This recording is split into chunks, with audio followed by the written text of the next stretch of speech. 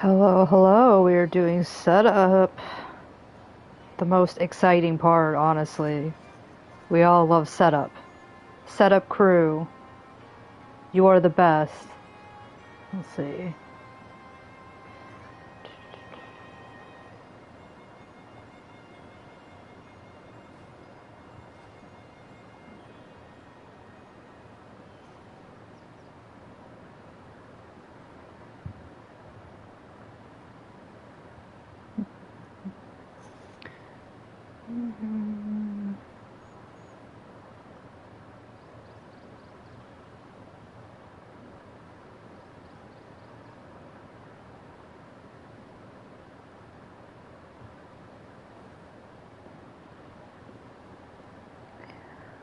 We will be officially starting around 6:10.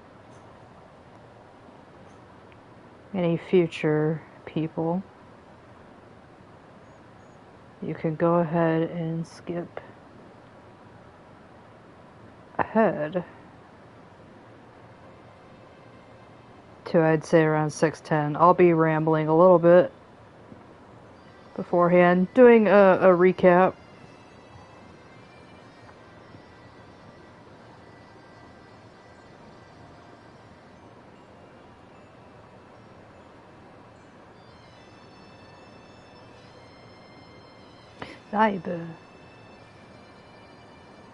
There we go. I was like, there's a way to edit on the YouTube app. But I just, like, couldn't find it. They make it, like, so hard.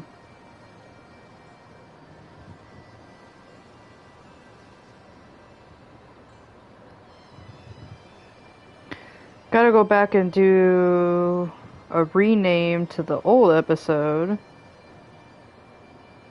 Name that one Gordius. I'm naming this one Midas. Though I don't know if we'll get to the other one or not.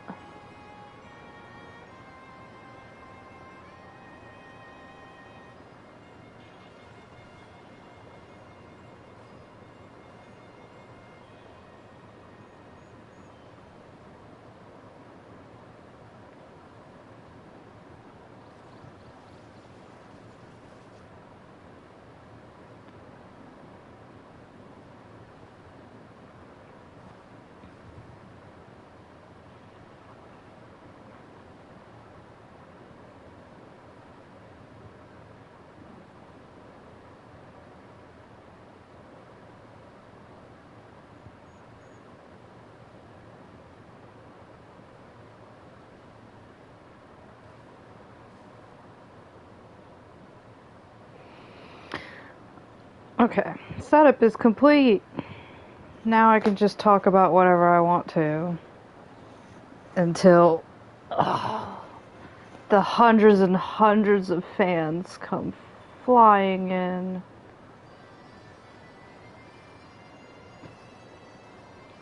One day I will be famous.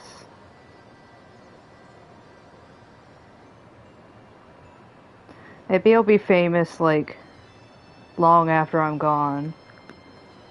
Maybe somebody will find this series and they'll be like, whoa, look at this ancient technology that they were utilizing. Or, you know, maybe YouTube will be dead finally. I mean, honestly, I'm kind of cool with, like, either outcome.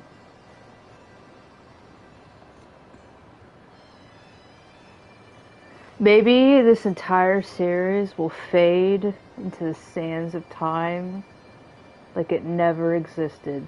And honestly, that sounds kind of cool too. Like, I don't know.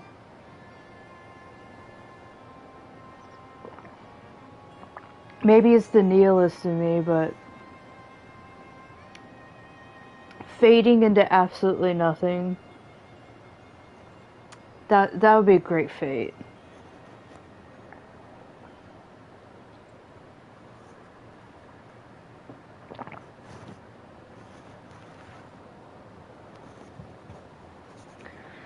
Alright, so let's see, where do we leave off?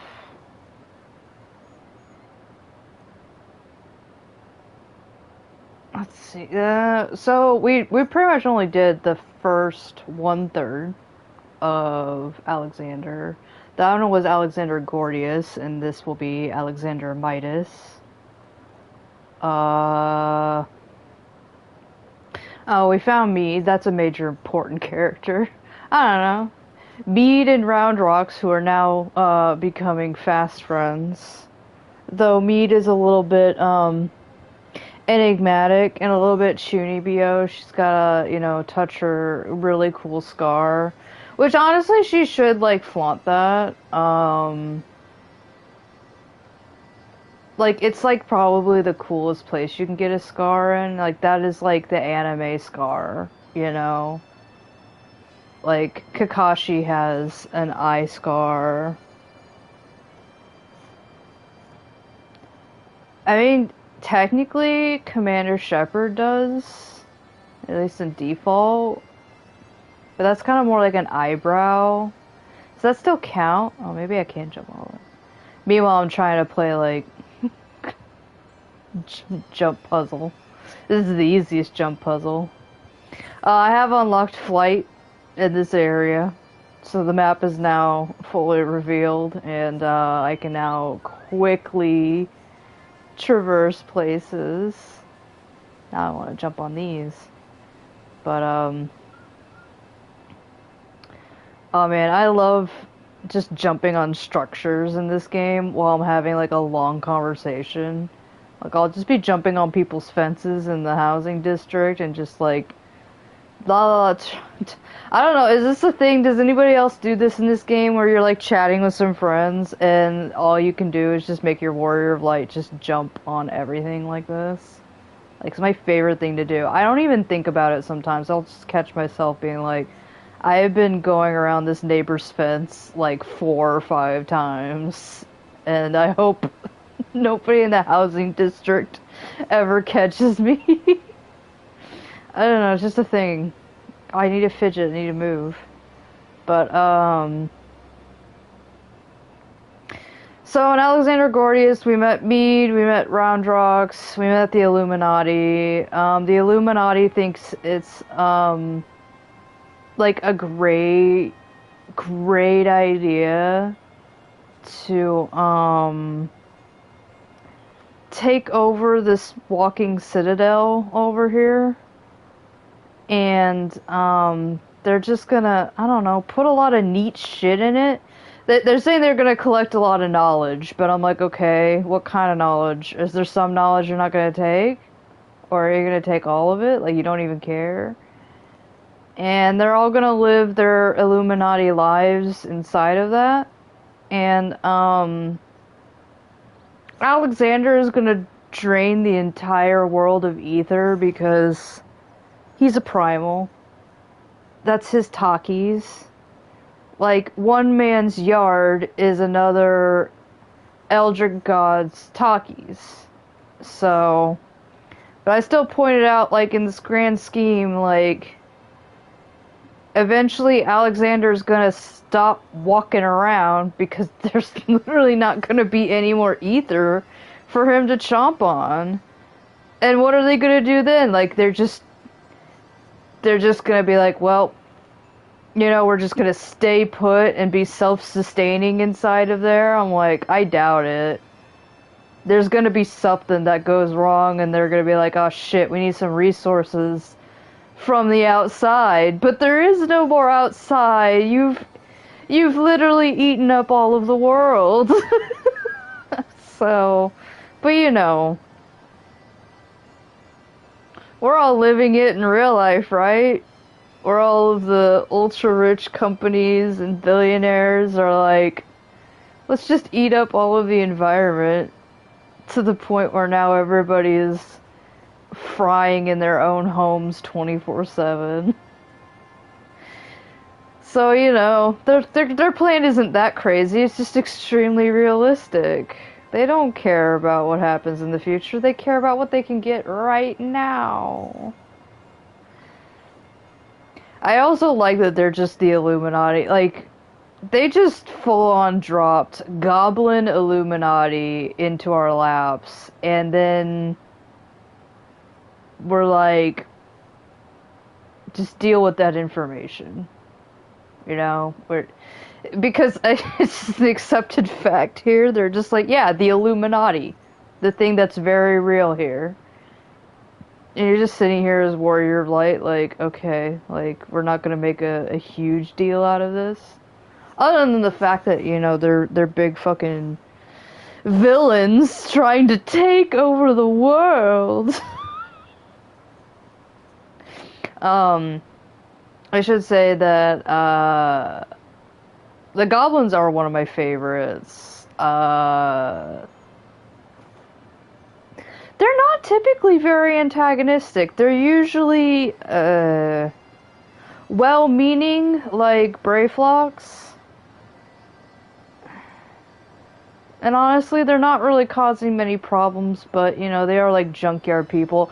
I bet you one of these guys could fix up your car in, like, 5 minutes flat.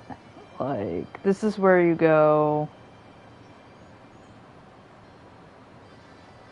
when, you know, a tire blows out or something. But, like this guy. Oh, he's just repair. I was like, do you sell anything? He's like, I only repair. You know, I might as well repair all, because I'm going to be wearing this gear for a while. Another thing, you'll notice I've switched to Monk. It wears the same gear as Samurai. I'm simply just absorbing XP into this.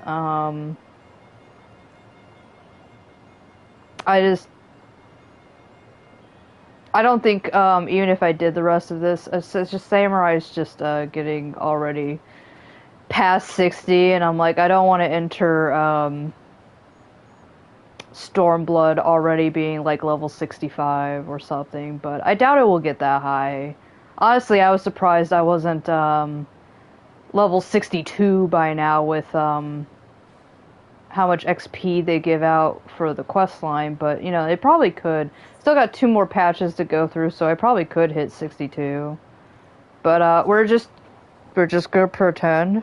We're gonna pretend that Yorva is Samurai. Samurai and Monk, utilize the same gear. And now Beastmaster, actually.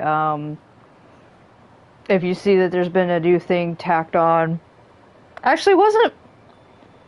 In preparation, I'm not sure if they've already, like, put it. So, just last night, they updated the game. We're in patch 7.55 right now, so not, like, a major patch update. We're doing, like, a half patch update.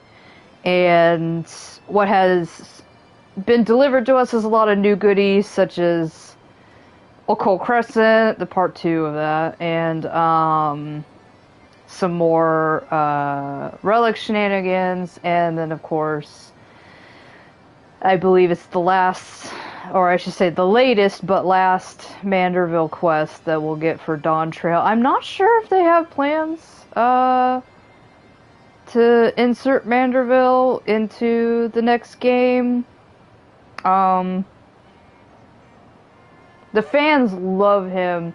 But I think I remember Yoshi P said that they were kind of in a slump during Shadowbringers, which is ironically where we went to another shard that wasn't here in the source. But there was no Manderville in Shadowbringers, and it was kind of hand-waved that we were in a completely other universe.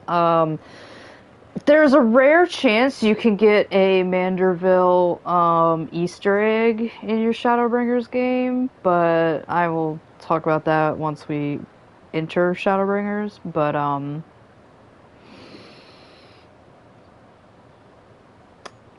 I don't know how to predict if there's going to be more Manderville after the Dawn Trail one. They've already given us so much, and I know they're starting to be like, oh god, are we running out of ideas of what to do with this man? I really liked Endwalkers, even if we had to skip Shadowbringers. Endwalkers was well worth it. It was really funny. But I will be doing all of the Manderville quests in a row on Zuyaya's account, of course, because I'm not on Dawn Trail yet with Yorha. That will be a long time.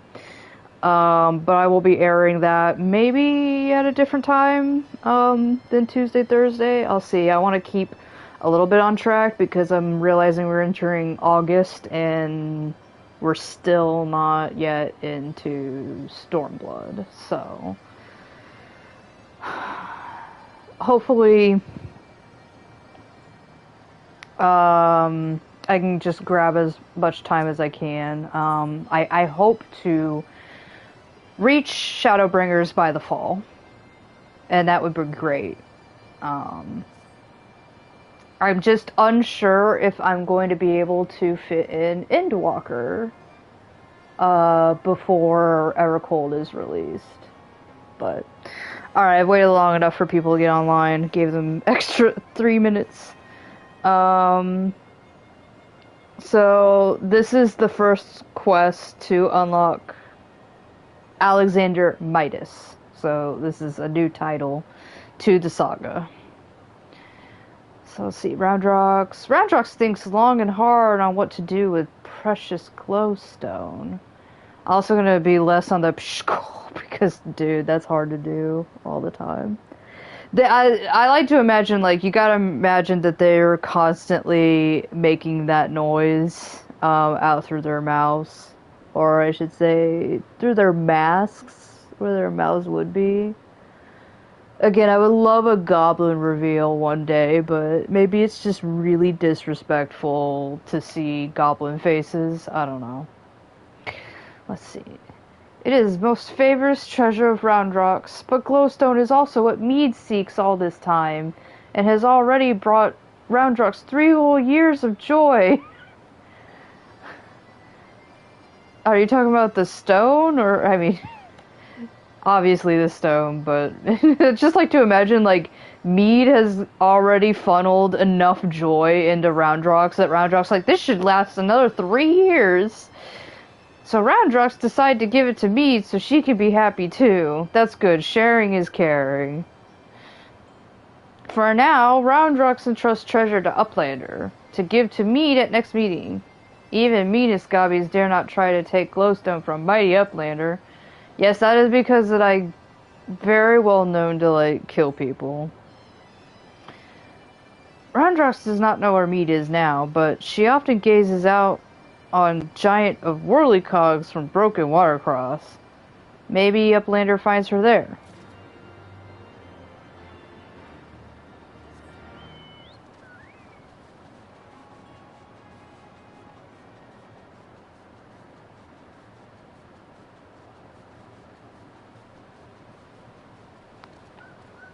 Hey, Mead, take this cool rock.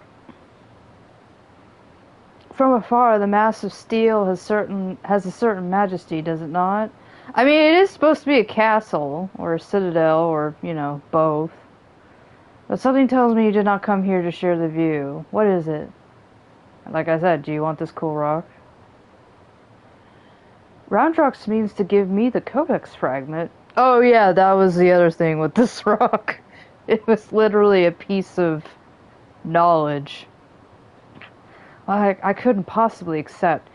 She values that stone over the rest of her treasures combined.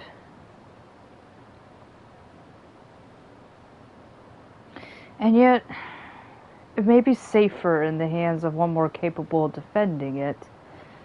Safer for all concerned. Gods know the Illuminati will stop at nothing to get it.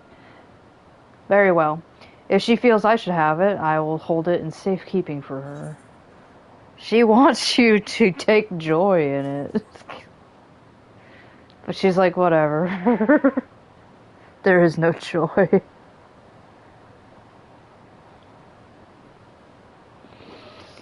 Alas, it is of no more use to me than any other rock. It's the part of the book that was the most boring, you see. You doubtless recall the moment when Roundrox first revealed the codex fragment to us, yes? Well, to disappoint you, it's just a drawing of a butt. That's all it really is. It doesn't really contain anything of substance. When she took the stone in her hands, a piece of the Enigma Codex burst forth unbidden into a brilliant flash of light. Yet it had been handled many times by others, yourself included, without ever betraying a hint of the secret contained within. Did you not find that strange? So Roundrox is a magical girl, is what you're saying? I myself was surprised, albeit for a different reason. The Codex is protected by an arcane mechanism, you see. Only those who share its fundamental principles are able to view its contents. It is rare indeed to find an individual with the qualities required to read it. That Roundrox possesses such qualities is an unexpected blessing, to be sure, but if the Illuminati were to learn of her secret, she could be placed in grave danger. Even as we speak, they scour the hinterlands in search of their elusive missing piece, but as far as I know, they still view our friend as a mere collector of misplaced items. We can't let her know she's special. For her sake, we must do our utmost to draw their attention away from Big West's shortstop before they take it into their heads to return. And it is for that reason that I mean to leave this place. When the Illuminati learn that I have the fragment, it is my hope that they will focus their efforts on ascertaining my whereabouts. Needless to say, I may not return to Big West's shortstop for some time. While I'm gone, I would ask that you watch over Roundrox. See that she does not come to harm. You have my thanks, adventurer.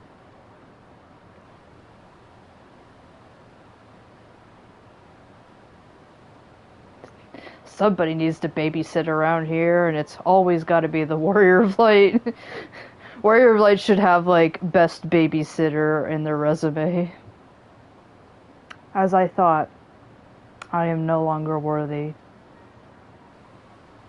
Yorva's like, that's okay if you can't read. I can't read either. Like, reading is for losers.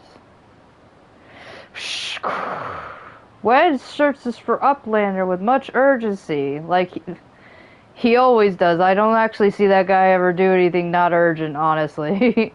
Uplander must return to Big West's shortstop at once.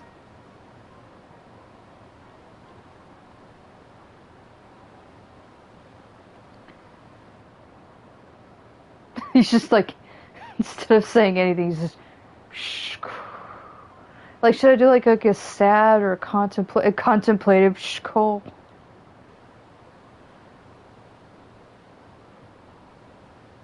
He's like, well, that was weird. Anyway.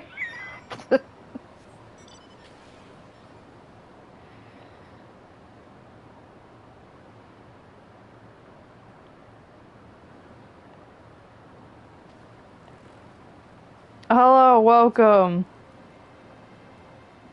There you are, Yorva! And not a moment too soon. The Illuminati are getting ready for something big!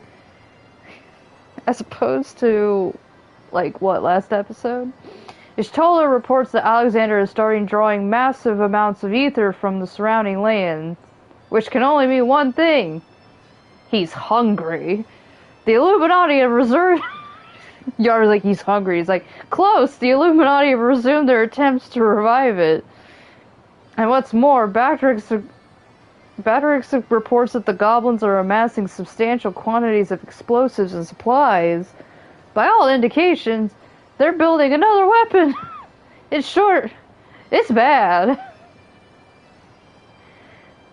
But it's nothing a bit of strategic thinking can't fix. They say he who strikes first strikes last, and that's exactly what I intend to do. Sometimes I don't even strike at all, I just hide. I've devised a plan that should allow us to take the Illuminati unawares. And I'd like you to spearhead the assault, because I am shit at fighting. Our rendezvous point is to the south, on the cliffs overlooking the Thaliac. Biggs has gone ahead to scout the area. We shall await your arrival there. It's like bold of you, Wedge.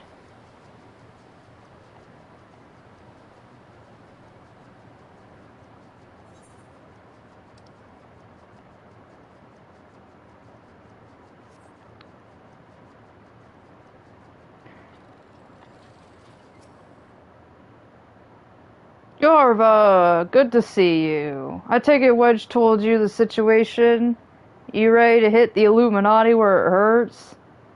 I mean, I've already been hitting them. Why stop now? That's what I like to hear. The chief will be here soon, and then we can get things underway. I don't know what Sid was doing last episode. He's just gonna come over here like, please tell me nothing's happened. And they're like, oh, a lot of things have happened. Hey, it's just Tola.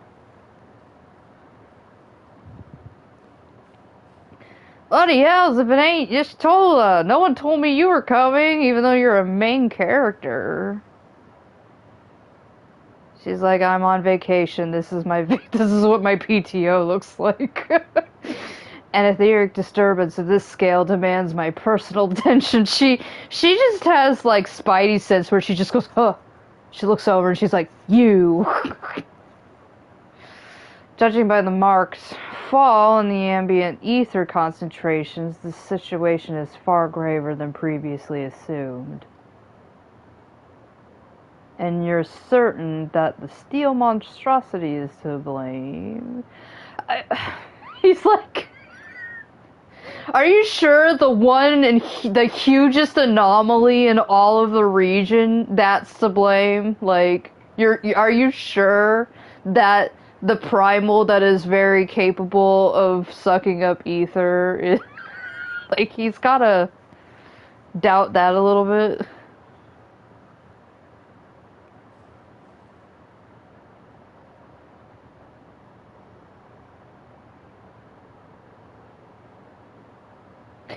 I can see no other explanation.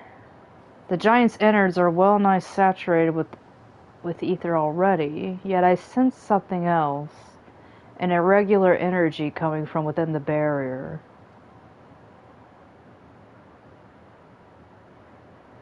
Be that as it may, I'm afraid we have more pressing concerns. I'm sorry. What about the ether from the land being sucked dry until there's nothing left is not more pressing. Let's see. The Illuminati are up to something and we mean to hit them before they can put whatever it is they're planning into action. I mean, why not the same problem? To which end, allow me to introduce my newest and perhaps most astounding invention, the Electro Jammer 3. First of its kind. Why is it called 3?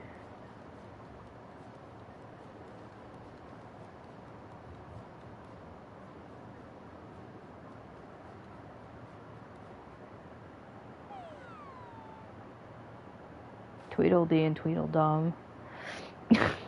Speechless with astonishment, I see, as well as you should be. The high-frequency waves emitted by this device will interfere with any and all enemy communications, making it impossible for them to coordinate an effective defense.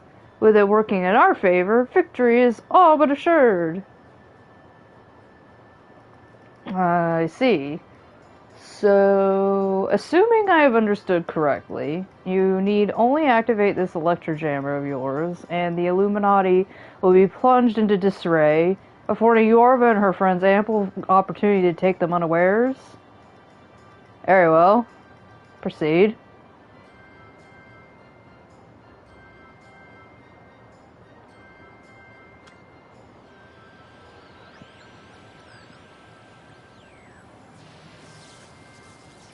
It's a spicy kettle. Wedge, is this supposed to happen? And just kick it once, it'll be fine. Well, and there goes the cast of Final Fantasy XIV. Good job, roll credits.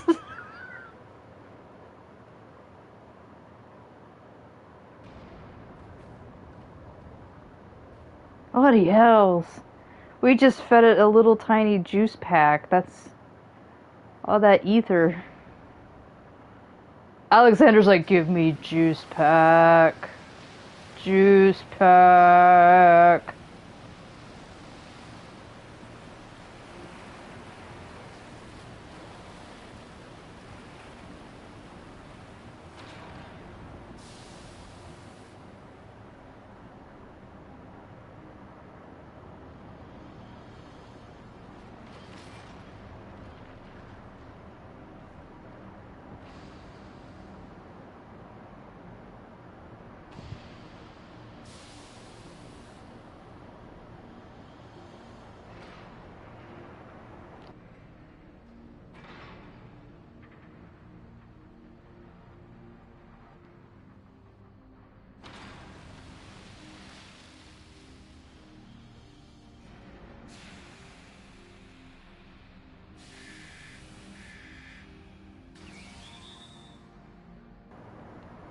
How convenient. Another door. Alexander's like, you may use the back door. You've woken it up with your little juice pack. Nay.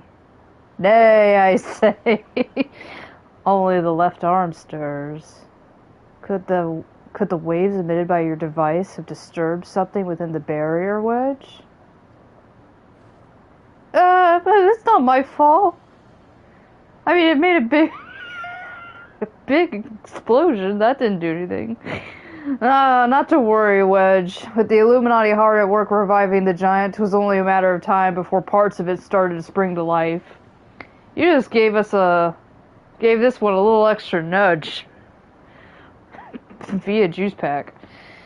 On a brighter note, it would seem you've saved us the trouble of finding another way in. Again, how convenient, like, that there would be two doors. Your old friend, it's time for your customary heroics, by which you go fight and we stay behind. The Illuminati are likely still scrambling to work out what just happened. Before they do, I suggest you hop across the river and show them what for.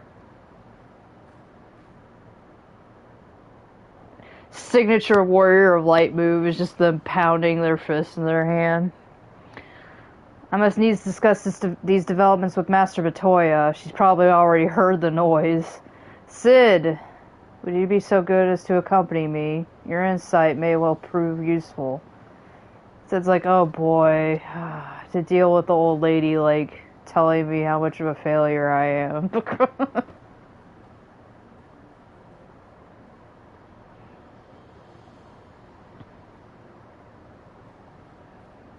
They're like, well, good luck. Good luck with whatever the hell's in there.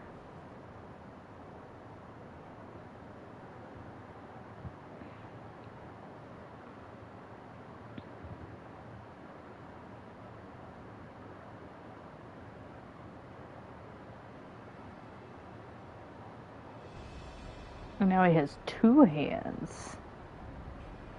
He's like trying to place an order at the counter. Another core stirs to life. The future unfolds exactly as expected, exactly as written. I don't even know how this guy's supposed to talk. If I like one of those voice changers, I make it like sound like I'm like in a tin helmet. Also, a good thing I have now unlocked flying because I don't think I'd be able to get over here without it. Perfect day for it. I'm sorry. I've never met you once in my life. Like kicks I fixed. Whatever. Uplander feels shivery shakes. Arm of steel giant is wide open, and no Illuminati in sight. Except you. Are you Illuminati? Mr. I fixed. Well, hello, Hachi. Are you online for butt kicks, quick things? I've lost my mind.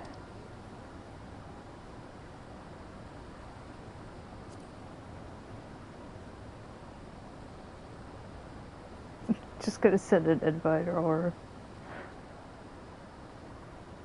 Do you have to do,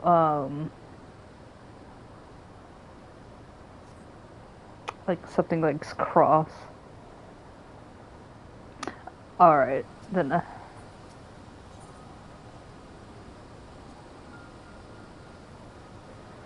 let's go ahead and do the first one, and then, whenever you're out...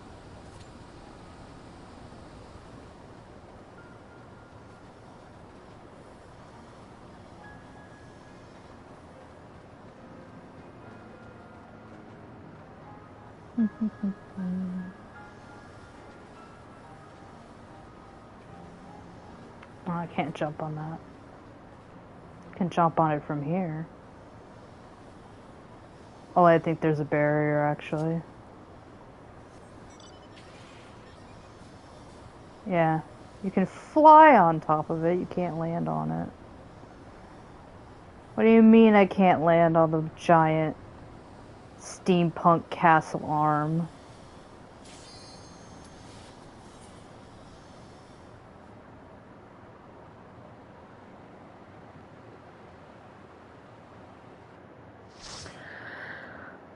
What's the first fight of this one, if I can remember? It's probably something kind of dumb. Not to be too insulting to Alexander. So, if you recall on Gordius, a lot of the fights were actually just like glorified mob fights, and a lot of the enemies, I'm like, I can't really tell you why Living Liglet is down here. Like, they're just yeah,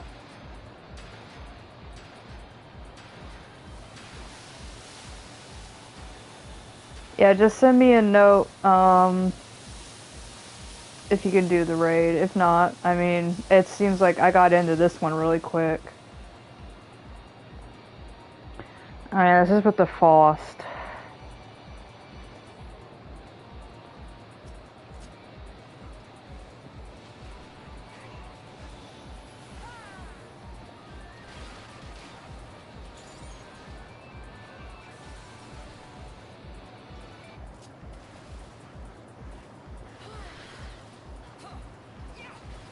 Also, in utilizing Monk, you'll be like, oh, are you going to be any better at this class than Samurai? Absolutely not. I think the only class I do more horribly than Samurai is Monk.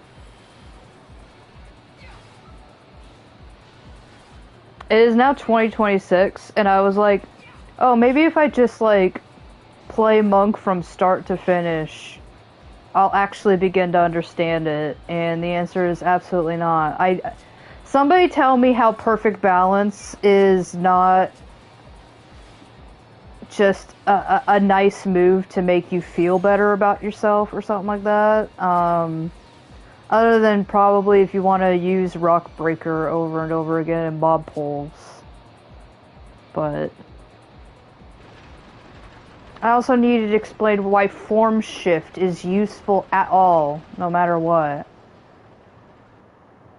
This is no longer Alexander Raid. This is going to be me complaining about Monk class and how I don't get why we have certain buttons.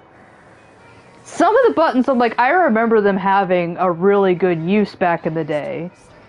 And then in some expansion somewhere, I am incapable of recognizing, like, what use they have anymore. Okay. I hate this fight, and I'm not even going to, like, try to justify it. At least story-wise, it makes a little bit more sense. The mechanics absolutely suck. So this player right here is standing in this purple. You can't stand in it for too long. It will start zapping away at your health. However, you'll notice we have this red mist and this purple mist. They have symbols that are supposed to tell you something. I challenge anybody going in blind to figure it out. Alright, this is going over here, I guess.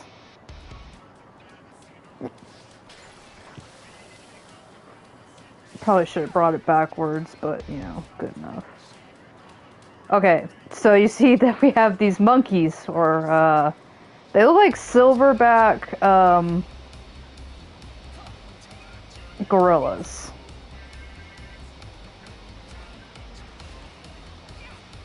Oh, somehow that hit me? Damn. They're supposed to knock the bombs into that corner if you're a gorilla.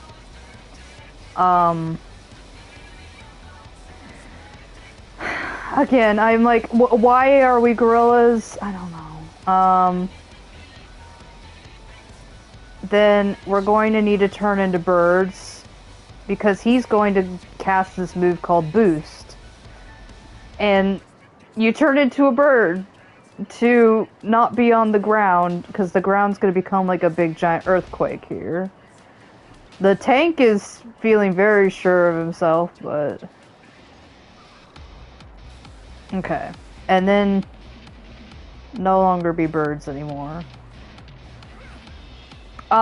So if you fail to become a gorilla, or at least some people fail to become a gorilla, and knock those bombs away, it will very easily kill the entire party. One of the reasons why I knew for sure that I got hit by one of them,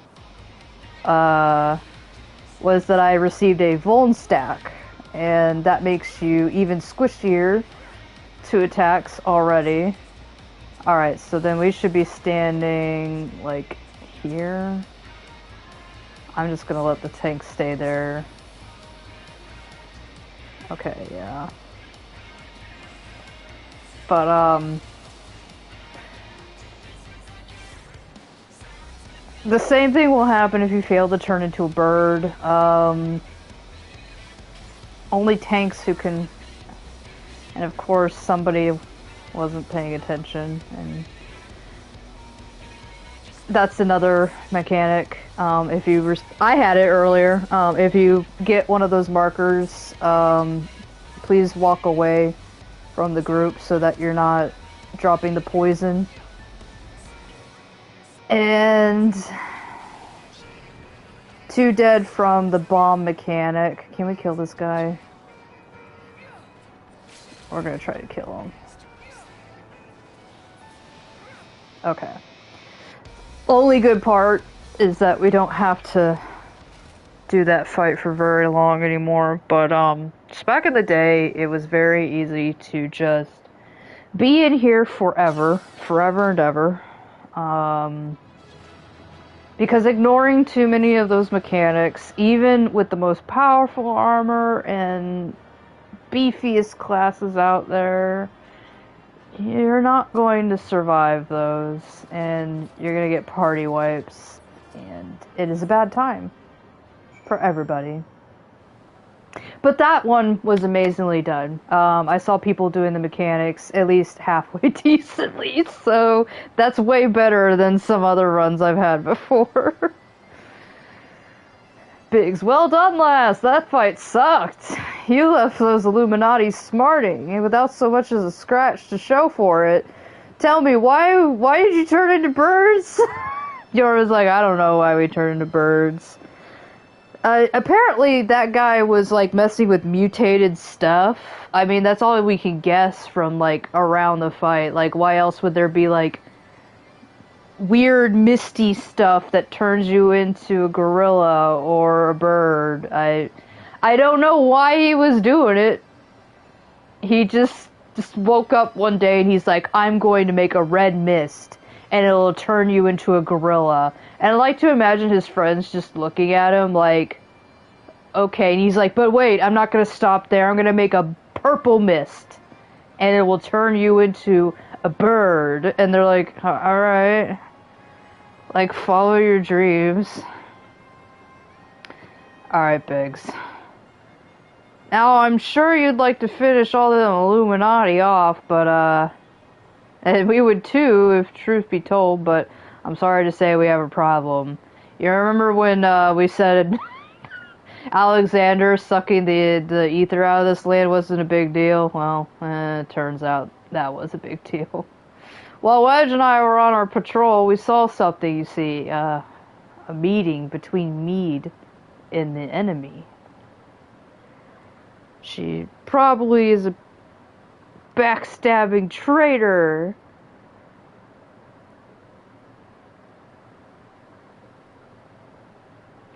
And then she handed the codex fragment over, just like that. The way she sauntered back into Alexander with the Illuminati, you think that this was their plan all along. It certainly looks that way, We can't rule out the possibility of coercion, considering the parties involved.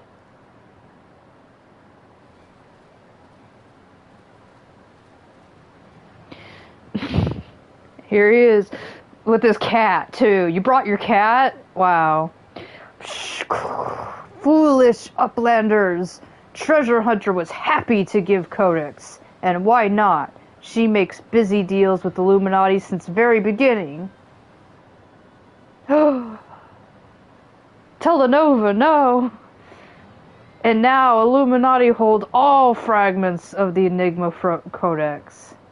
Treasure Hunter betrays Uplanders' trust and forfeits their future in doing so. What a load of old bollocks. How daft does he think we are? This isn't my first betrayal. Now, Biggs, if the Grand Master of the Illuminati said it, it must be true. That guy's so trustworthy.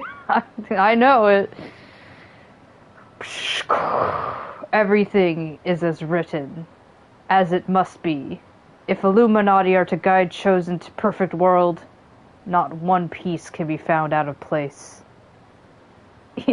I didn't need the Enigma Codex piece because I needed it to read. I needed it because I'm OCD and I really need everything to fit into place. With this, another page becomes reality. When Illuminati find missing piece, the prophecy will be fulfilled.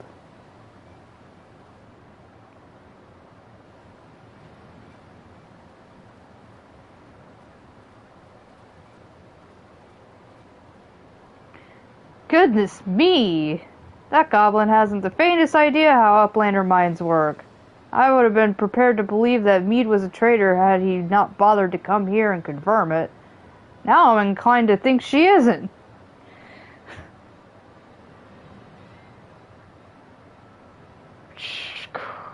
There may be truth to what QuickThink says. Vectric scours over data, looking for knowings of what happened 3 years ago. Backrix finds mention of group of Ari treasure hunters. 3 years ago, group went to investigate ruins near Thaliak River, only to perish in sudden shivery shakes. 3 years ago, you say? That wouldn't be the earthquake that accompanied the failed summoning of that primal, would it? I don't know, Biggs.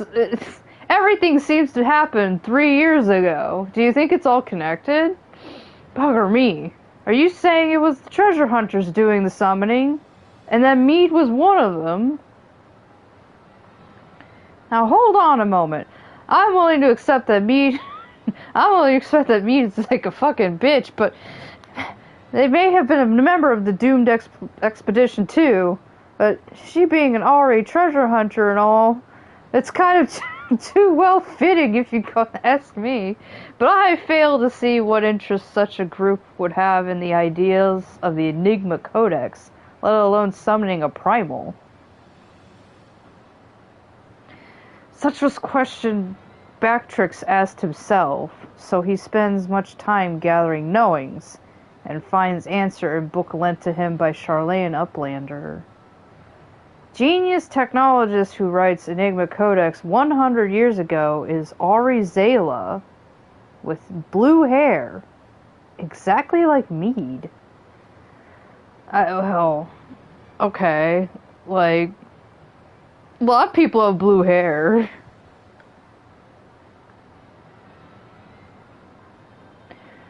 No, Mead would never make busy deals with bad gobbies. Roundrock searches for Mead. Here's truth from her. Roundrox, wait! Yeah, that's gotta suck super hard. She's like, I gave you the best rock I have in my arsenal, and this is what you do with it? If you're worried about Roundrox, don't be. Wedge won't let her come to any harm. Truth be told, I'm more worried about this business with Mead. Still, we should be careful about making any rash decisions, as you could bet that's what the Illuminati want. For now, I reckon we give her the benefit of the doubt. Innocent till proven guilty, and all that. I mean, the Illuminati wouldn't lie to us, right? And anyway, I got more pressing matters to deal with, namely taking back the Codex fragment and pushing on into Alexander before the Illuminati have a chance to shore up their defenses. You ready for another round? Good. The sooner you get going, the better, I reckon. Oh. And when you're in the belly of the beast, be sure and break something for me, yeah? I mean, if you say so. Yorva's like, I was going to break something, but now that you told me to do it, now I don't want to do it.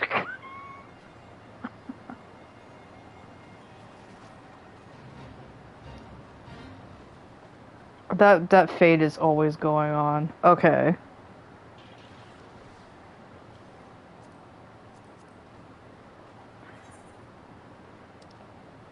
Now I'm pretty sure, I don't know, do you have to start like a cross-party finder? Okay, just it already like does cross-world party. Okie dokie. Yeah, I was wondering about that. Let's see.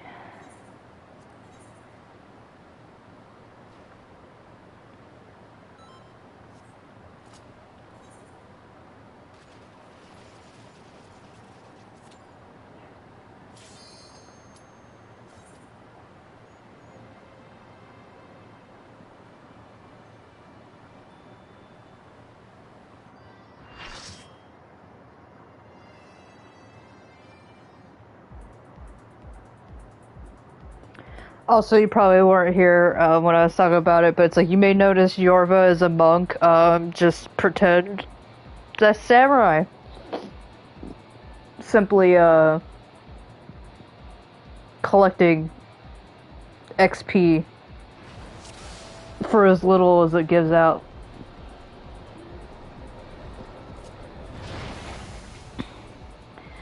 I think this one might be the broken lava machine. I mean, they all have trash mobs in them, technically. They're like, I know what people want in a raid. They want trash mobs that give them nothing. That's exactly what the people want.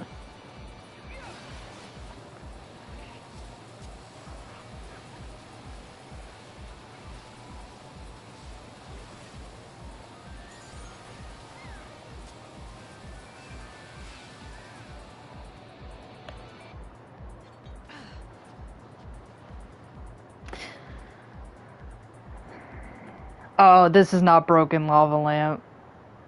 Now I know.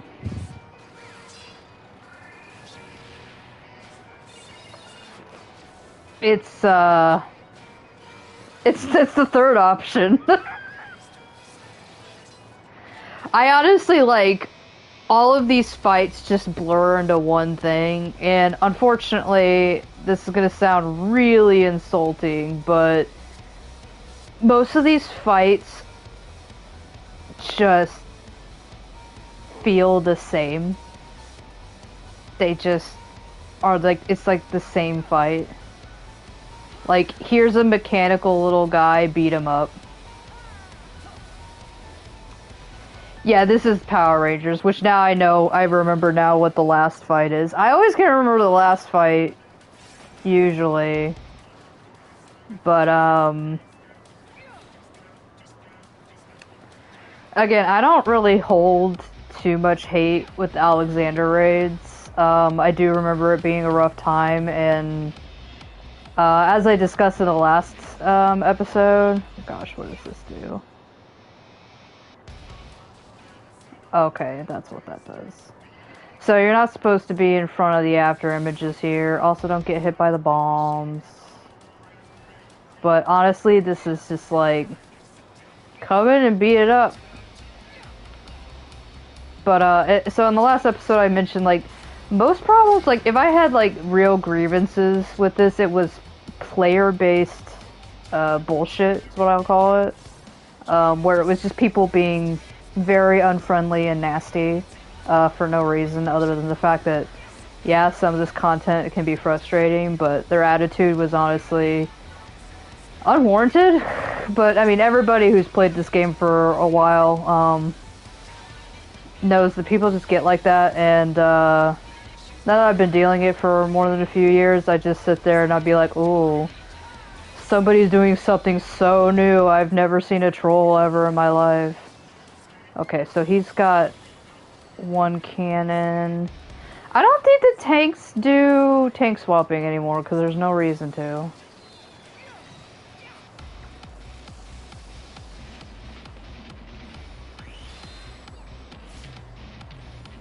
I don't think there's any dodging that. That's just kind of a heal check on one player.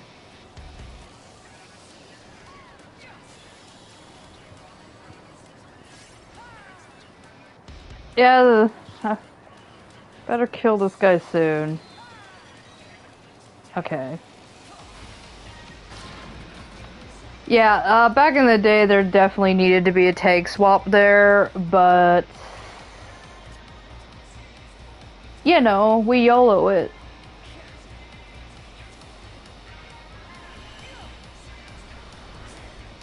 So these mechanics, where am I?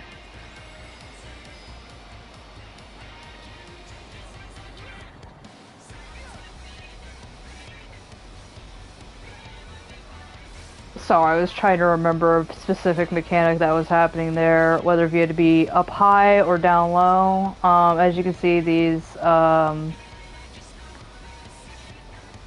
platforms are raised or lowered, and there's kind of like a magnetic thing going on. So you do have to pay attention to these mechanics a little bit because they'll come back and they'll be like, do you remember? Do you remember how you did that?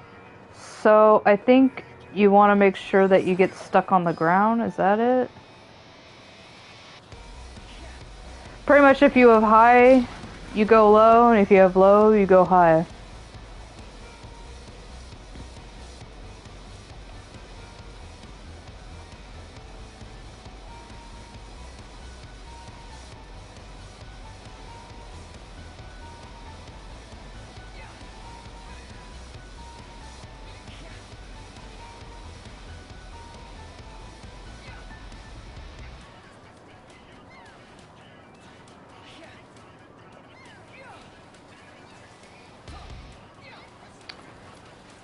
Alright, I got water.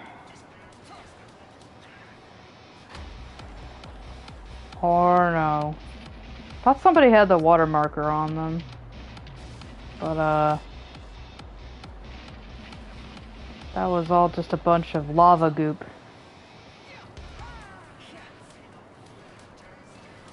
Okay, there's the water spout.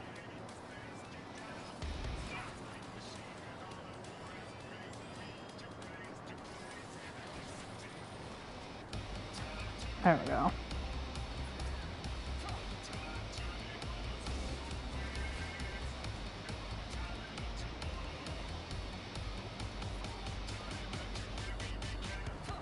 Down goes that tank.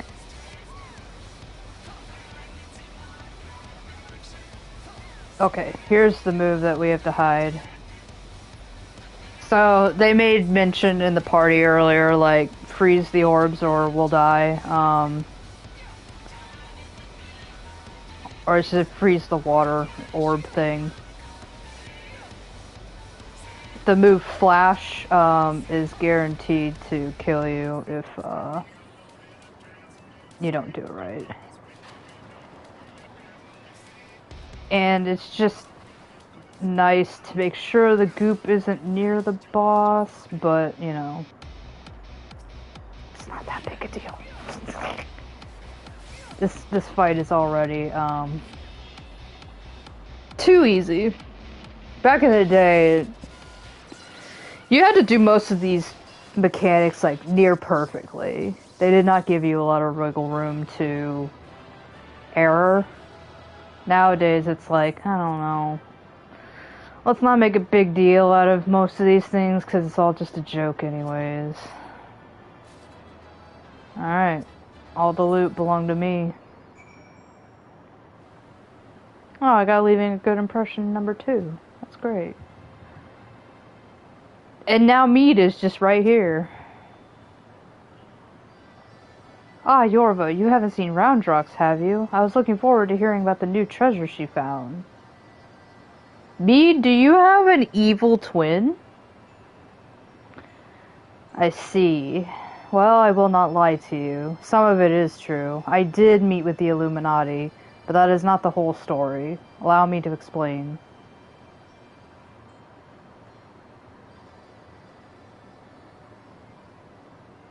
As you can see, I'm evil.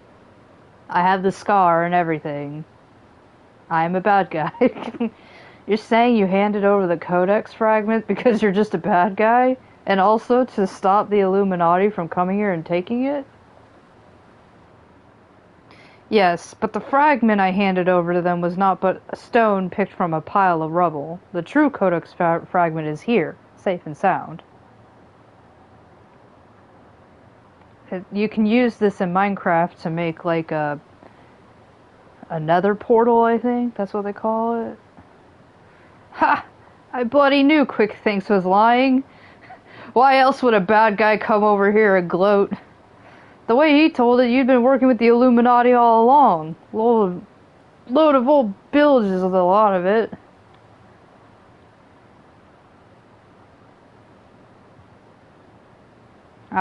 I'm afraid not.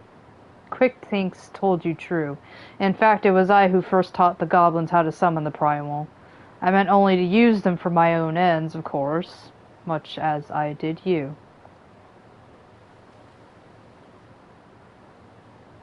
He's like, you're just admitting to all of it? She's like, I already said I'm a bad guy. The author of the Enigma Codex was an ancestor of mine. Well, that's why I'm like, hey, do you think an Aura could, like, have ancestors that also have blue hair? The creation of the so-called perfect world proposed within has long been the goal of certain members of our tribe, myself included. For years, we strove in secret to realize its high ideals, free of the twisted elitism which seems to have infected the Illuminati. During that time, there was one who served as our leader, a man who made us believe that our perfect world was within reach, a man with whom I fell in love. I wished for nothing more than to see his dream come to fruition. I'm gonna touch my scar again. They started out in Blender, and so blind was my devotion, I agreed to help him summon a primal without a second thought. The danger to our lives never crossed my mind, but on that day 3 years ago, I came to know the folly of our mission. We didn't start with a cube, we started with a fucking cone. That was our first mistake. You always have to start with a cube. In an instant, excuse me, I have something in my throat.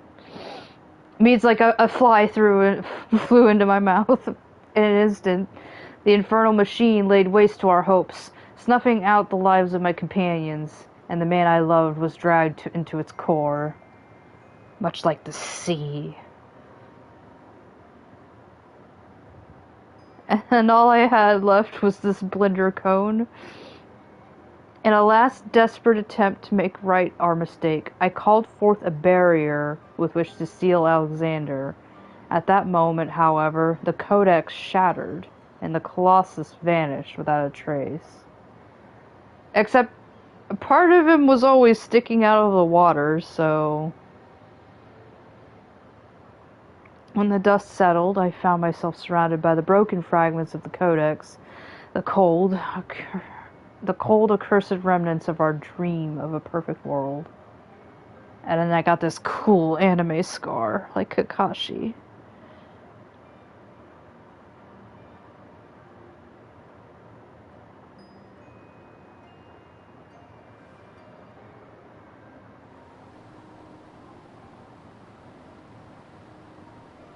We were fools to think of only the future.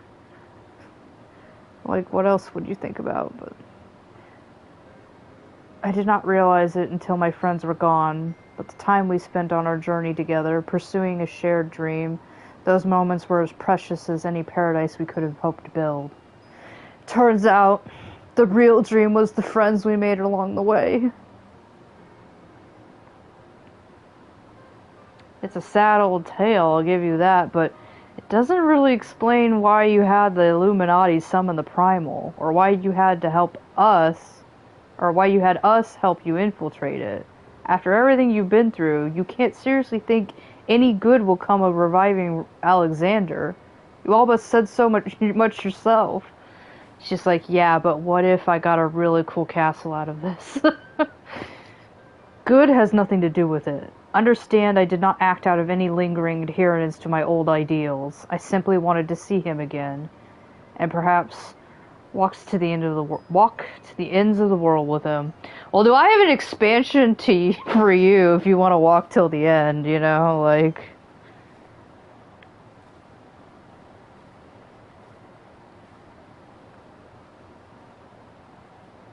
Him? Didn't she already explain who that is?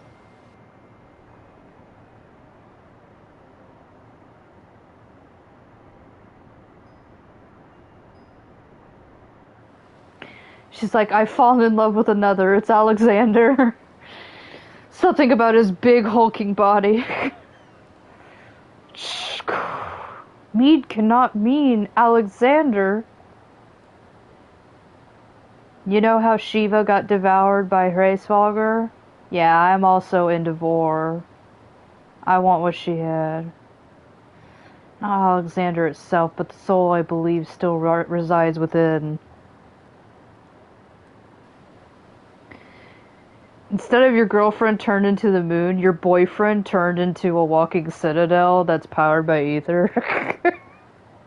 Soul of Uplander sleeps in giant machine?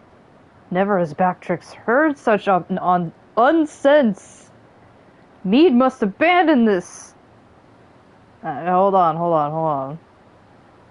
Let her have her kink. Now's not the time.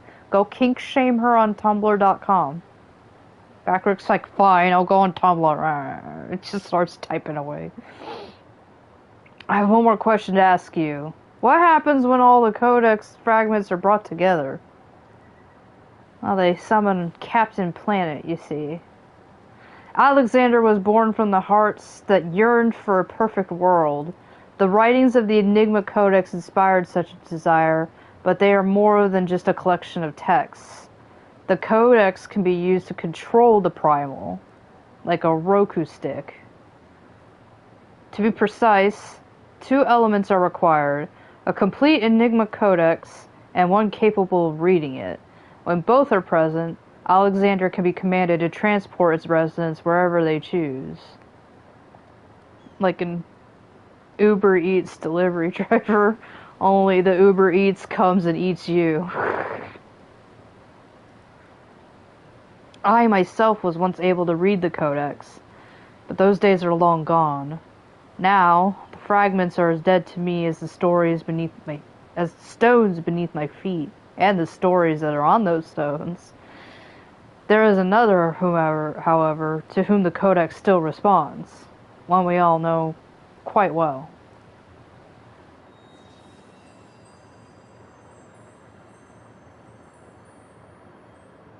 Yeah, except we don't know where she is. Roundrox? Are you saying that little girl is the key to controlling a bleeding primal?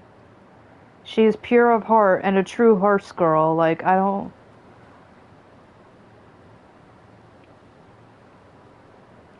Oof. Roundrox! I need to get my leg days in. Roundrox has been captured. Like, I'm sorry, what? Who would have thought leaving her alone for a long period of time on her, like, nobody decided to accompany? I'm gonna still say she's 12, a 12-year-old. Curse me for a fool. I should have known better than to underestimate the Illuminati. I assumed the missing piece in their plan was the Codex fragment, but they were talking about Roundrox all along. We must mount a rescue, now, without delay. To the Illuminati, she's no better than a cog in that monstrous machine. It is like that she's being held somewhere in or close to Alexander's upper body. Continue your push through the left arm, and while the Illuminati are distracted, I will search for a way forward.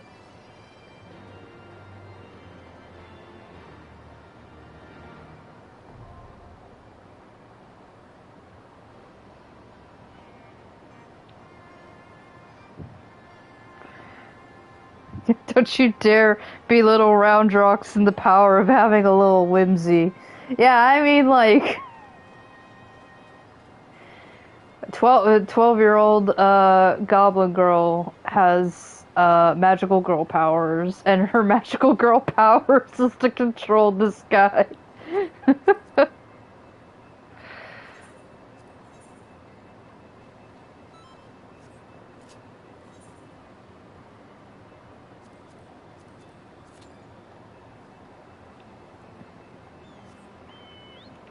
I wish that rock looked more like a moon prism and be like, moon prism power, but like that just looks like a piece of obsidian. So now all I can think is, you know, Minecraft jokes. Roundrox is like the best. And I gotta figure out, like, she's Slowfix's daughter, and I'm like, who's the mother? Slowfix.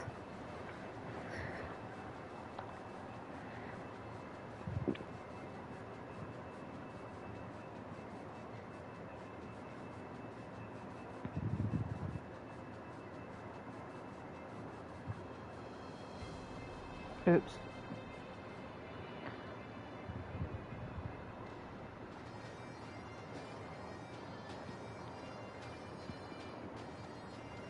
Going back to...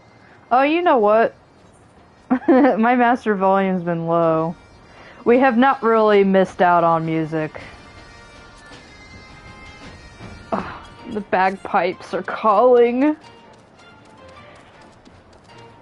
Yeah, I like that I didn't realize my music was so low until I'm like, wait a minute. Those bagpipes aren't nearly as annoying as they usually are. I wanted to see if he had anything to do. Or, yeah, he does have something to say. He says, Uplander, please rescue Roundrox. Uplander's Roundrox's best hope. Slowfix knew Gobbyflock would face difficulties in Idleshire, but did not think daughter would be put in danger. When she returns, Slowfix will buy her heaps of new junk. Okay, he's... I never thought to go back and talk to him, I think, when I was originally playing this, but I was thinking about it, that's why I was like... Slowfix is actually a good dad, he actually cares that his daughter has gone missing.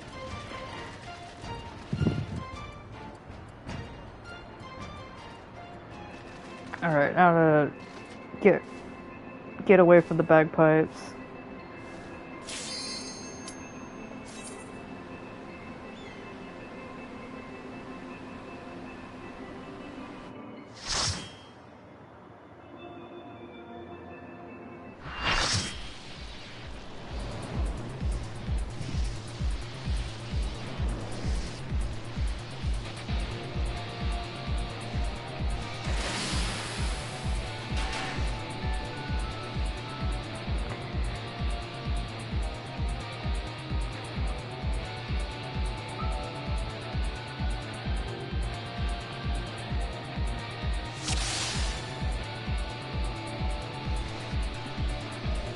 It seems that I have, invoked more Sailor Moon by... It was my Sailor Moon comment, now I have Sailor Goon. We've summoned him, you see.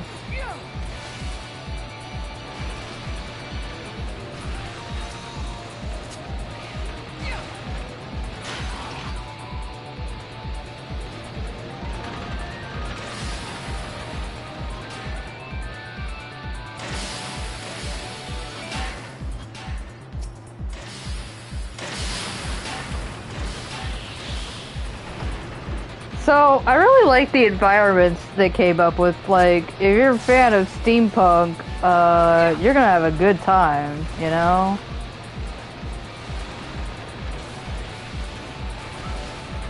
This arena is one of my favorites because it looks like a little city inside of here. However, the fight is still about as nonsensical.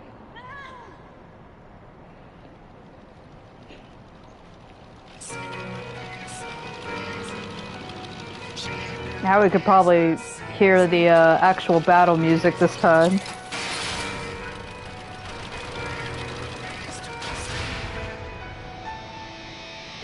This is where the infamous, so can you explain the mechanics? And the mechanics are, when the big balls get rolling, just look for the little kitty. And, Sailor Goon has the power of God in anime. So I think we're gonna be fine. We're gonna be safe.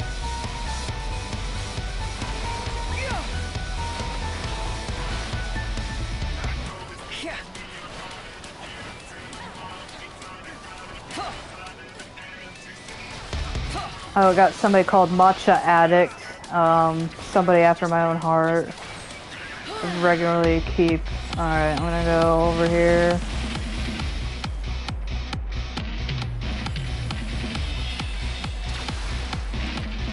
Good luck, everyone else. Yeah, so randomly, players are gonna get thrown into gay baby jail. DPS have to break this padlock with the help of other people. And I will be free. I believe the next one... Oh no, that poor Dark Knight. Will be healers. One of the healers will get thrown into poison gas jail. And you just gotta survive, which, you know, you can cast Cure on yourself.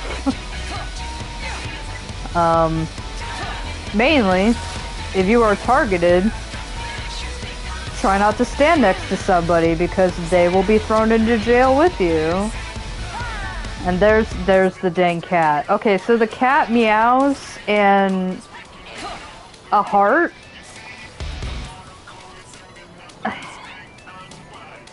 I don't know. I didn't understand the mechanics like all the way back in the day either. There's the big ball.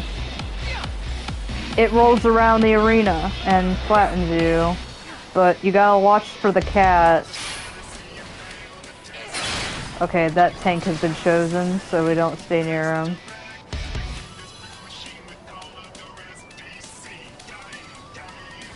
Okay. So he's gonna be thrown into tank jail over there.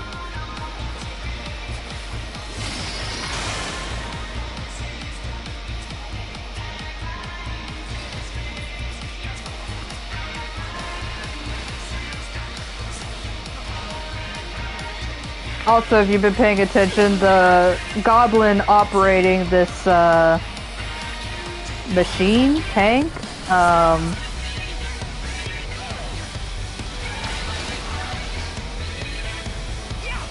it's Quick Thinks All Thoughts, and he has that black cat that keeps showing up.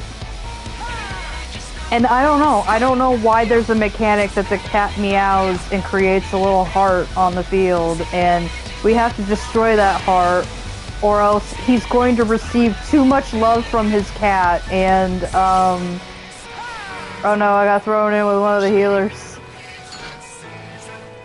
I think me and a tank. Good luck, everybody else. He got a good gotcha claw right there. There's nothing we can do in here other than just, like, stay healed.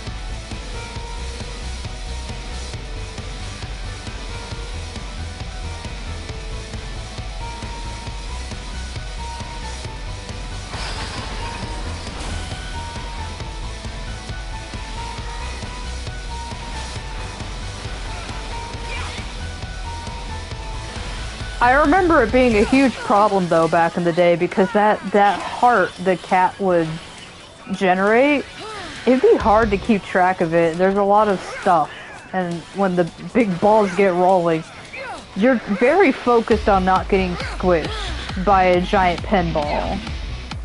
And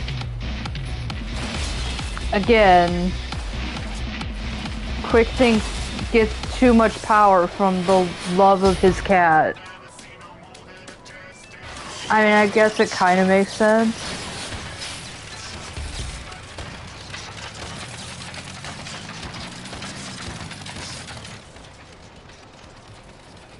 Sounds like a lot of cars in my neighborhood. Looks like Team Rocket is blasting off again!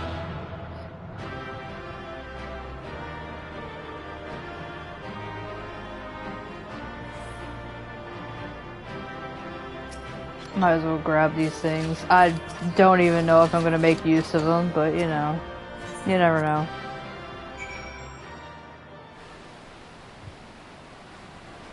Okay. Well, we found Quick Things, but not Round Rocks. Uplander sends Quick Things scurrying. Illuminati, think twice before threatening us again. Uplander is nearly through left arm. Next Uplander must push forward into inner parts. Let's save Round Rocks.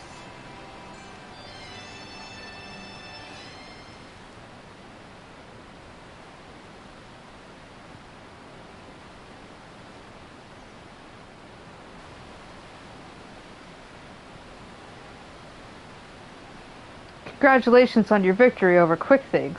While you were busy dismantling his flying machine, I finished charting Alexander's interior. The chamber you reached is situated in the innermost part of the left sector, which means your next aim should be...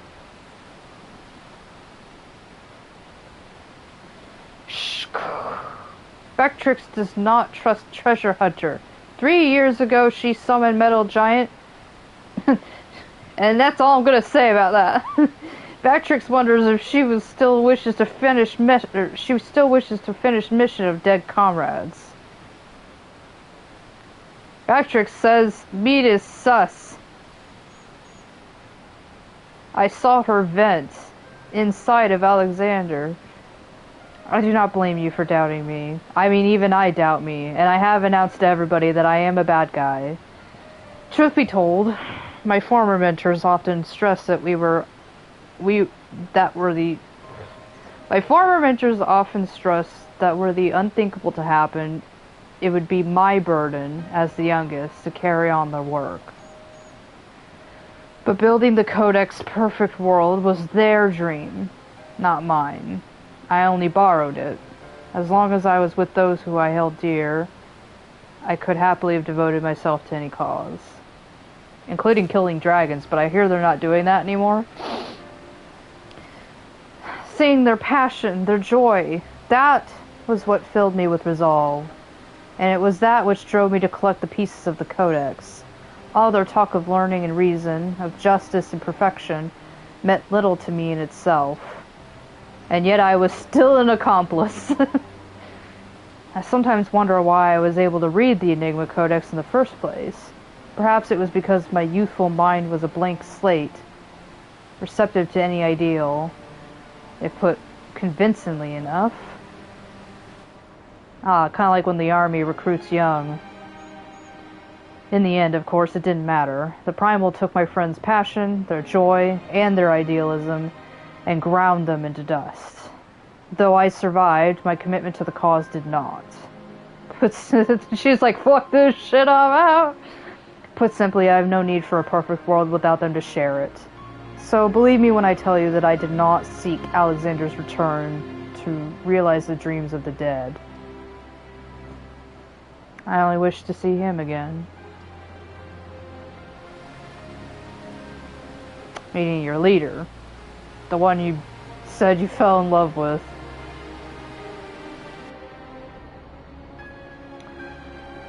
The section of Alexander you have been exploring is called Midas, after a king from a legend of Eld. Midas entreated the gods for a finger that would turn all he touched into gold, and the gods duly obliged. but in his carelessness he transformed the one he loved most in the world into a lifeless golden statue, and thus the thing he coveted became his undoing. So it was with me and mine, or so it was with me and mine, had we but paused for a moment to consider the means, and not simply the end, mayhap my friends would still be alive. But we did not, and they are gone. My one remaining wish is simple, to speak with the man I love once more. If I could do that, I would be satisfied. And then I will die. Because I'm sounding very suicidal and nobody's making note of that. There. I've told you everything. Assuming no one else wishes to question my motives, I would speak of Roundrox's rescue, as was my original intent. Now, listen well.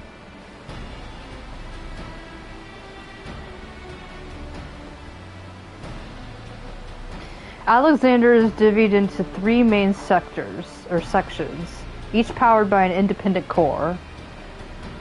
You have already fought your way through the innermost parts of Midas, the left arm. The core lies only a little way beyond, but you may be sure that the Illuminati will have deployed the bulk of their forces to defend it. Oh, hold on a minute. Why would they choose to keep Roundrox there? The cores are just power sources. Yes, if she's a magical girl, that's a really good source of power. You are correct, and the answer is, they wouldn't. Roundrox is most likely being held within Alexander's upper body, but the Illuminati have locked the entrances from either arm, making it impossible to enter.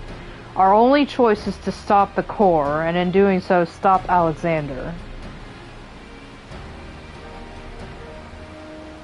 I see. Why, that's actually rather clever. The Illuminati need Roundrox to control the Primal, but if it can't move, they have no need for her.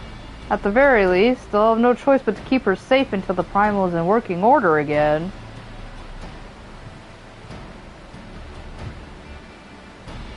Yeah, the castle has a name. His name is Alexander. Activating those cores would have used up every crystal the Illuminati had. If we destroy the second one, I doubt they'll have enough to get them operational again. Yeah, you missed Sailor Goon. He was helping us defeat the little kitty in the dungeon. Do Uplanders truly think Metal Giant can be toppled? It is really huge. It's like the big giant castle. She just nods like, yeah, why not? Backrix is my real guy, though. He's just like, you guys are fucking nuts!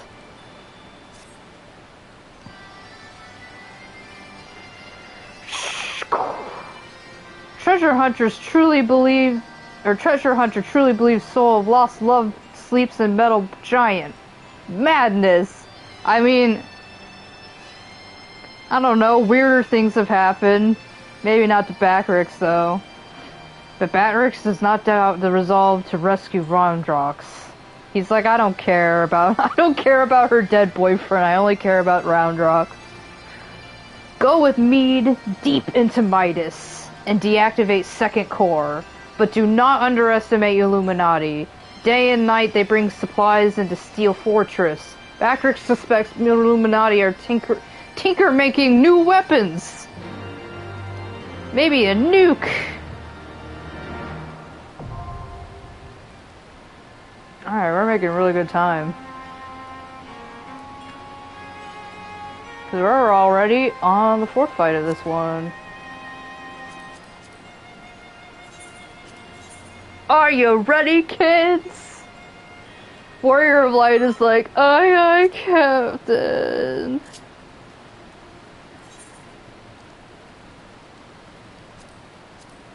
Yeah, we might be able to do the last part of it, because this is going faster than the first one. Probably with the help of not having to wait 10 minutes for each queue.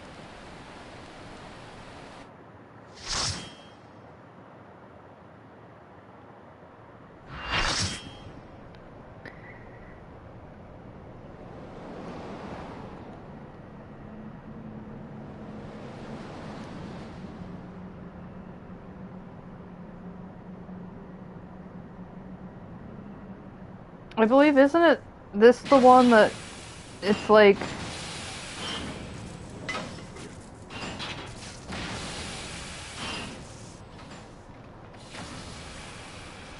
You almost got that confused face, and so do I. Okay, it is the Mighty Morphin Power Rangers. Again, enjoy this fight. The music's amazing.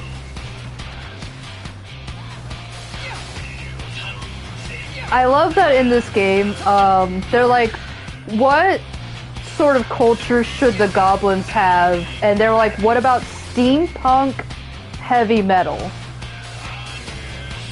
And they're like, yeah, I can work with that. They're the steampunk heavy metal society.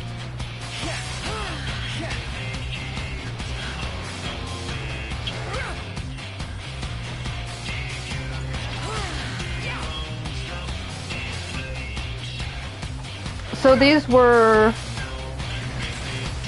previous bosses, if you can remember. And now they're going to pretty much ask you... I didn't see that guy there. Now we all have Vuln.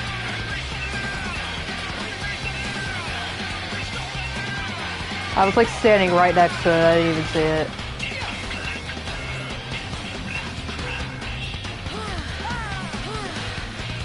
But this fight will ask you if you can remember how other fights went. This one's just trail this around and try not to hit anything. Alright.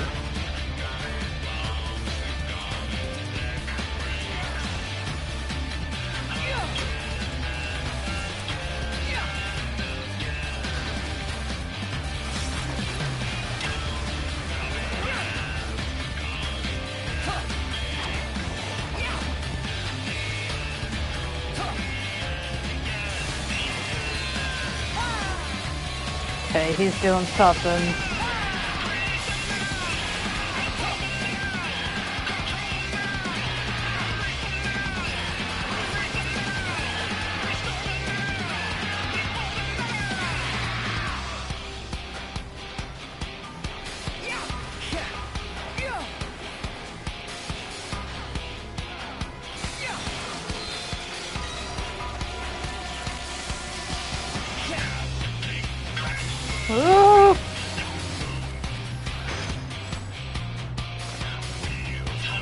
Alright, now we got two more guys.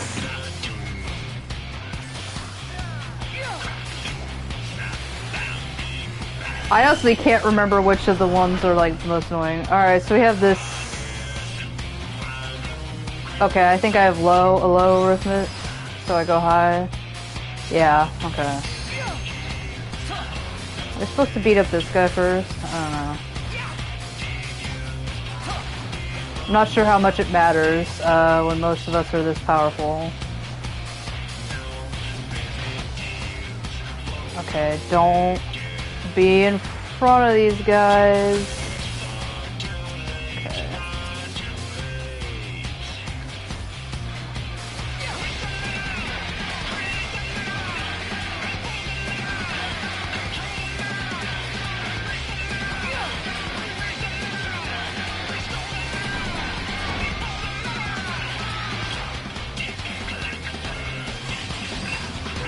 Alright, this is why we call it the Mighty Morphin Power Rangers fight.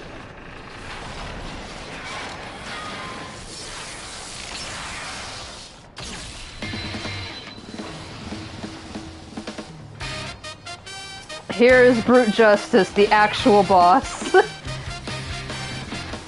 He's already a miniature castle himself. He's like the model. That Pictomancer just fucking ate it.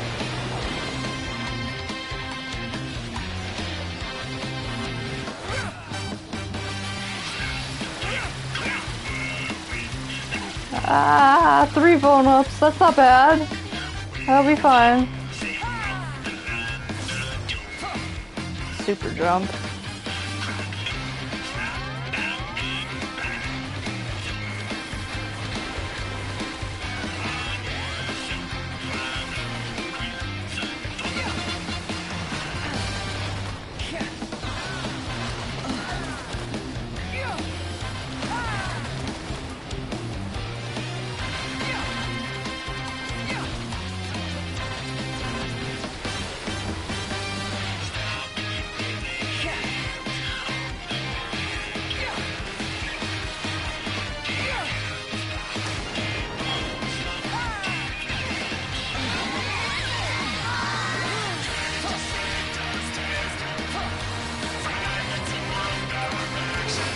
Alright, this is the part where I say survive. Just survive.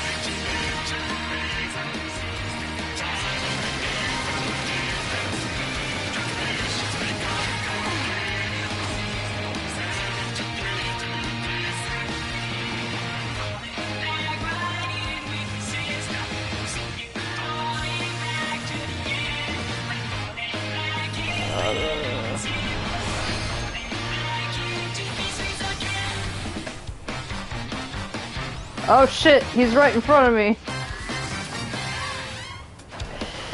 Okay. Yeah, this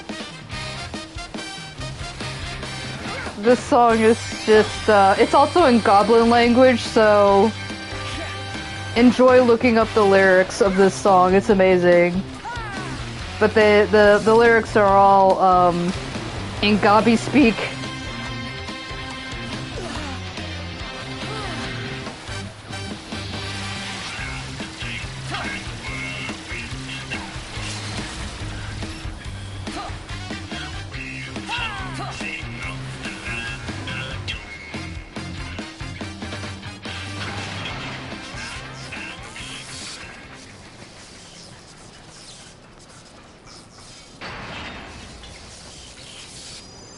Goodbye, Power Rangers. I love that all of us had the memo. Like, all of us were like, okay, we're turning around. Cool guys don't look at explosions. Like, that's the rule. Look at that. Look at all these smug motherfuckers. Warrior of Lights are like, okay. Like, it was a big accomplishment. Not for anything that we did, but because we all looked away at the right moment when that exploded, and they're like, this is the greatest moment of my life, guys. Not that we saved the world, but because we did that.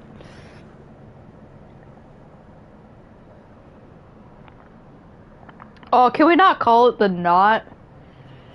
I don't like that. The mighted knot.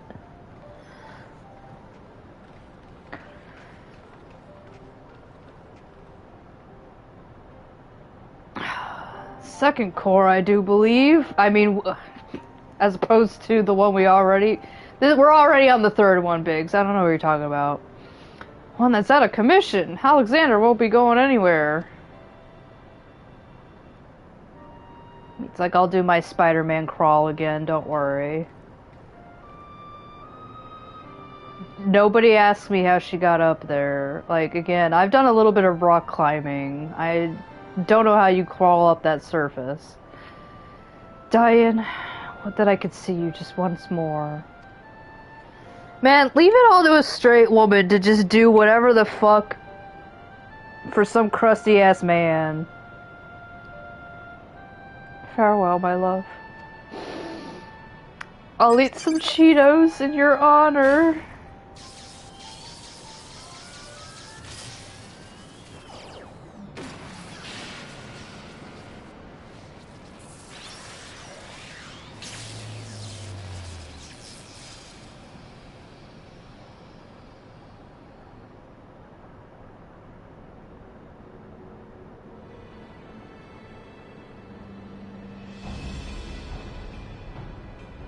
You! Who else would it be? You, the main villain of this arc! I can't believe you're here. Oh no, not ninja goblins.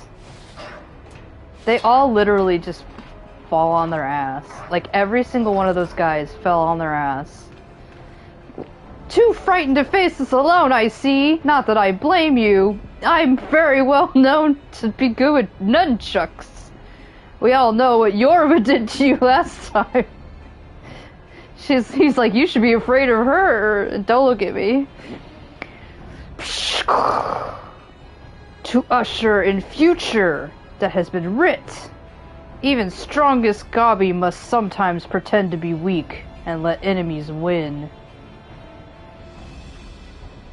Oh, pretending, were you? And I suppose losing this core was all part of your plan. Don't make me laugh. You know as much about the future as we do. Quickthinks knows all. For example, Quickthinks knows one among Uplanders carries true fragment of Enigma Codex. And also my fanfiction that I've been missing. I know it's been missing. I know you guys have it. It was my special Jurassic Park fanfiction. It seems the game is up, Biggs. I'm the one with the fanfiction. It was me. I stole it. There's no hiding the truth from Quickthinks. Very well, I admit it. I have the fragment and the Jurassic Park fanfiction. But I won't be handing it over to the likes of you. Ah. Alright, Wedge, didn't you hear him? He knows all. Which means he knows that what you're carrying is a worthless rock, while I've got the genuine article tucked away in me small clothes. Right next to the balls. You gotta reach in there real hard.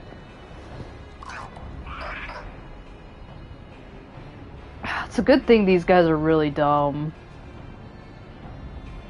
Bye. Guess we're just gonna take the elevator. Quickthinks already knows conclusion of Uplander's childish games.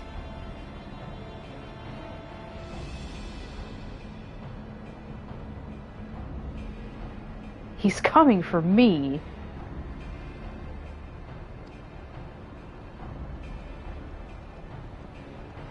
What's he waiting for? The elevator stops.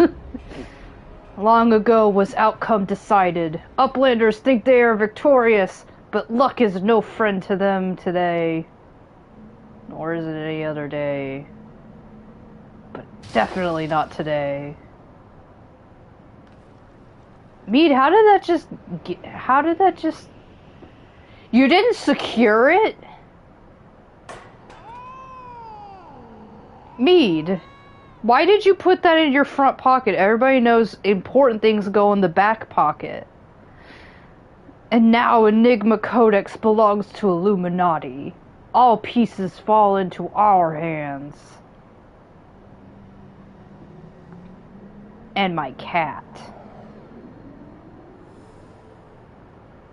I love that he just carries a little kitty with him, and nobody's like, what's with the cat? And he's just like, I have a cat. Like, even evildoers get to have pets, and I'm like, well, yeah. Obviously that cat would have, like, not been so loyal if he wasn't feeding and really taking care of it, so... as far as I can make out, this thing's in good working order. No damage, no signs of tampering. I can only think it was an energy fluctuation that did it. Just bad luck. Bad luck? You're saying it was pure chance that the platform stopped at that exact moment? Then what about Quickthinks? There's no way he could have predicted something like that. The odds would be infinitesimal.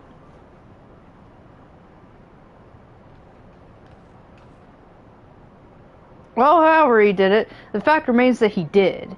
But, that doesn't mean we have to stand for it. When someone takes something from you, you just have to take it back. Or let the Warrior of Light do it, because you're very small and you don't have a lot of money.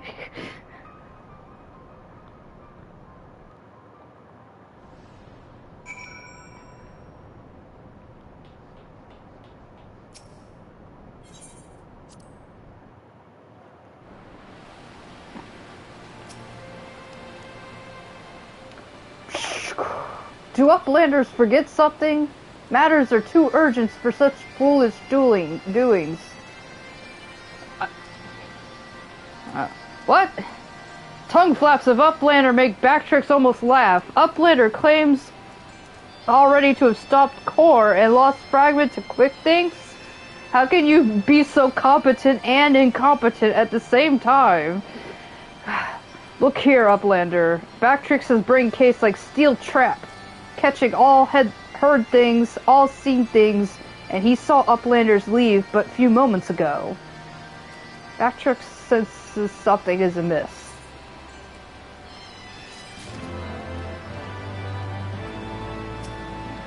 Maybe.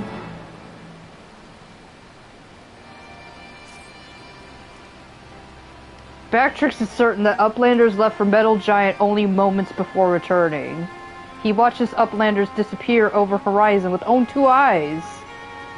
But it is impossible to return so soon if Uplander's tale is true. Why Treasure Hunter also makes such claims, Backtrix does not know. Go, Uplander, trade tongue flaps with Mead, and together think of explanation. I don't know, didn't we say that Alexander was a time god? Why is nobody connecting these dots? Have you been able to make any sense of Backtrix's account? According to his version of the events, we would scarcely have had time to reach the core, much less shut it down. But we were all there. We all know what happened. But according to my watch, like, only 3 minutes... Yorva's like, well, you see, Square Enix wants all of these events to happen in a matter of 1 month. Are you sure he's just not confused? Maybe he got lost in all that data of his and forgot the time. I'm afraid not. That is, unless the goblin standing watch near Alexander was also confused. His reports corroborate Backtrix's. No, something else is going on here, and I'm certain of it. The question is, what? If we assume for a moment that the goblin's account are true, then hardly any time has passed since we entered the barrier around Alexander. Time stopped. Impossible. Time isn't real. Impossible? You mean like quick things predicting exactly what was going to happen in the core room? I hate to say it, but maybe he wasn't talking out of his arse. If time doesn't work the same in there, maybe he saw the future.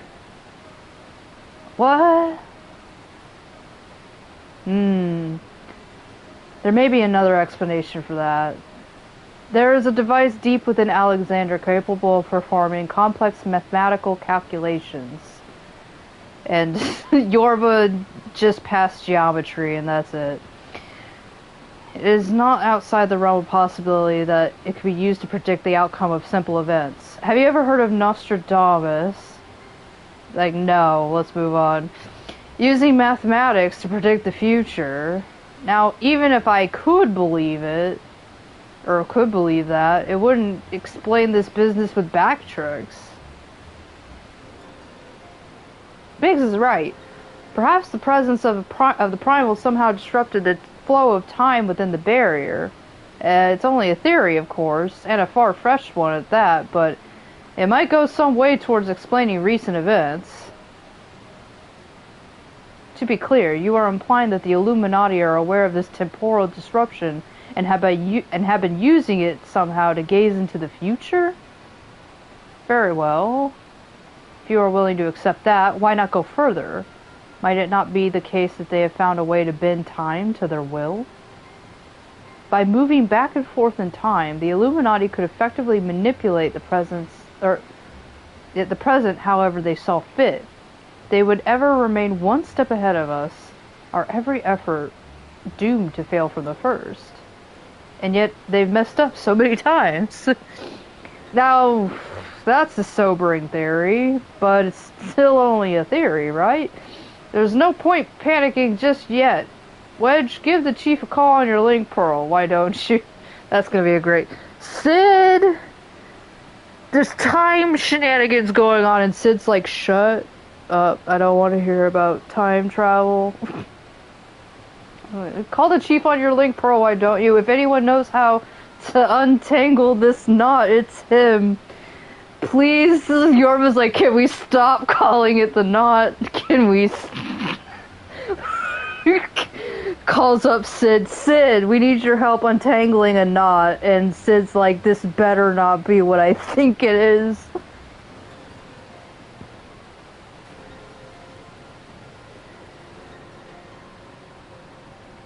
Chief, it's me. It's about Alexander. Do you know he has a knot? And Sid's like, I'm on vacation. He hangs up the phone. We've noticed something strange about the time inside the primal. What? No, not our time inside the primal, the time. I mean time itself, Chief. It might be best if you just came here. Aye. We'll wait for your arrival.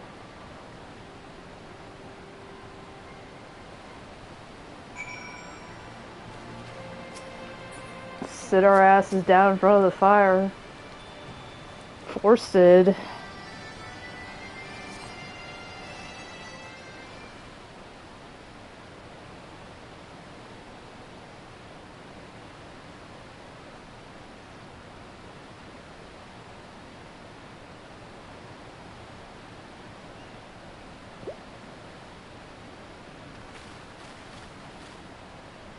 Is that a heated debate, I hear? Boys, you've started without me, and I'm not even drunk yet. Now, what was it that you were saying over the link pearl? Something about running out of time? Surely you're not talking about time travel. Time travel isn't real. Sid insisted I accompany him, because he thought that he probably was going to be needing the service of an insane asylum soon, so I thought I would have to come even if he had not. Because she's like, because I also know he's crazy. Matters have taken a turn for the worse, I gather. Oh, another earthquake, how great. Oh, you could say that again. Why is it whenever you show up, Sid, stuff just keeps happening? Is that why you keep going off screen? Because you're like, I swear, if I stand in one spot for too long, it gets worse.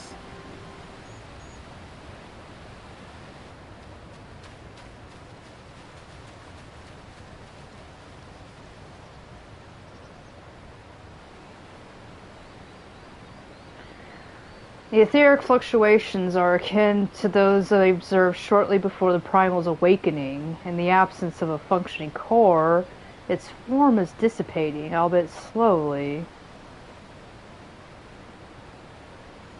Ishtola, would you mind lending me your goggles for a moment? It can't hurt to have a second opinion.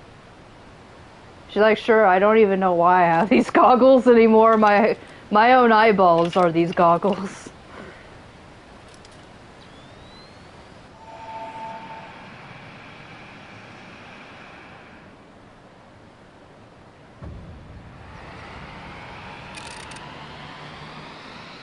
Oh no, somebody set it to opposite Wombo. What in the seven hells? The ether pouring from the primal is flowing backwards, as if time were passing in reverse. Like time travel?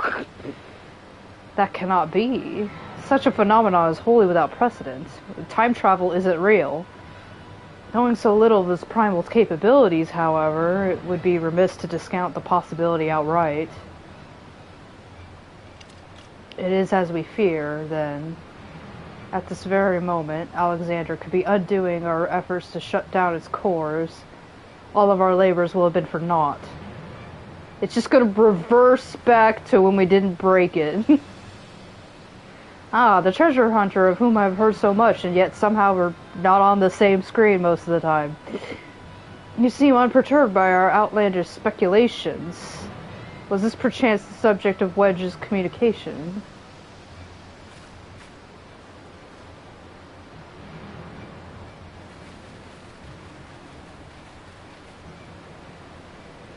Gods help us. If there's any truth to this, it wouldn't matter how many cores we disable, the Illuminati will simply undo the damage we cause. They can just do takesies backsies. damn it!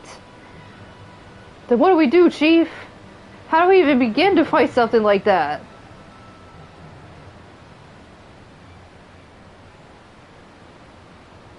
I love that we all, like, have to vogue, like, think.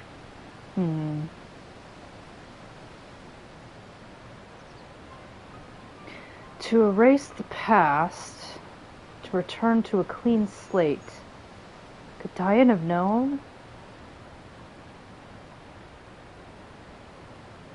I don't know, what did he say? No, I want to be cryptic and look off into the distance. I'm going to say one sentence.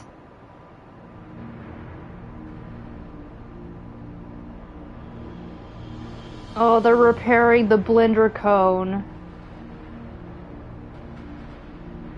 That's way more polygons than it originally was. You guys are really bad at 3D modeling.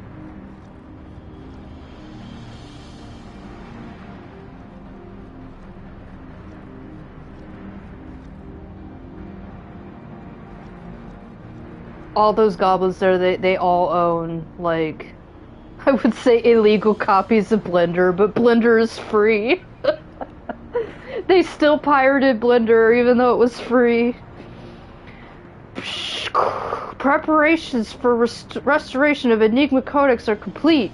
Calculations show margin of error for future readings is 0.03%. We're basically Nostradamus. Foolish Gobby. When future is decided, there is no error. There is no failure. Listen well, chosen of Illuminati. Especially that guy in the chair. At last, all pieces are in place. No longer must wise suffer foolishness of unwise. Time has come to backstrike. Inferiors will make way for perfect world. Or die. I think that one's they'll die or they'll die. Now, restore Enigma Codex. And get me an ice cream.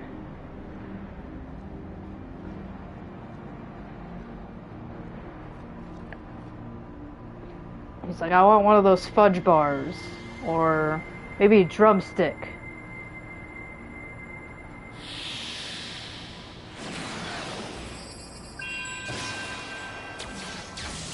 Okay, that was a very small little piece that filled, like, all of that.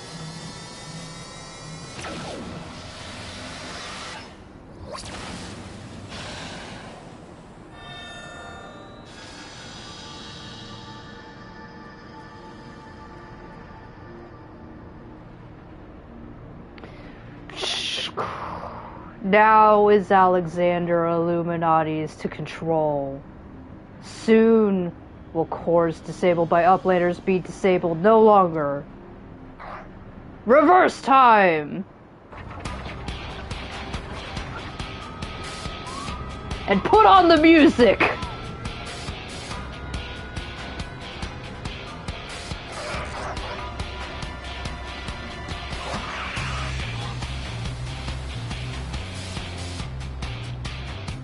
Once power flows to third core, Alexander will be fully operational, and with third core will its true potential awaken. Wings of time will unfurl, and all of history will be at mercy of Illuminati. Chosen ones will amend mistakes of past and reshape world into perfection. I wish the music was playing in reverse, that'd be great. At last, prophecies of the Enigma Codex will be fulfilled, and I will have my ice cream. And Quick thinks all thoughts will rule as king of new world, of correct world. Chosen ones, menders of history, be proud to serve as builders of this paradise.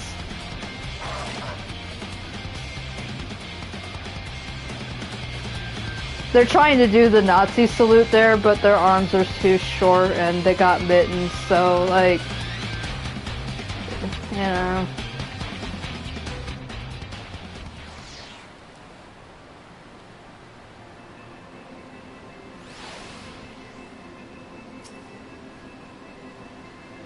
He's told the chief have returned to Matoya's cave because they don't know what else to fucking do about that. Don't worry, between them, they're sure to find an answer to our problems. If it isn't waiting on a shelf in the Charlayan Annals, it'll be in some forgotten corner of the chief's brain. You mark my words. Wedge, I think if Sid had a solution for this, do you think he's just got a trump card somewhere in the back of his brain? Like, hold on a minute. I could have solved this thing from the very get-go. And the next time we meet Quick Things, we'll be ready for him.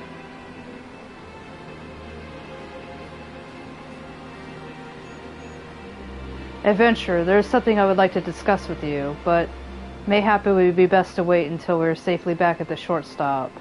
I'll see you there. What, the field with the Earth sprite isn't safe enough for you?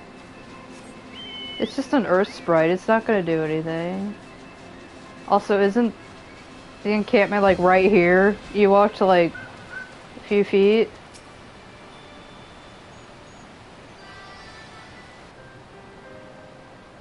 I suppose I should start by apologizing for everything, including the whole I'm a bad guy thing. Were it not for me, the Illuminati would have never summoned that infernal machine, or gained the means to control it. And now Quick Things possesses the power to manipulate time, to foresee the future and erase the past. I dare not think how he will use it. Returning the cores to their formal state was but a foretaste. Do we have to... Foreplay and foretaste. When all three are active, and Alexander can traverse both time and space, nothing will stand between the Illuminati and their twisted utopia. Oh, now I'm like, well, when all the ether's all eaten up, I guess they'll just reverse time? Can you imagine? They're just gonna reverse time and then eat up all the ether of the world again? It's just some torturous hell put on repeat. We cannot let it come to... We cannot let that torturous hell come to that, Yorva. Somehow. We must find a way to stop them. What if I just told them no really firmly? But first we must rescue Roundrox. Of all the innocent victims of this sorry tale, her plight pains me the most. Yeah, she's just a simple 12-year-old autistic who loves stones. She's got the stone autism. The shortstop just isn't the same without her. I hope someone will keep her treasure safe until she returns. Well, you're... She's like... She likes some money. It's not even a whole lot of money. How random is 745 gil? That's just all she had in her pocket. She was like, I have 745 gil. Do you want some? And she's like, I guess? I don't know. What do you think, Hachi? We got an hour. Just want to go? Plow through?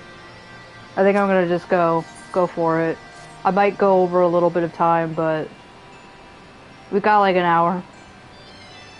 Okay, so this is, now we're gonna go into the third part, because we got time. So, this is no longer Alexander Midas, now we're going into the creator. Ah, Adventure, you come at an opportune moment. It's like you were standing right in front of me and just kept talking. It would seem we have a visitor now in the last 30 seconds. I was pacing about, thinking of Roundrox, when something in the shadow drew my eye.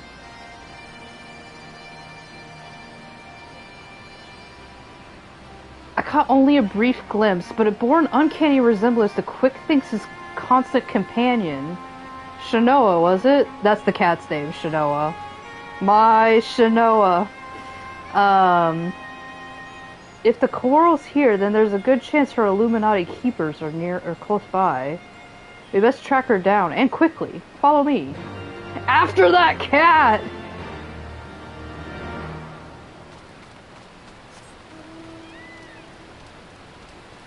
Oh, wrong way. If we hold the cat hostage, I think Quick Things likes the cat more than most things in the world, so let's capture the cat and then tell him, get out of the giant citadel. Just as I thought, it is Shanoa. Or is it? One coral kitten looks so much the same as another. What are the chances there's two black cats out here? One coral kitten looks as much the same as another, and she doesn't seem to have brought any of her friends with her. Except there's a thud over there.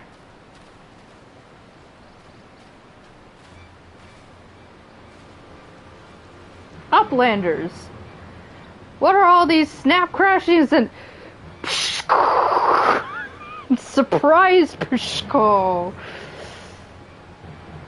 It's like him spitting out his drink. An Illuminati spy sent by QuickThinks to observe our movements, like as not. Given the sizable disadvantage in which we find ourselves, we thought it best to relieve him of duty.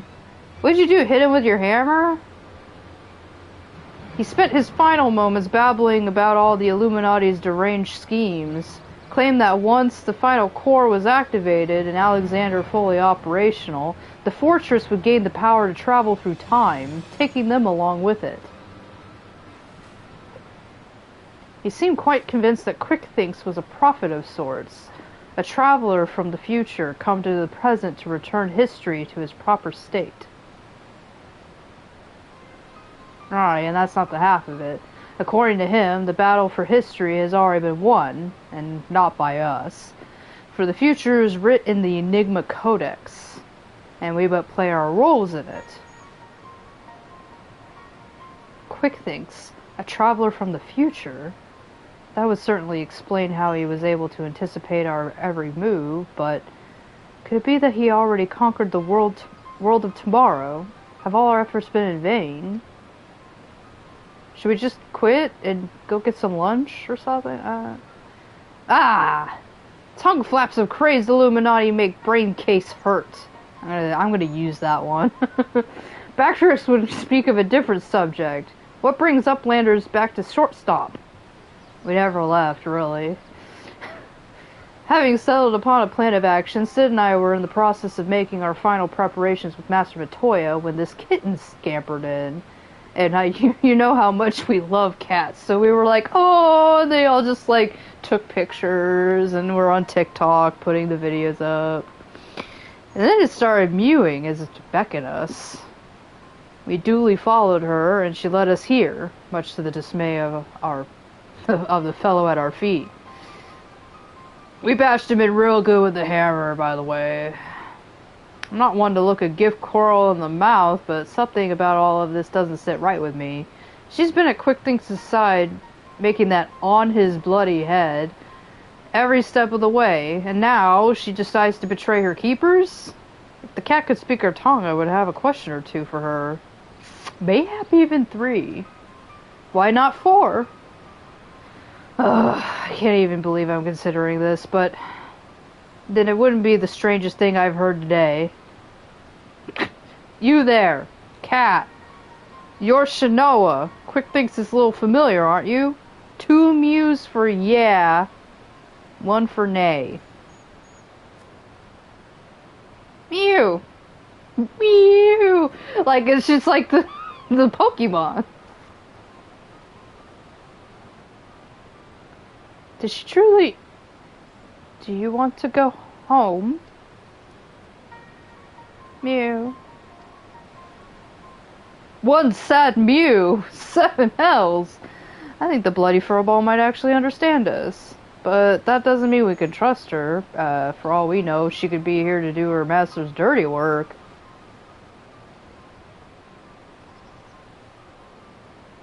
A moment, Uplanders. Tongue flaps of Roundrox comes to Backtrix's brain case.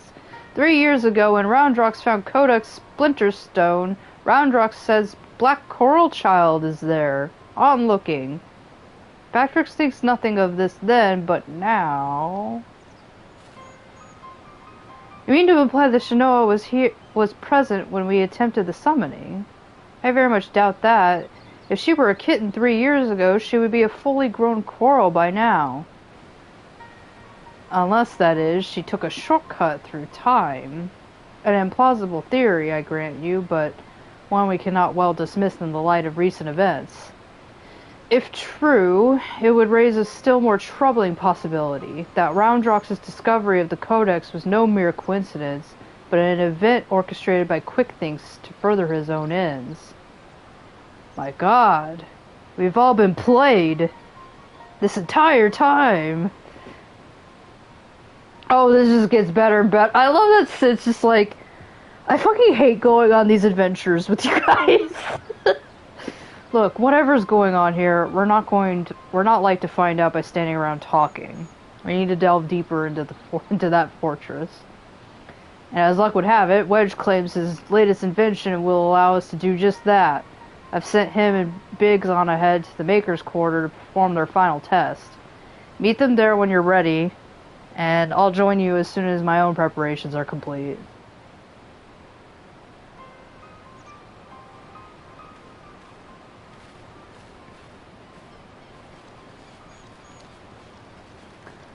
Like, I love Sid. Whenever we need his help, he's like, I'm ride or die. I will always help you out. But every adventure he's on with us, he's just like, God, this shit again! To travel back in time and set past wrongs right. Alright? Who could resist such temptation? And how grievous the consequences of surrendering to it. For in allowing the past to consume us and making our every choice, our every action, the correct one, will we not cease to live in the present and, in turn, lose sight of the future? 'Tis a path not to redemption, but to madness. I mean, you could kind of call Quickthinks, like, pretty crazy. Have you heard him talk?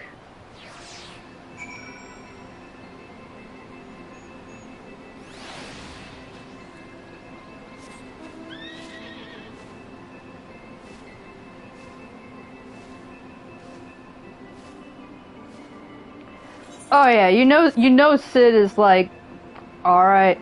But when we were talking in the first episode, Sid was like, another fucking barrier? Like, this is now the third barrier that we're like, hey Sid, can you help us get past a barrier? And he's like, why am I the barrier guy? Why am I the guy everybody comes to when there's a barrier? Yeah, I'm coming over, I'm gonna go fix the fucking barrier. They're like, so is that a no? And he's like, no, I'm coming. Ah, Yorva, all fired up and ready to go, are we? Then I'd best hurry up and brief you on the task at hand. In a nutshell, you'll be attacking the Primal on two fronts, as we speak. As we speak, Y'shtola is leading an attempt to cut off the Primal source of ether.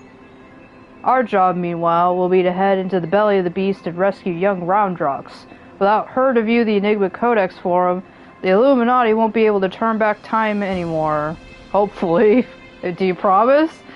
Giving us a fighting chance of beating the bastards. The chief reckons that the shortest path is through the giant's great fat noggin. The only problem being that it's inside the barrier. Not to worry though, Wedge's latest wonder will take care of that. He's dubbing it the BBG-2, which he tells me is short for a barrier be gone. You are one letter away of one of my favorite acronyms. Of course, the barrier doesn't just serve to keep folk out, it also keeps the primal in. That being why Mead and her mates raised the bleeding thing in the first place. So, the moment it goes down, there'll be nothing to stop the Colossus from running rampart if it has a mind to. Which means we're going to need to move fast. The chief will take the Excelsior and as close as he can to Alexander's head, where then you'll jump off and secure us away inside. Wasting no time, you'll then climb back aboard, and Wedge will re-engage the barrier, all before our metal friend even knows what's happening. Got it? Good, because we got our work cut out for us. Let's get going. Y'all get that plan? Y'all got it? We're literally jumping off of airships here.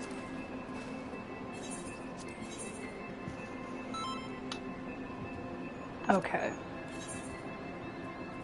Now we're in the eyes. And yes, it's the Father, the Son, and the Creator. I wonder what that's a reference to.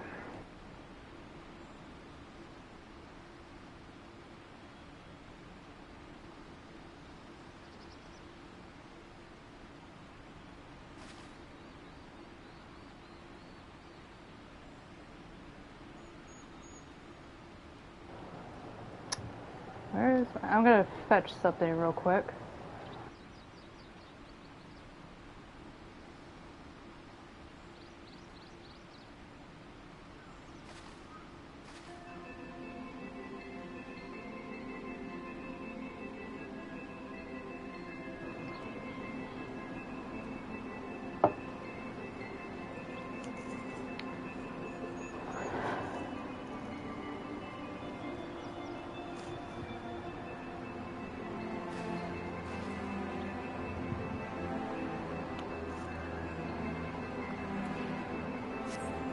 I might as well fly around this thing. So, I like that they're like, okay, you're gonna get on the Excelsior, and then we're gonna fly to the head, and it's like, I can probably do that, like, on a peacock. They're like, maybe just do it our way this one time.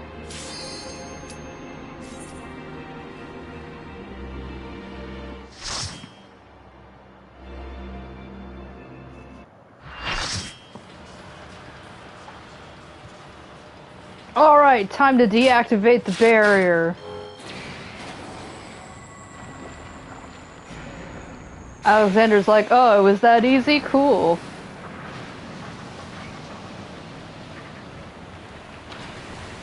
Alright.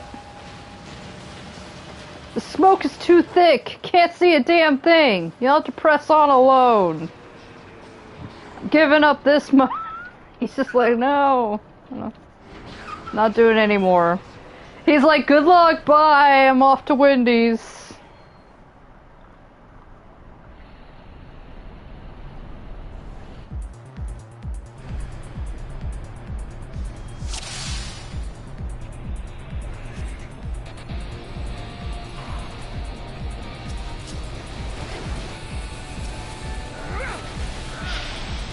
Now, while other fights have sucked, there's not too many of these that super suck, honestly.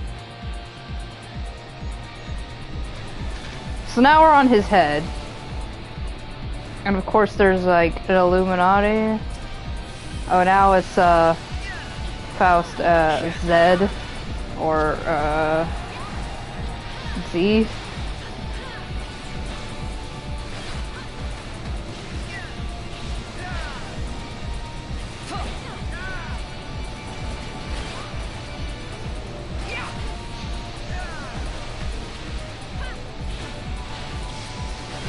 I guess this is just another automaton that's sent to protect Alexander. I have to ask myself though, like, did Alexander create these things, or did the Charlayans be like, well, what if we made little tiny automatons that lived inside of, you know, the big giant citadel thing?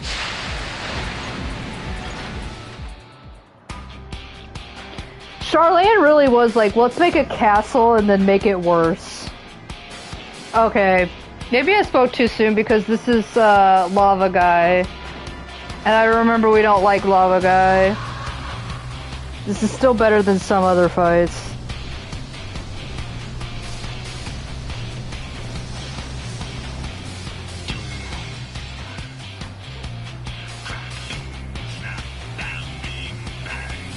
Meet Refurbisher,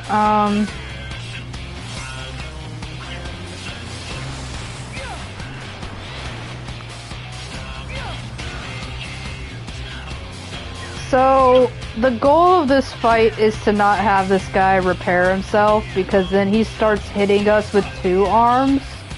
And as we know, if you have 1 arm, it doesn't hurt as much as if you're smashing with 2 arms.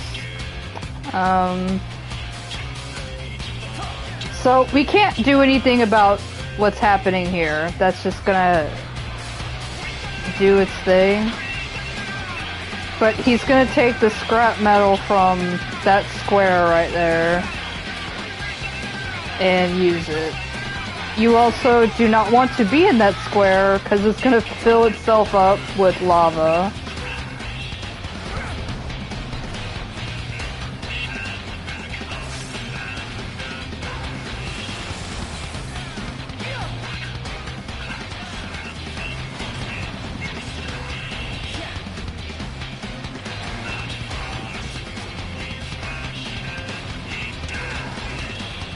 Oh shit, still got concussion. Alright, there's nothing in that square, but it might move. So we gotta take a look at it.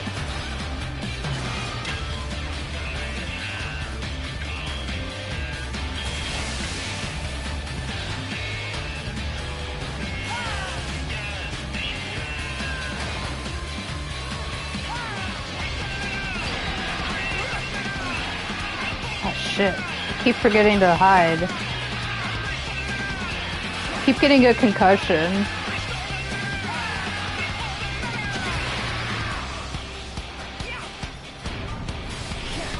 So we're pretty much melting shit in that stockpile so that he doesn't suck it all up into himself.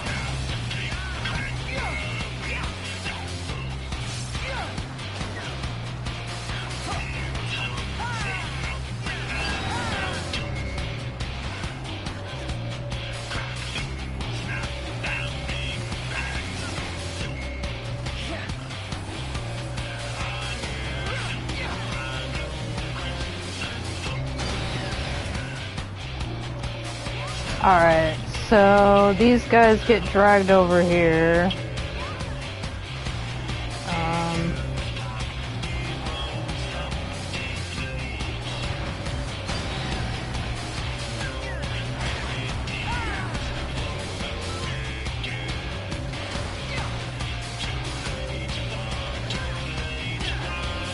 I hope I can kill this.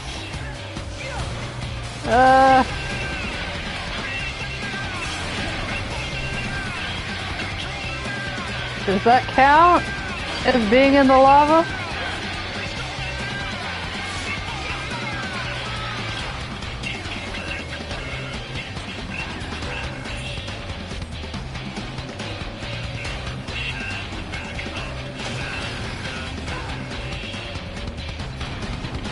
Alright.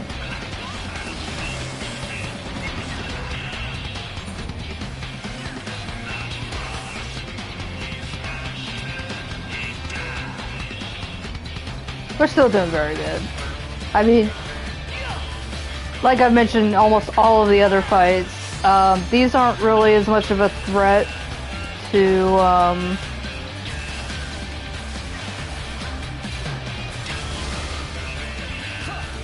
sorry, I was watching. So as you can see, they awoken those scraps so that they'll go into the correct lava pool and again be melted down.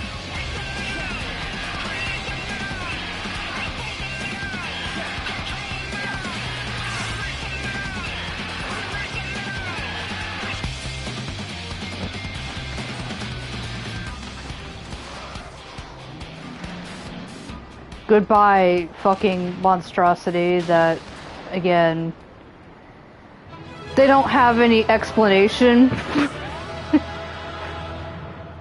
Warrior of Light just walks into Alexander and be like, alright, what am I fighting? And it's like, would you like to fight Trash Pile? And it's like, I guess Trash Pile? Like, I guess we're fighting Trash Pile. And you know what? Warrior of Light doesn't complain. Warrior of Light's like, alright, I'm gonna kill it.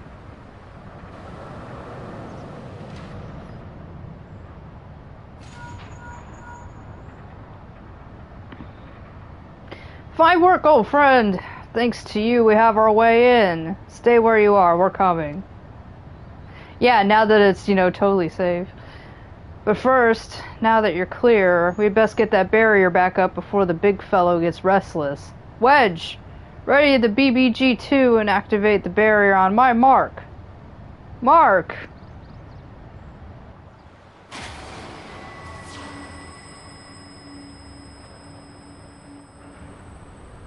It's a little head pokey. Yeah. I guess that was, you know, that was the plan.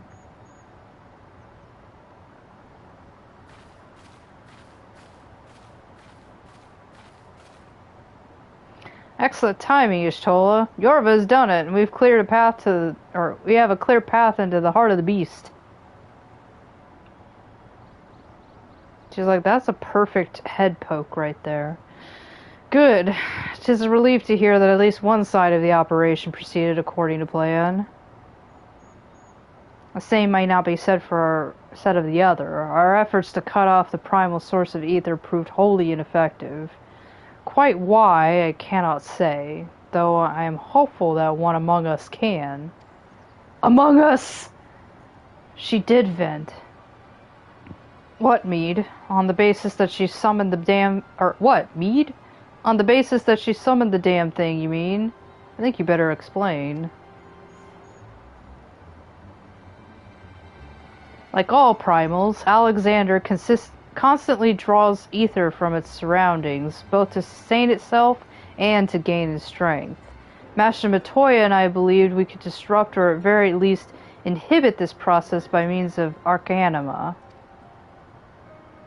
By creating a vast, impassable etheric membrane between the primal and the land for which it drinks. He's like, I went to school, which is why the old witch had me place those infernal devices of hers in every nook and cranny of this place. Are you telling me they don't work? It's like my back hurts. Yes and no. As far as we can tell, the Arcanima are functioning precisely as intended, and yet, for reasons we have been unable to ascertain, they have no measurable effect on the primal. Alright, out with it, Mead. If there's anything you haven't told us, we need to hear it now. We're running out of options.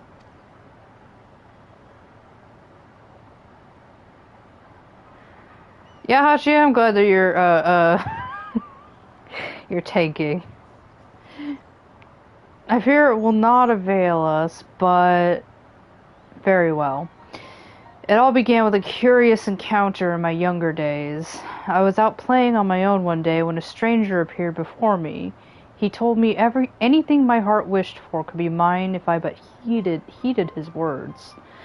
You met a groomer. That man was grooming you.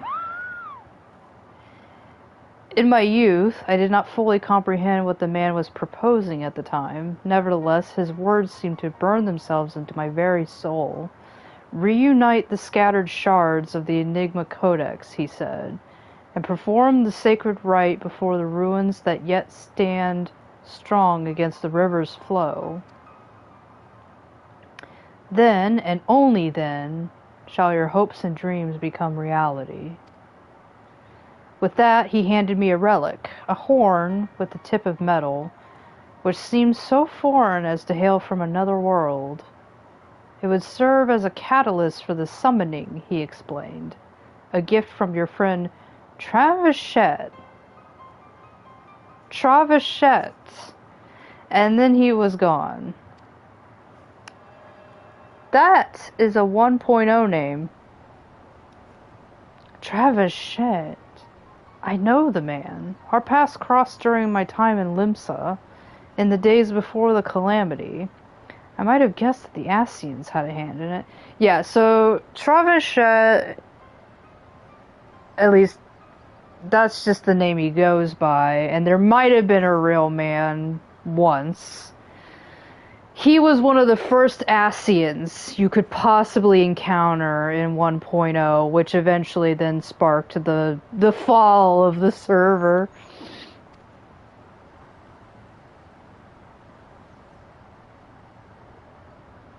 The horn of which you speak was once rumored to reside on Seal Rock. It is a lost relic of the ancient with the power to manipulate the etheric energy in the very air around us. The Scions have long pursued the horn, fearing the devastation that might ensue were an artifact of such power to fall into the wrong hands. Finally, I do begin to see, even though I'm blind, get it? Anyways, if I have the right of it, Alexander's Third Corps is using the horn to draw ether from far and wide. It is little wonder our plan failed. Even without moving an elm, the Primal possesses the means to drain not just this land of ether, but our very star. I mean, I think we kind of got those stakes earlier, Y'shtola. Then our course is clear. If the old witch's magics won't avail us, well, we shall just have to get inside and dismantle the core the old-fashioned way. With this hammer I found. Indeed, and yet we must be wary.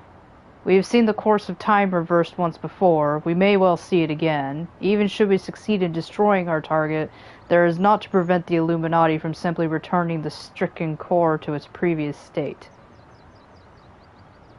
Aye, they are free to turn back the clock again and again, the Primal growing stronger all the while. So what do we do then? We can't just give up. I don't know, you guys want some McDonald's? No! He's like, I hate McDonald's. We press on, lest we forget controlling Alexander requires the Codex, and the Codex is all but a useless piece of stone without the mind of the Gobby girl. I like... He won't say her name, but in the very next sentence he will. If we can rescue Roundrox, Quick thinks we'll have no way to flip the hourglass. A circle of knowing once tasked me with recovering the horn, and 'twas through mine own negligence that Travachette acquired it. That it now endangers our world is my responsibility. Even were I not a scion, I should do all in my power to make amends. Whatever assistance I can offer, it is yours. That's again another 1.0 scene. I don't know, like, I don't quite remember her interactions with, again, he looks like an Elysian, but he's actually an Ascian. Then it begins. I'll send word to our friends in Idleshire. Biggs, Wedge, ready the Excelsior. Yorva, prepare for departure. Let Operation Rescue Roundrox commence.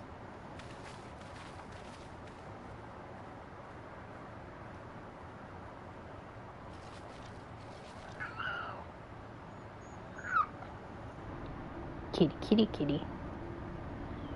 There's that kitty.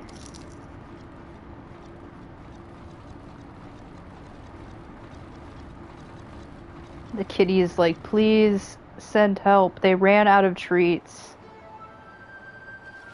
But wait. Actress is like, hold on a minute.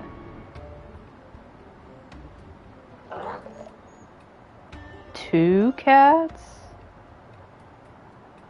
Two of them?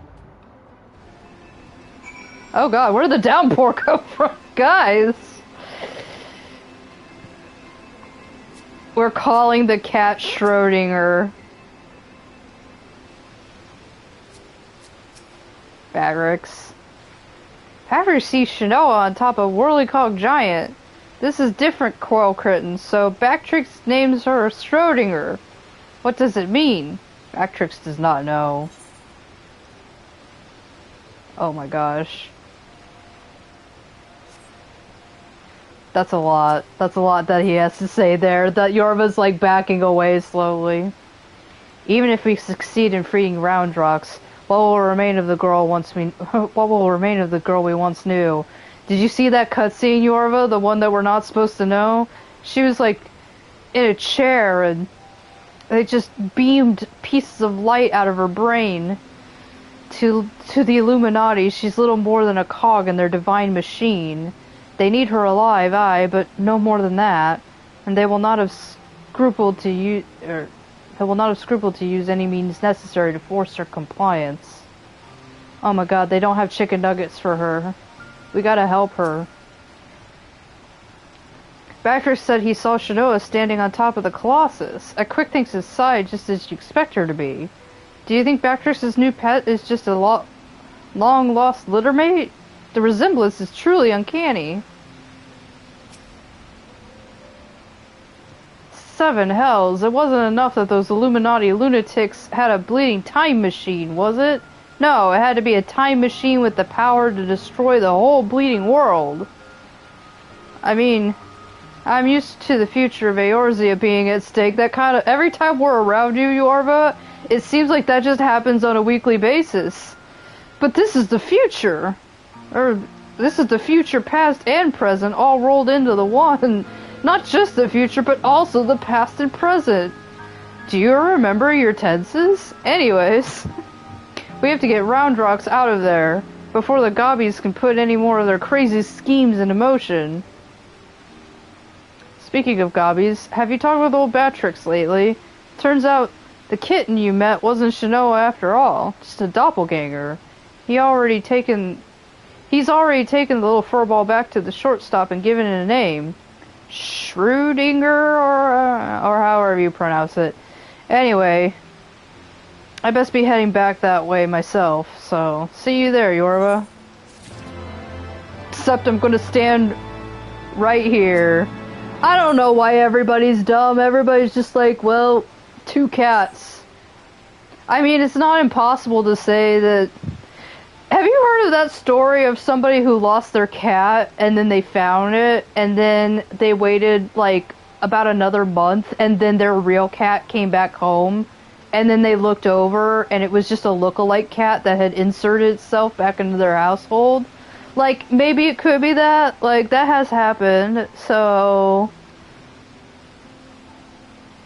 Ready to head back into the belly of the beast, Yorva? Alright, let's get this rescue mission off the ground. First, some good news. While the barrier was down, and we were able to get our first good look inside Alexander's innards, and we're still gonna call part of those innards knots, and it's not weird. As far as we can tell, Roundrox is being held captive in what seems to be the central control chamber of the whole Colossus, called, hopefully, Central Control. Who would have fucking guessed? As to how we reach it, do you remember when you infiltrated Midas?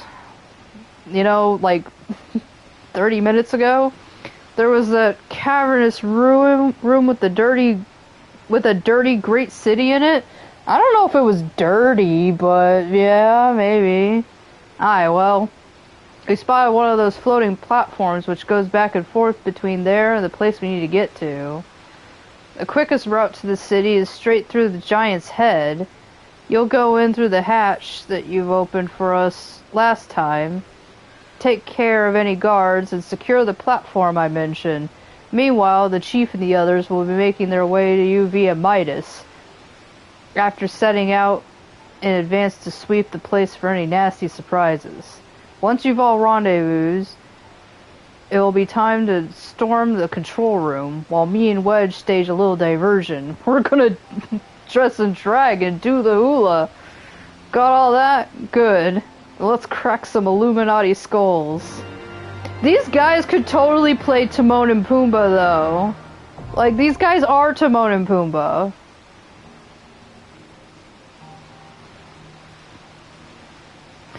Alright, I saw some chatter. Don't say innards, please. Better than guts? I don't know, like... I mean,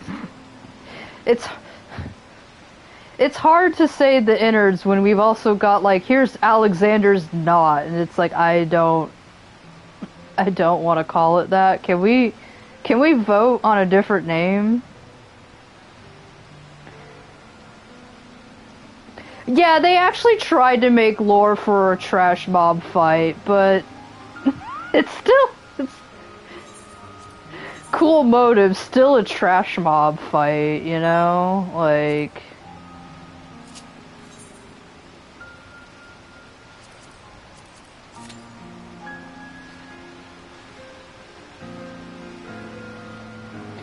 Yeah, every time we've now come across two knots. Every time we've come to the core to destroy it, it's always called Alexander's knot.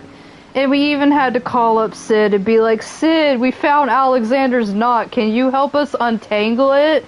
And Sid was probably sitting wherever he was, and he was like really contemplating just hanging up the phone and just not calling us back.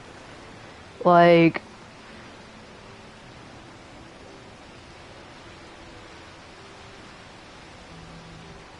I don't want to rearrange Alexander's innards. Like,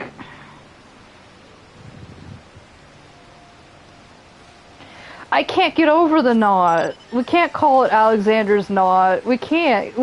We already call it the core. It's the big battery that makes it go brrr or whatever. But no, we gotta call it Alexander's knot. Like, that's what the game calls it.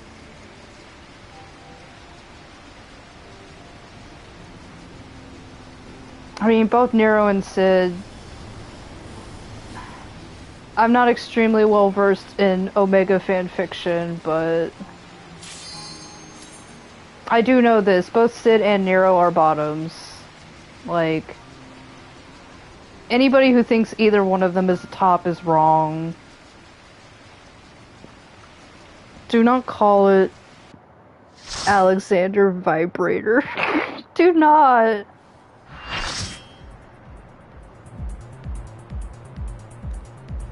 So, we're back here again. I guess this is a dirty city. Maybe there's some dust collecting. Nobody has taken a duster to this thing in years, I guess.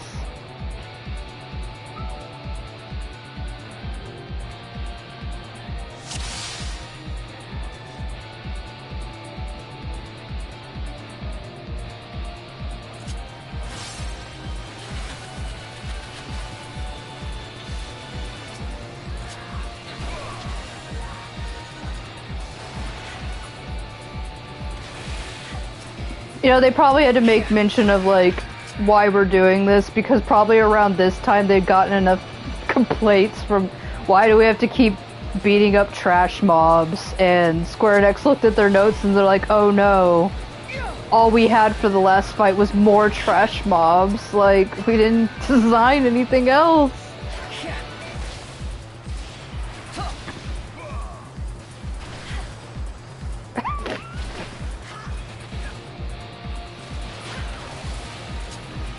Oh, well, this is, I mean, we have trash mobs, like, ahead of this, but this is press buttons and die. Yeah, it's conveyor belt torture chamber, but it's like press buttons and die. That's what I called this fight back in the day.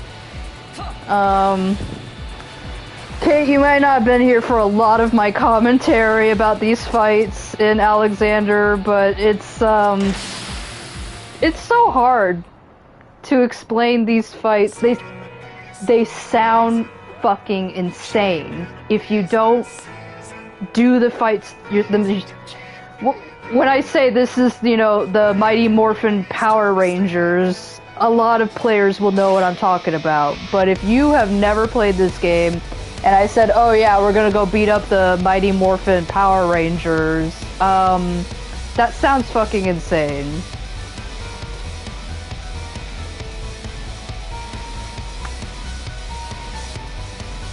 Do you think this is what it's like to be a sushi on a moving conveyor?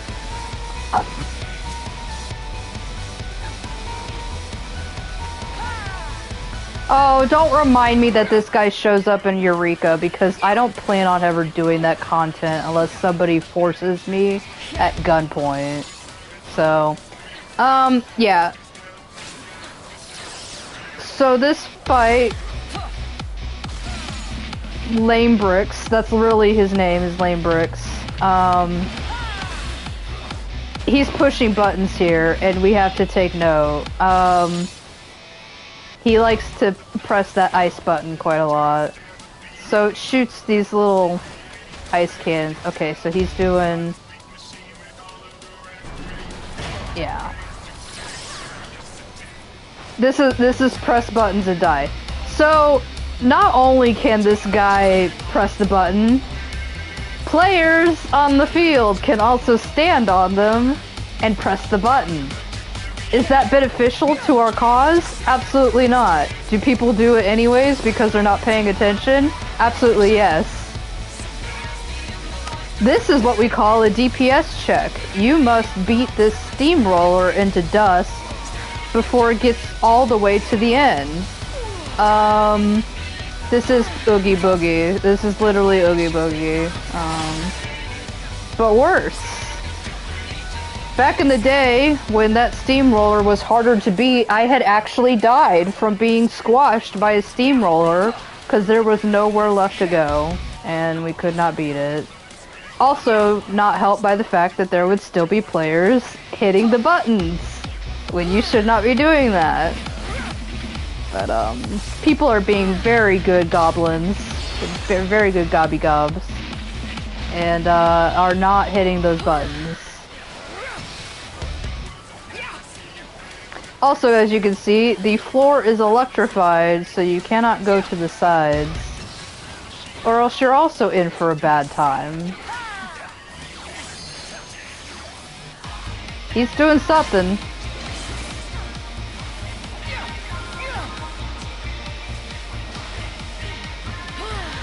And again, this fight is only this simple now because we can just pound him into the ground and not have to worry about it.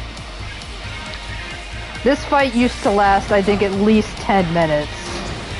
And it was bad. Alright, now he brought out the saws. Yeah.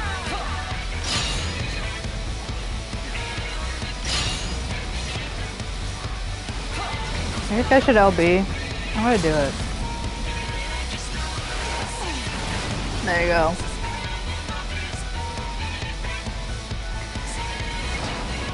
Again, this guy is like, I'm gonna make a bridge, guys. I'm gonna electrify it. I'm gonna put these buttons on it. I'm gonna wear some ram horn mask or whatever. Oh, he's had a Disney death. This guy's grand plan was that all Warrior Blade has to do is just nod like, I like Disney deaths. Disney deaths are great. Yeah, if you guys don't...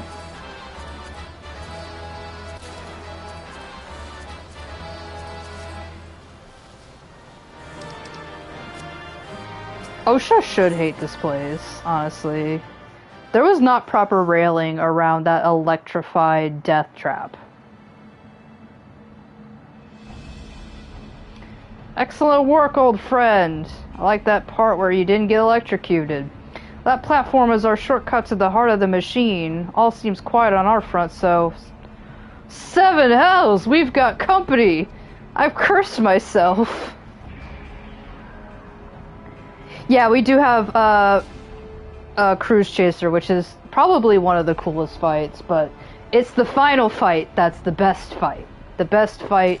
The whole reason why all of this is worth it is the final fight. Ah, there you are, Yorva. We were met by a small welcoming party, but it was nothing we couldn't handle. I have my hammer. Biggs and Wedge just contacted me as well. They're headed here as we speak. Brown trucks. Don't rush there. It might be a trap. It's like, oh, blender. Why didn't they use a cube? So this is the Enigma Codex. And it's like a little ice cream cone.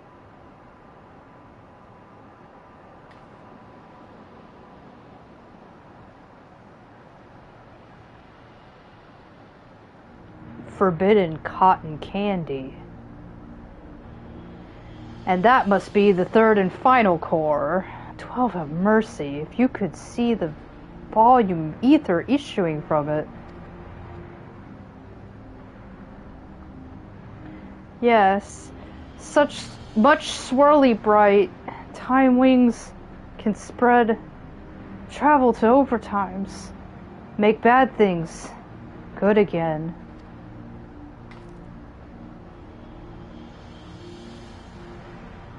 Could it be? Do we truly have the power to change the past? I could erase my mistakes. I could see him again. Straight girl, do not throw it away for some crusty man. 3 years ago, Mead lost Dear One. Mead wants Dear One back. Yes? Roundrox helps Mead. Roundrox, no! You must save your strength. Only I can throw away everything for a crusty man. Mead worries too much. Roundrox is strong gobby. Uplanders hold on to brain cases. Time wings spread.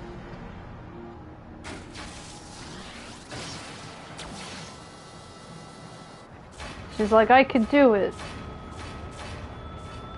Yorma's like, no! We can't be in this trope. 7 hells, is that girl gone mad? Stop this, Roundrox. Stop, I say! He's like, I'm not being thrown into time shenanigans. That is not on my to-do list of this week.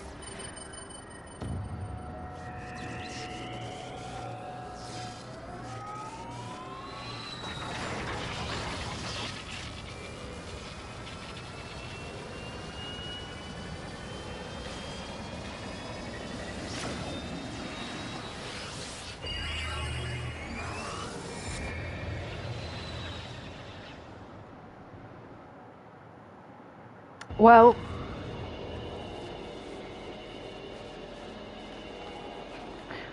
we're going back to the future, guys. Biggs? Oh, where are we? And why is everything spinning? These guys have college degrees. Anyways. Biggs! Wedge! Can you hear me? Roundrox has engaged Alexander's time distortion mechanism. We're hurtling into the past. Hold on to your britches. Maybe I shouldn't say that these guys have college degrees. They're more like... they spent a lot of time at the shop. Or what? Who would have guessed that being on a Time Lord Primal would have sent us back in time? Who could have guessed that?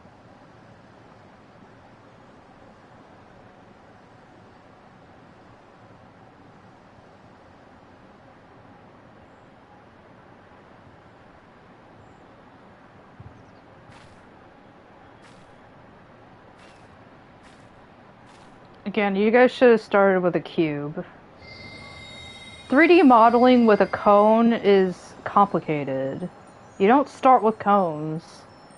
Like, what sort of base can work off of that? Like, really?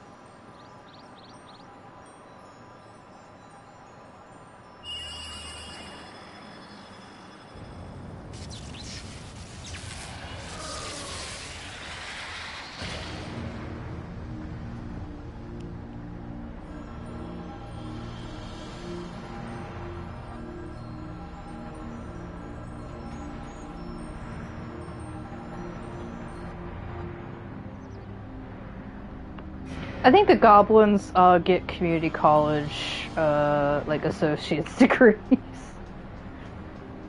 But who needs a full-on degree these days anymore? It's all a scam. Biggs, over here! You're not gonna believe this!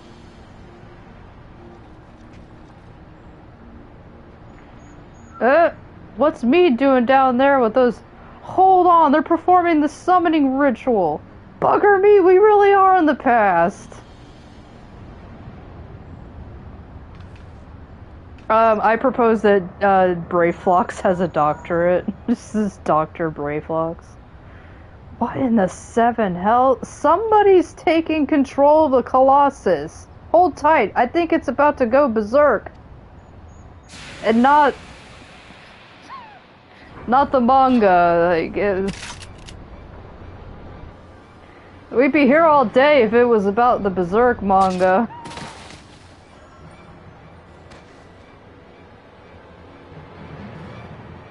Damn it all! This isn't right. We must abort the summoning. Quickly, Mead. The seal!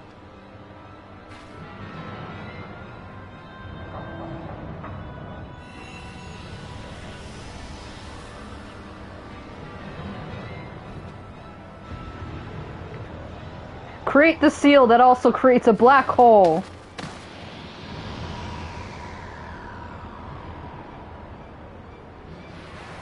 Diane, no! Who would have known that a character named Diane would be Diane, huh? See, he's like writing that down like, oh, that's a good one. What is Metal Making Kitten doing? It's like, now is not the time to be writing in your book.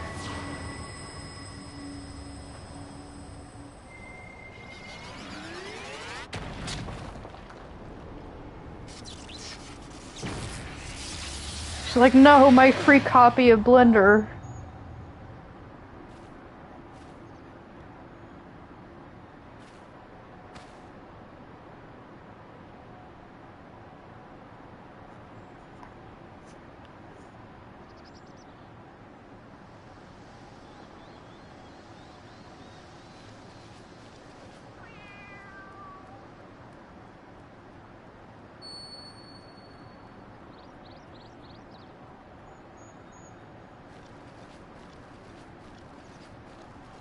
She's like, oh, cool. I'll just take this. I like that Roundrox doesn't, like, all she has to do is crane her head and there's a devastated Owry woman just on her knees, like... Roundrox has no awareness. All she has to do is just turn 90 degrees. But no, she's like, oh, this cool rock. This cool rock on the ground. You don't wonder where that rock came from? You're just...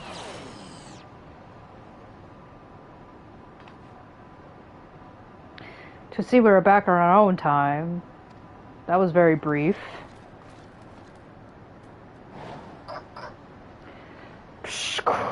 Past is made right, and we return to now times.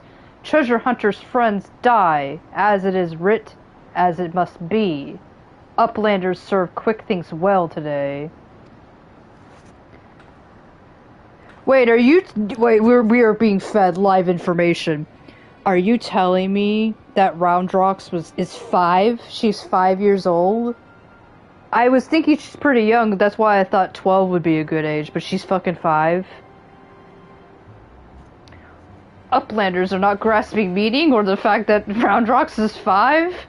Quick things breaks into bitty pieces, fit in Uplanders' tiny brain cases. Time is flat round shape. All things Uplanders and Gobbies did, are doing, and will do.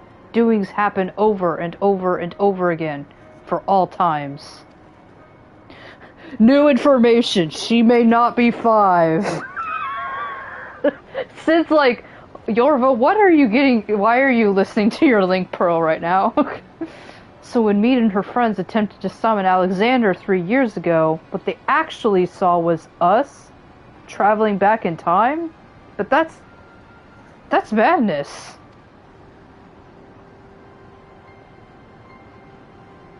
Time is an endless circle? My failure, my pain, my suffering. It was all doomed to unfold like this from the very beginning.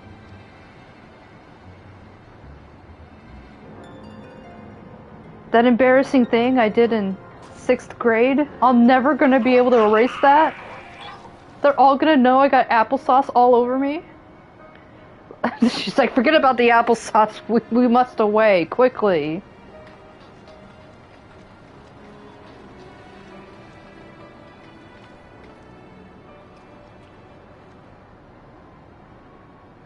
Mead! Mead must hurry!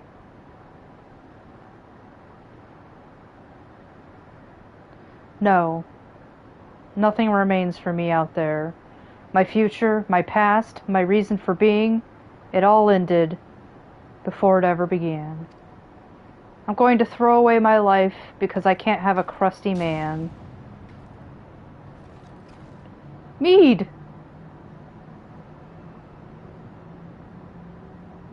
There's just no reason for a straight woman to live if she doesn't have her man.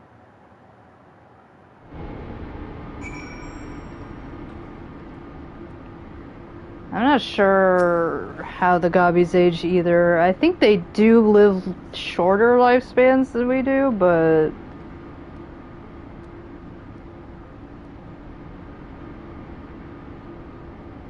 Etchy looking goth Victorian Gichinka. Oh man, I could never come up with as roasty of a sentence as Vaporeon Gichinka. Anyways. Uplander has seen Roundrox? Bactrix hopes she is safe. As for Bactrix, Bactrix is not liking high places much anymore. He's like, I almost fell in my death.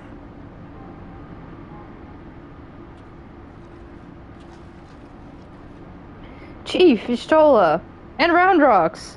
Gods. I've never been so bloody glad to see you. I thought we'd never make it back in one. Wait, where's Mead?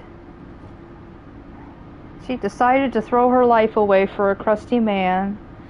Mead stays behind in the Giant of Whirlycogs, all because of Roundrox. Roundrox must go back to the Giant of Whirlycogs. Save Mead! Leave that to us, child. Wedge, get Jessie on that Link Pearl and tell her to bring the Excelsior around.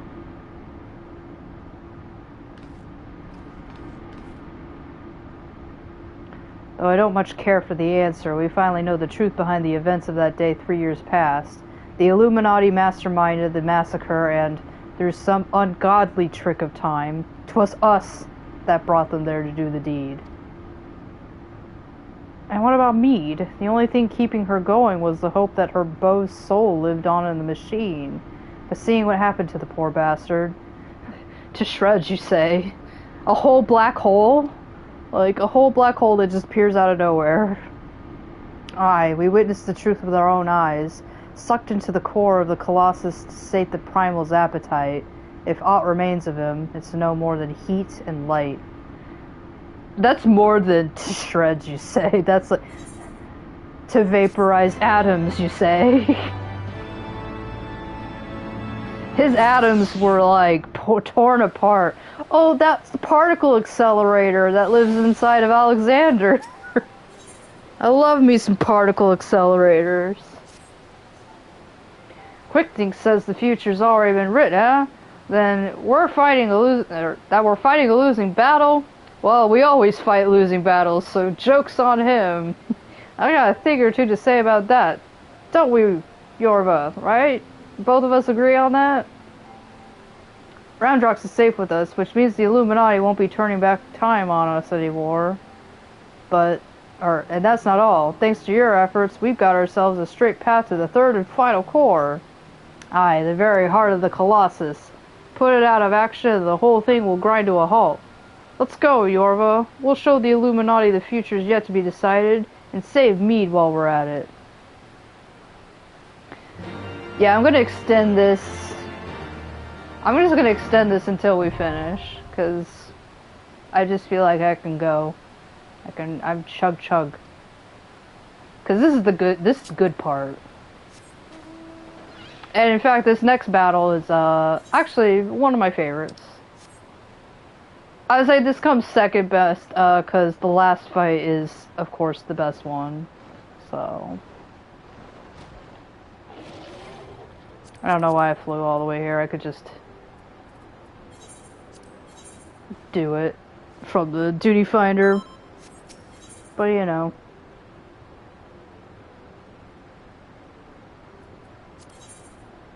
all it does is just send you here.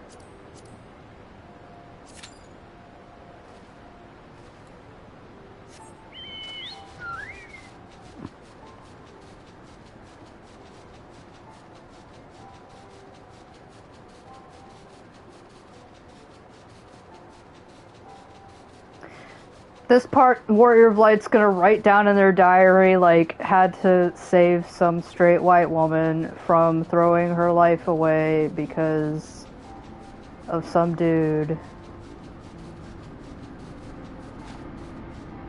Yeah, once we reach this part, you can now land on this and just, you know...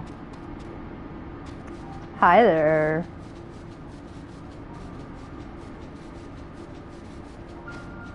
You know, with my big fat chocobo, I could just leave some bird poops on here. You know, where is all the bird poop in Final Fantasy XIV? We have birds. If there's anything I know when birds are around, there's structures that are absolutely just caked in bird droppings.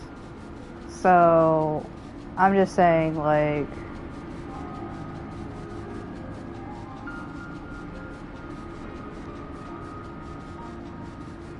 Oh yeah, I gotta tell, from some nice players recently, cause,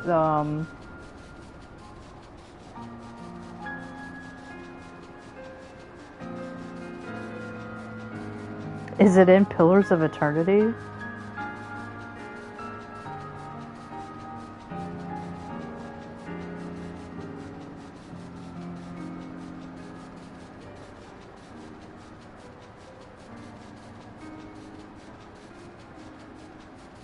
Oh, it's in Pillars of Eternity. I forgot about what had happened. Yeah, I've gotten some Hrothgar appreciation from other players, and it's really great. Mostly on my Lalafell account, people just come up and pat my head. But honestly, this is gonna be controversial coming from me. There ain't nothing special about Lalafell. You can find, like, a crap ton of us out there.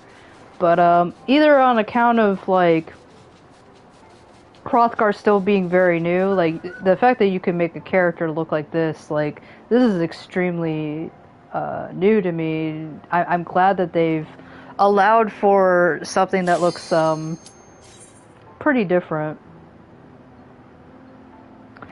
The Pillars of Eternity comment, so anybody listening in that doesn't know,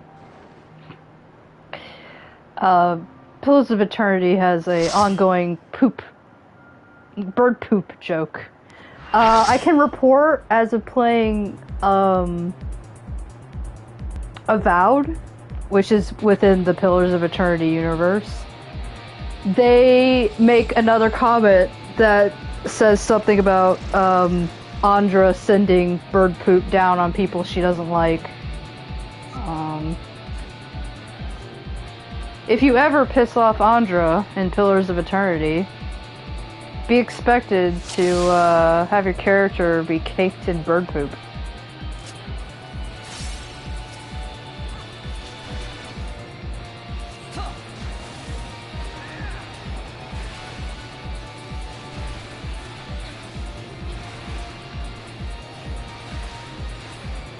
But I think I've gotten some comments from other players while I've just been out and about, like, grinding on Yorva or something like that, and they sometimes send me tells. They're just really excited to see Hrothgals. I think Hrothgals are the it's either Hrothgal or Hrothgirl.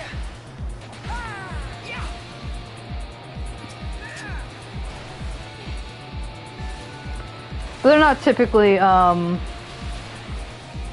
what you see. I've been seeing more Hrothgar, avatars that I've had in the past.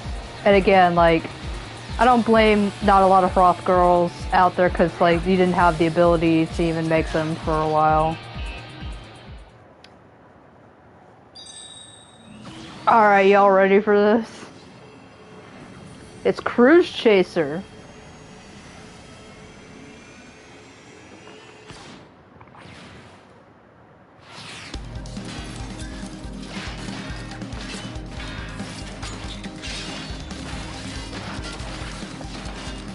Bring in the lo-fi music.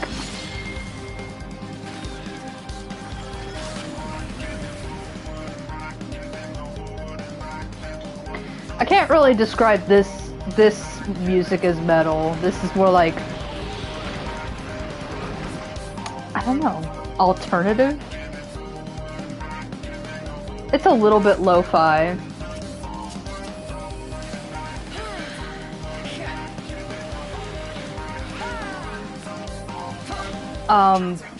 The lyrics are very deep and meaningful in this fight.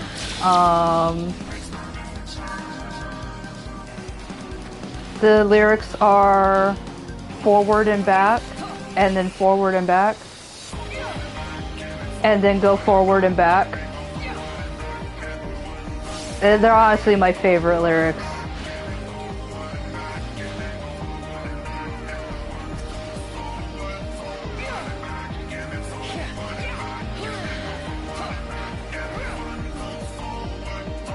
Unfortunately, every time that ad comes out, it's EDD, but I just think of ED, so I'm like, it's the eating disorder. When Cruise Chaser unleashes eating disorder onto us. Did I make it? Oh god, I did it! I'm not the only one though, so I don't know.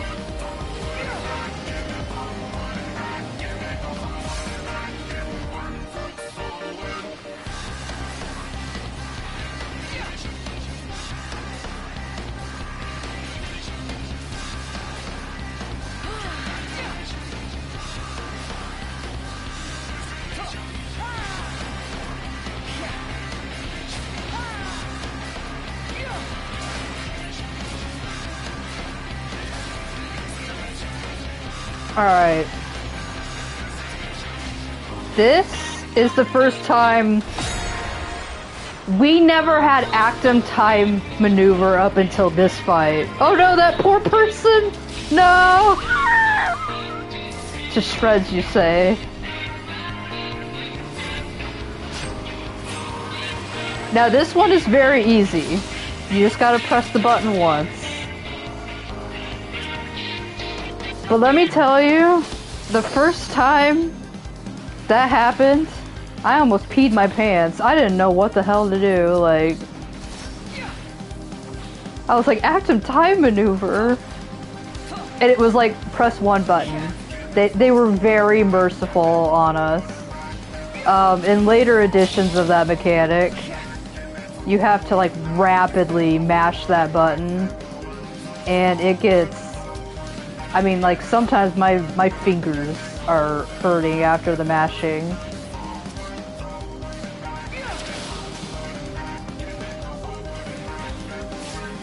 How did I not? I must have had a good shield on or something.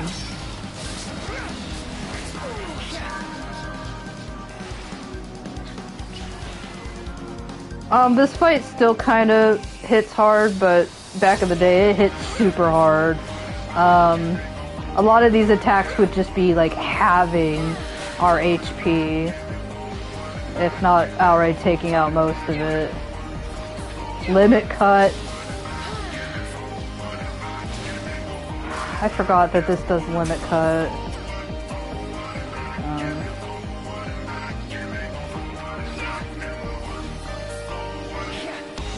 I'm like, I'm standing in front of it, aren't I?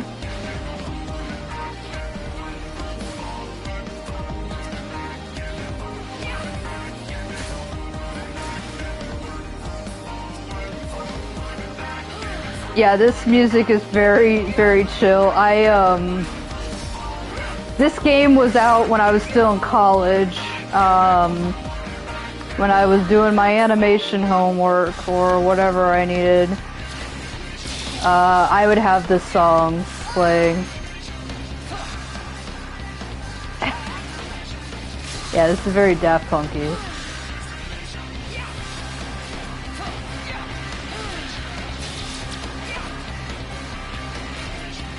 Oh boy.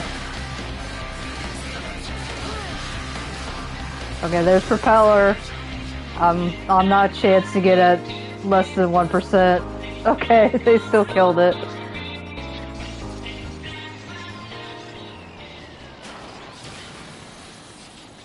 But yeah, I used a lot of the Alexander fight music as study music.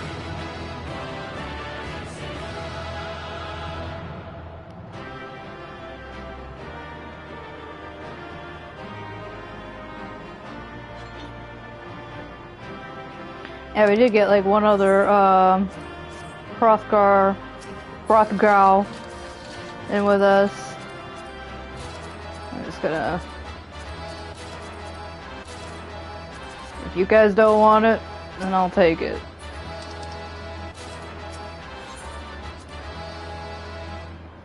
Because I don't know if I'll actually need it, but maybe. Maybe. Oh look, it's the Mother Crystal. Outstanding, Yorva! Another Illuminati creature reduced to scrap metal. I'll wager the mere sight of you is enough to send the Gabi scurrying back to the drawing board. Yay!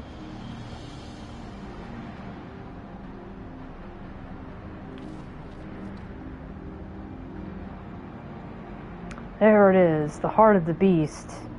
Only now that I see it up close do I comprehend the true scale of this thing. This is a whole aetheryte plaza. To reach this size in such a short span of time, the core must be taking in ether at a possibly ungodly rate. I'd be willing to wager that it can regrow itself faster than we could ever hope to chip away at it. What if we just smash this thing, though? Which means we'll need to change tack. I say, why tack? The central control room houses everything required to operate the Colossus. It's not inconceivable that it might offer us a way to regulate or even shut off the flow of ether to the core. Of course, any attempt to control Alexander is doomed to fail without the guidance of the Enigma Codex, and there is only one person alive who can access its secrets.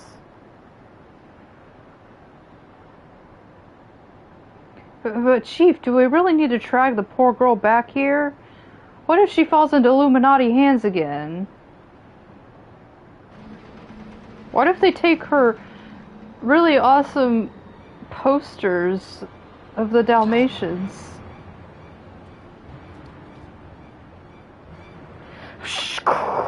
Uplanders waste their tongue flaps. Quick thinks has seen future. True future. And it ends badly for Uplanders. Very, very badly. Bad Uplanders. Go home. Think about what you've done. Uplanders think they just lazy walk into central control. Quick thinks not. And Quick thinks quick. All passages are sealed. All floaty boards disabled. Only way left open is here, through core chamber. And when Uplanders come next, it'll be Uplanders' end times. Quick thinks has seen it.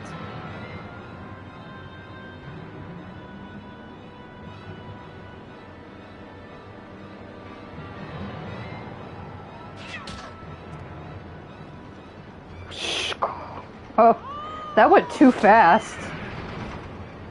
That cat was like, you're not finishing that sentence. Oh, wait, is it just me, or are you getting the feeling we've seen all this happen before?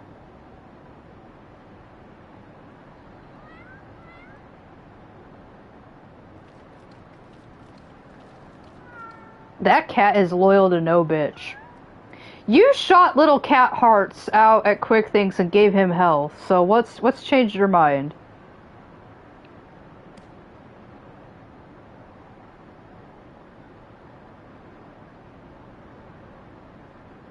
He's like, hold on a minute. It is Watcher Book of Bactrix. And look, writings end where Bactrix leaves off, when Shanoa sends Watcher Book spinny falling from Bactrix's fingers. That look, Sid. He was like, oh, what the? You mean to say the book Quick Thinks has been reading from all the time was your journal? The same journal that slipped from your hands when you traveled back in time? So that's how he was able to anticipate our every move. He's no prophet. He's a phony. It's just a gobby with delusions of grandeur and a diary from the future. So the glorious bleeding future he's always going on about, the one that was writ, was nothing but Bactrix's record of the stuff we'd already seen? Bugger me, I just had a thought. Oh, Cat, are you Schrodinger from the shortstop, or are you Quickthinks' familiar Shanoa? Twice for yeah, and, what's the chief?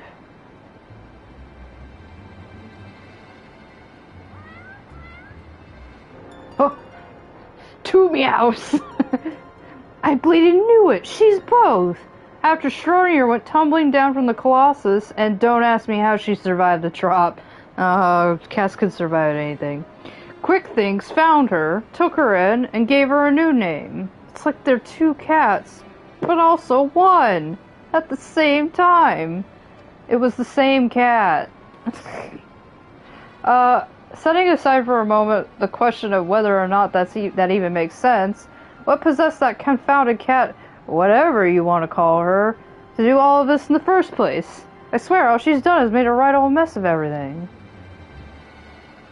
Now, Wedge, taking our frustrations out on a mewling kitten won't get us any closer to dismantling the core. Getting back to the crux of the matter... Bactrix, you said the journal ends right where you left off, yes? That it's nothing but blank pages from that point on.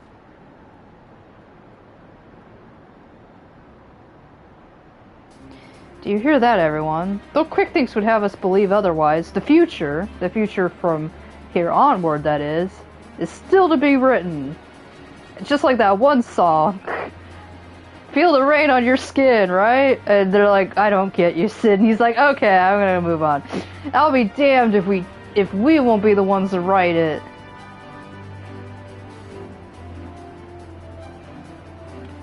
Yorva's like, I'm just here to fight shit. Yorva has not been paying attention at all. She's just been like, what? What's going on? She's turning into a Stynian very quickly, where she's just like, I don't know what's going on, and I'm very confused, but I'm still going to fight it. Just point me in the right direction.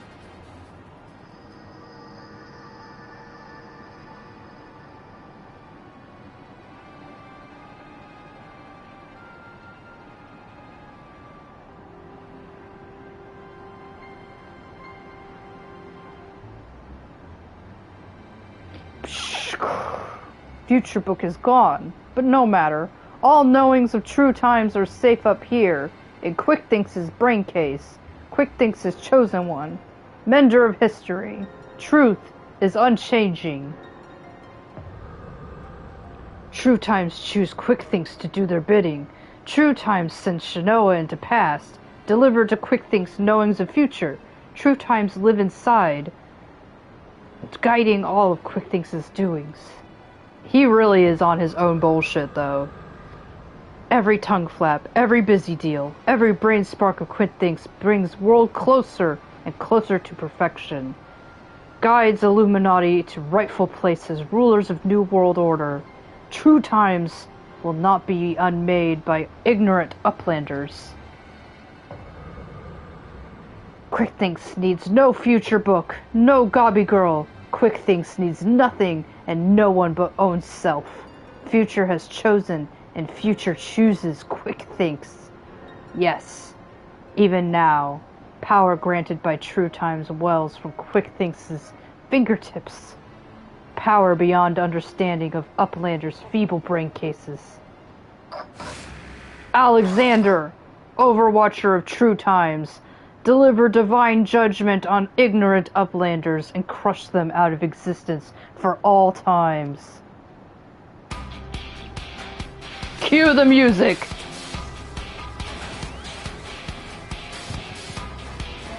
All the goblins are like scrambling, like, oh, I gotta get the music on, okay.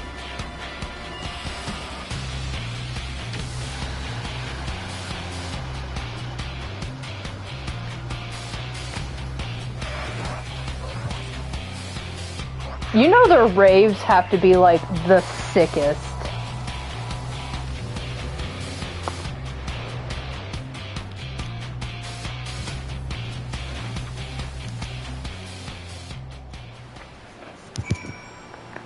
Alright, we're reaching the end here. Let me see if I've got this right. 3 years ago, the quick thinks of back then found that journal that Backtrix has now dropped. Which was only possible because we traveled into the past. What with time being a circle and all that. So he had to look inside and, not knowing the truth of the matter, got it into his head that he was some sort of prophet chosen to set history straight, and that Shanoa, who miraculously delivered the book to him, was a messenger from the future sent to show him the way. I do have to say, it sounds batshit crazy if you guys be like, this cat delivered this book to me, and now I am a prophet. Like, it is batshit insane. This is all well and good, but the question remains, why did that bloody cat start all of this in the first place? What could she possibly stand to gain from setting in motion this ridiculously convoluted series of events? Another answer found and another question raised. Ah, Yorva. I don't know, I'm following pretty well. Cat's so chaos, you know? Alright, Yorva, this is it. We still don't know exactly how we're going to disable the core, but we do know that our only chance is to get back to that central control room. We also know that there's only one way in, and that Quick Thinks isn't going to let us through without a fight. Now, we can be pretty sure that he can't see the future, not anymore at least, and without Roundrux to read the codex for him, he won't be turning back time on us either. But he's still a power-mad maniac with some of the deadliest machina in the realm at his disposal. And after losing that book of his, I'd wager his trigger fingers feeling pretty bleedy itchy. Aye, we best ready for battle and a half. For at least one battle. Maybe a half. Muscle against metal. Man against machine. Gods, I don't know whether to laugh, cry, or soil myself. I'm gonna go with laugh. Yorva's like, please go with laugh, Biggs, please. Mayhap all three. No, don't do all three. Don't do all three. Here comes the chief now. It's time to move out. He's like, I can't pee my pants in front of Sid. I can't do that. That would look so uncool.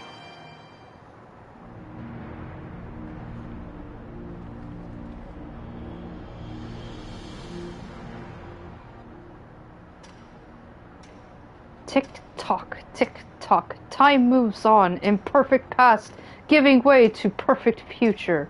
Worthy or unworthy of place in New World Order, Alexander will judge.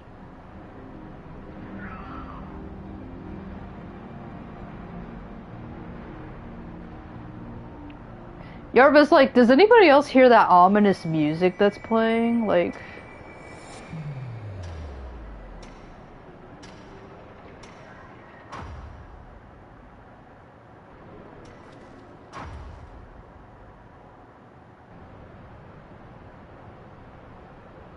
Ah, man, now we're stuck in the time bubblegum.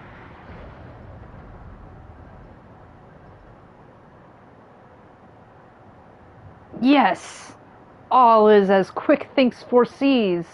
Truth hammer of Alexander falls on Uplanders. Ignorant and unworthy are not welcome in Illuminati future.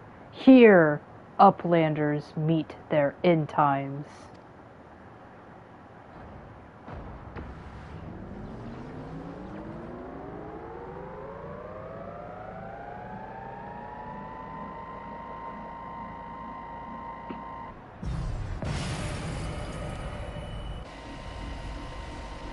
What? Freeze time field is deactivated? No matter. Uplanders will be reduced to smolder dust. Fire!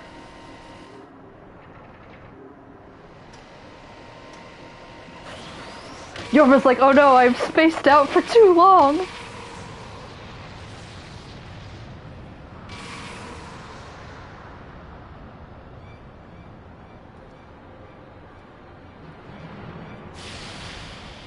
Can you imagine you're just staring into space and you're like, And then that just suddenly appears in front of you.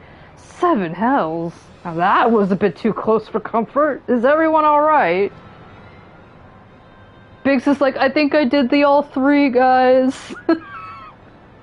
A Colossus inside of the Colossus? Look, I don't know what that thing was, but I'm pretty damn sure I know where it went. Or more accurately, when. If I'm not mistaken, what we're looking at is a localized distortion of time.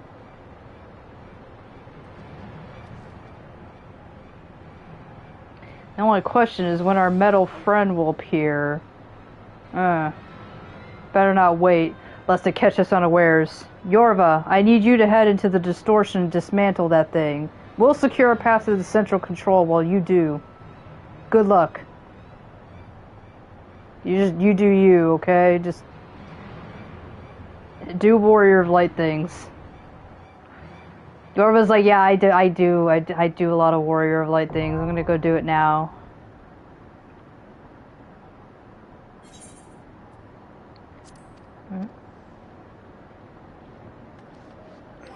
Alright. Last fight. Everybody ready?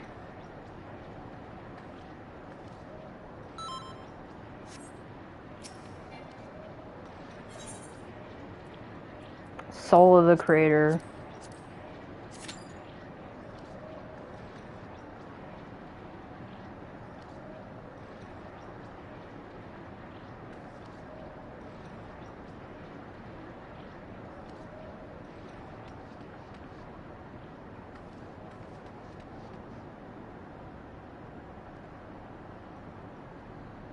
What is this floor exactly made out of?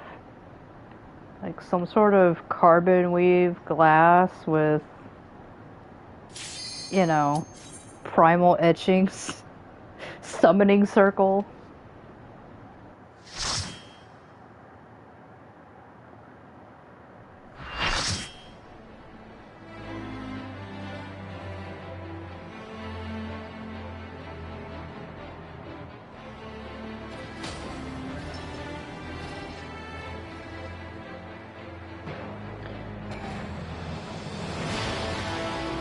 There he is. It's literally a castle. Now, if you've ever seen Alexander in other Final Fantasy games, you'll know that Alexander is just a big, giant citadel castle.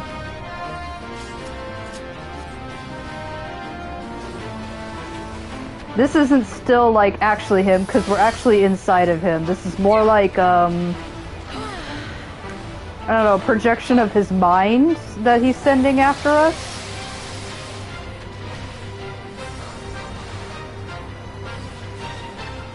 Battling Alexander inside of Alexander. That's pretty much this fight. Like, oh shoot, am I in the wrong spot? I am. I'm not used to being a melee. This sucks. Mega holy. That's just room wide.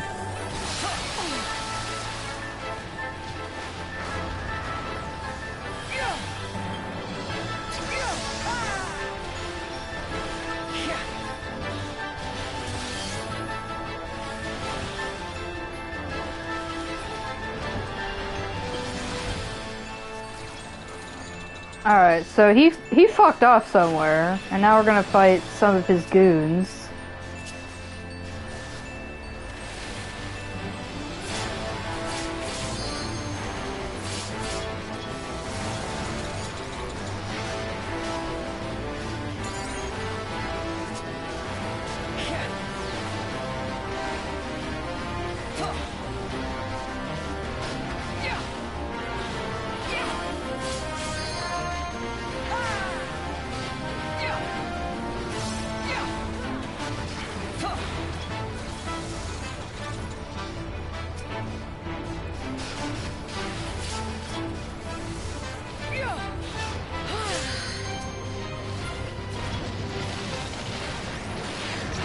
Alright, so, I call this Big Daddy. Let's see if the tanks do the right thing. So, he starts a countdown. And you must tank LB. Only a tank limit break can save you here. Not many fights up till now required that, so it would sometimes be a little... It would catch people unawares. Okay, now he sprouts wings, cause why not? Everybody knows that, time gods get wings. Alright, so he's demonstrating his time god powers.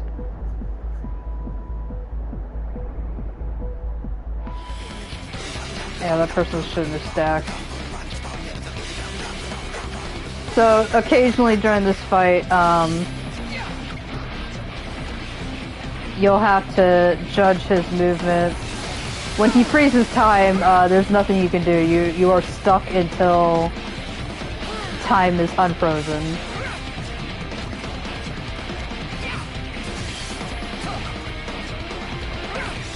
We're going back to our rock and roll.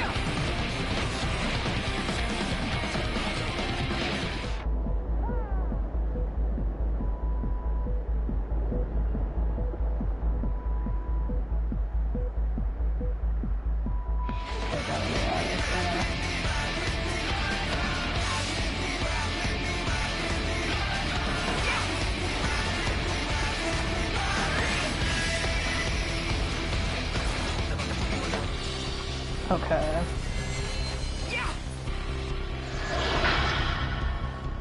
So now,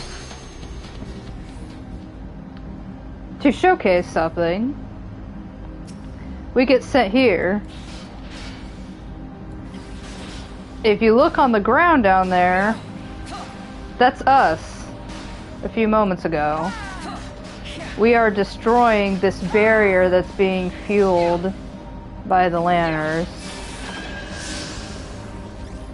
Is everybody else doing a good job? Okay, yeah. So, that moment that just played out in the cutscene, we're watching what had just happened. We saved ourselves. Future us went back to the past and saved everybody.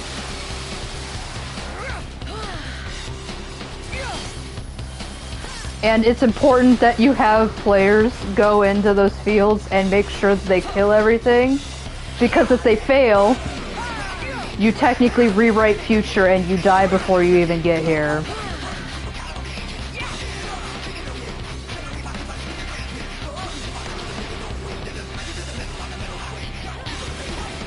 The Alexander boss fight music is one of my favorite. I'm not sure what it means to have prey. I guess spread out. Don't be near other people. So he's doing Summon Alexander. And, he's summoning Big Daddy again. You have to be careful of whatever he's doing.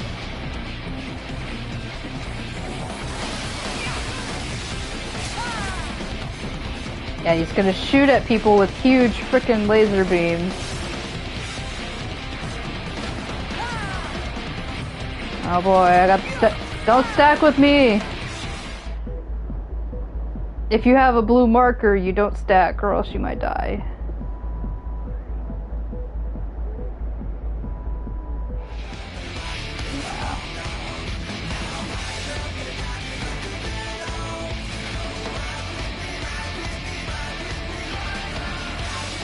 He's almost dead. There we go.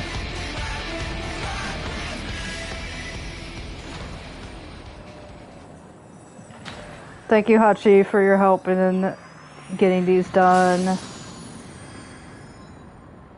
It went faster. Even though I had to go over time a little bit, it was probably the difference between doing one episode or two.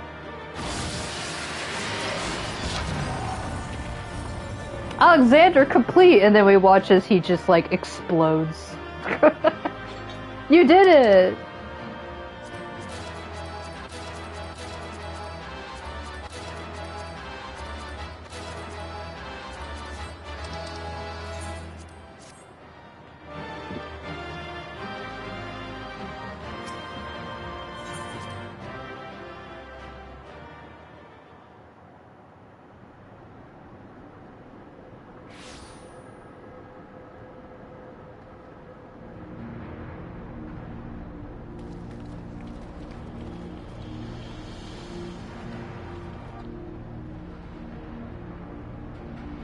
Yorb is like, well, I beat up a god, but, like, do I have to beat up Alexander again? Because I only beat up the tiny version and the big version.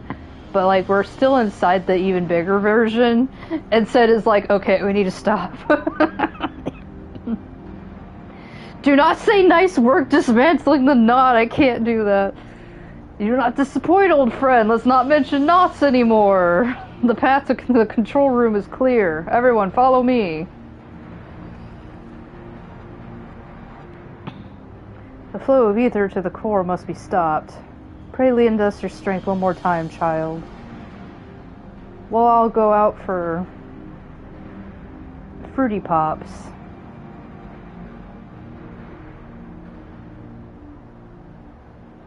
Like, Rodrox is getting ice cream after this.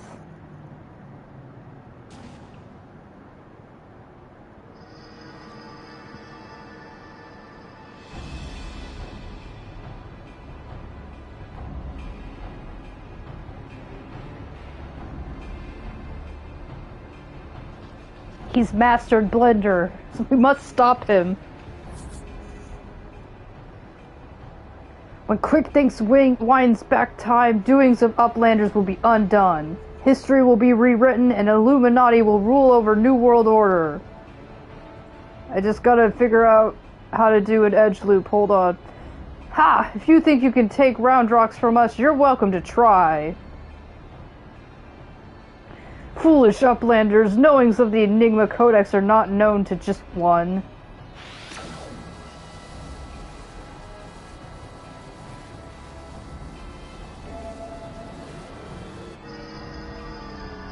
He's like, I've been studying Blender all this time. What in the... The damn thing's responding to him. Even though it did before, but now it is. It's like progression happened. Uplanders are slow-seeing. Quick Thinks never needed Gobby Girl from the beginning. Then why did you take her? Why even bother? When the final core is activated and Alexander fully awakens, its power will be such that it could entirely consume any who sought to control it. You were too craven to risk your own life until you had no choice. You were gonna sacrifice a 12-year-old girl?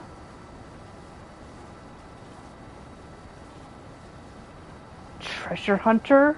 A treasure hunter is too slow coming. Future has chosen. You poor, deluded fool. You never did work it out, did you? The future doesn't choose us. We choose the future. She just straight up murdered a man in front of us. Now, child, we're going to go take you to therapy after this, but she just shot a man in the back of the head in front of a 12-year-old. We're going to have to call up the child therapist, and she's going to be like, I have several crayons and some papers here. Just draw whatever you want.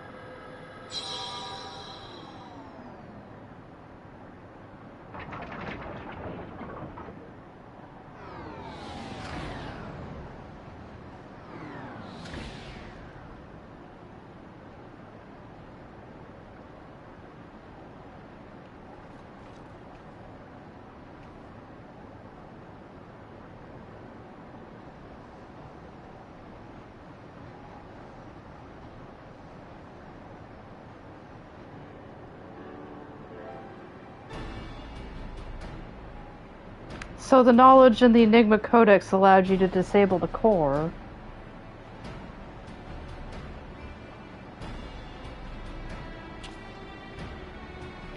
Power stores are depleted rapidly. Without a steady supply of ether, it's only a matter of time before the whole thing grinds to a halt and fades away.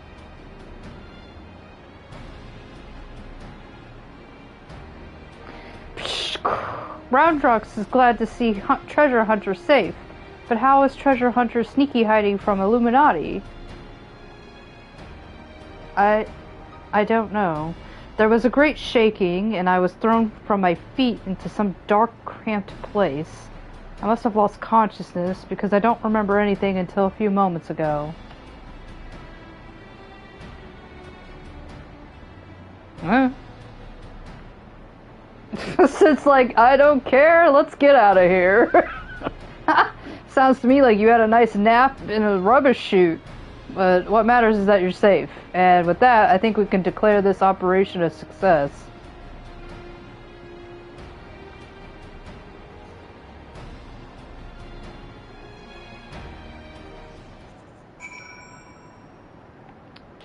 Are we gonna do anything with these dead bodies? I feel the presence of the horn beneath us, and it and the core have become as one, forming an instrument of unbridled destruction. If we do not stop the core now, it will soon grow beyond the ability of anyone to contain. It is little wonder our foe was loath to reach out to do it with his own hand. My god, what fucking scum. He didn't even need the 12-year-old. He was just like, oh, I can use her to die instead of me. Quickthink had a few tricks up his sleeve right to the end, eh? With Roundrox, we saw the Codex grant its knowledge to a child with a pure, innocent belief in its ideals. Seeing Quickthink's do the same, it would seem that crazed obsession is a suitable substitute. Not that it availed him much in the end. Yeah, you know. I truly remember nothing. It was as if I was floating in a vast, dark emptiness. And yet, I was not afraid, for it was as if a great presence surrounding me in every direction was watching over me, its eyes gentle. Roundrox is so happy that Mead is safe. Roundrox has so many treasures to show Mead back at shortstop. Alright. Sorry, Biggs Wedge. I just want to talk to the cat and then we're out. The cat just says mew. Biggs and Wedge are like, you would rather hear one mew than our dialogue? I'm like, it is stretching on, guys.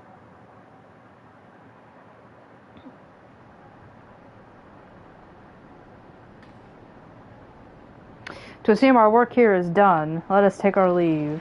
She's like, I can't believe she ignored us. She doesn't think we have anything interesting to say, Biggs. She talked to the cat.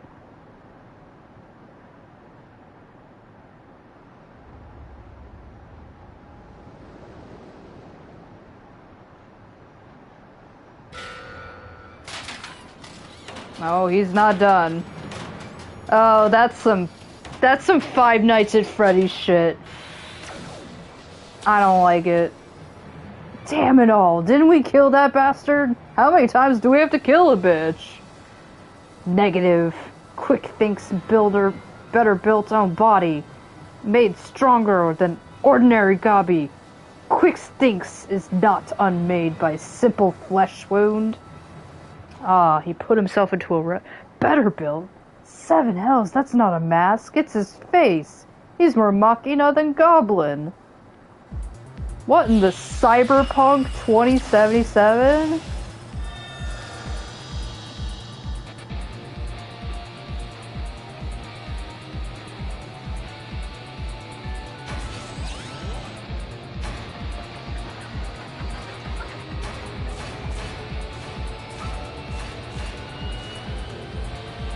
Oh, Alexander, Lord of Steel and Whirly Cogs, outspread wings of time, let ignorant and unworthy feel divine judgment. Through the power of Blender.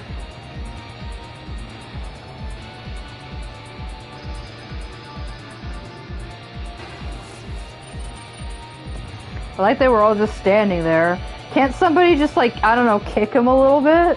Like, the Codex responds. He means to return her to the past. I don't know, what makes you think that, really? Can anybody just, like, kick his head? Access denied. What means this? This red glow. Alexander is refusing to obey his commands.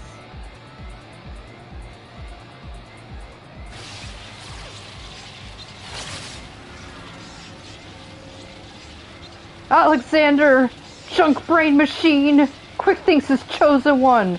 Tongue flaps of Quick-Thinks must be obeyed.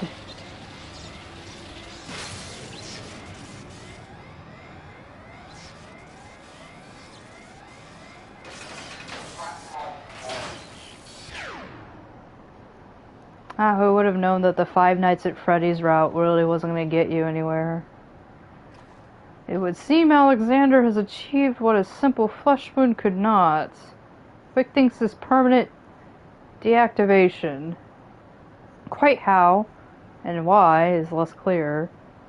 If I didn't know any better, I would say the machine had a mind of its own. I don't think that's better for our case.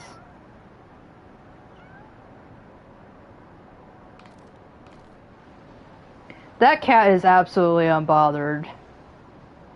That cat just does not care. Diane, my love, could it truly be you? He was Alexander. And the cat? I don't know. You were in there all this time, weren't you? Watching over me, keeping me safe.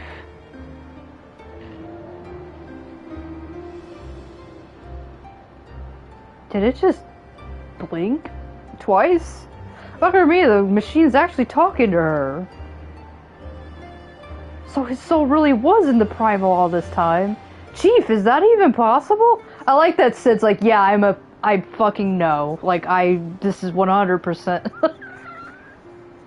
Sid's like, I don't know. The core.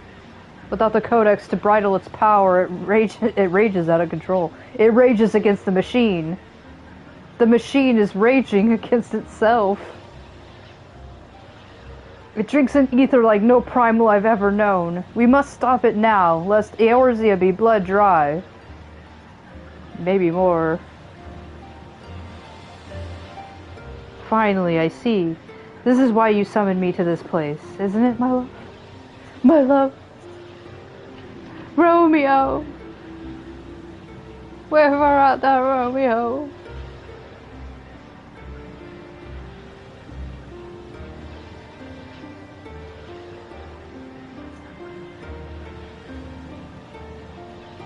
I thank you for guiding me here, Yorva, and Roundrox. Know that I shall always treasure the time we shared. Farewell, my friends. Mead, no! Mead must not go!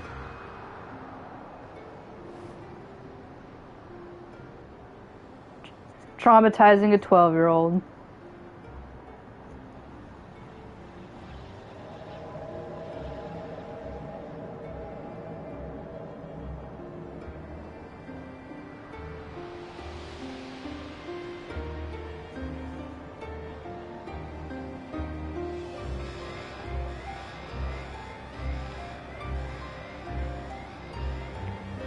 So, I don't know exactly how... My friends, leave this place. Leave now. Fear not. Alexander will trouble you no longer. I mean, I guess if you throw a whole fucking body into the core, I guess it just causes a shutdown. I don't know.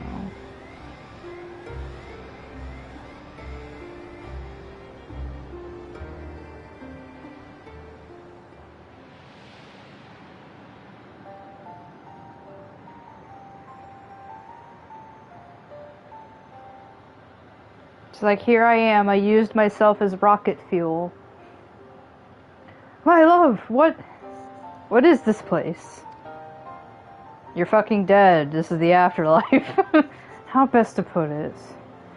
We stand inside a mechanical simulation, calculated and projected by the device at the heart of the Colossus. One might equally say it is the dream that Alexander dreams. And what of our companions? Are they...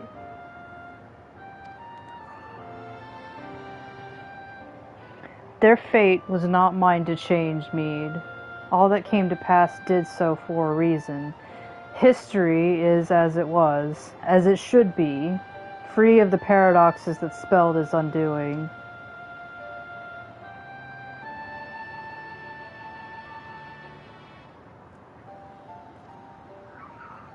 From this place, unfettered by the mortal construct of time, Alexander looks out upon past, present, and future, seeing infinite possibilities.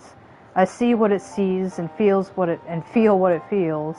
This perfect machine, born from yearnings for an ideal world.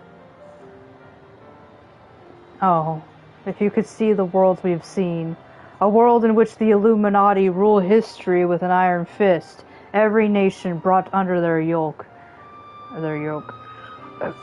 Kitty. I have a cat right here. Are you Shanoa? A world in which Alexander spread wide the wings of time and swept the lesser moon from the heavens, averting the calamity. We had that? Wait, that was it. Can we go to that one real quick?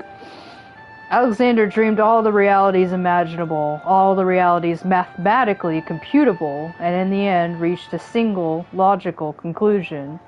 It would change nothing, and erase itself from existence. It said, I've seen enough, and it just was like, alley-oop. But why? I was like, what? But why? Alexander possesses the power to travel through time and space, and reshape history for the better. But such power comes at great cost. The sheer quantity of ether consumed in the process means that Alexander itself would, mayhap not immediately, but inevitably, bring ruin to this world. Really, you don't say? This perfect machine, this supreme manifestation of logic and science, deemed its own existence a threat.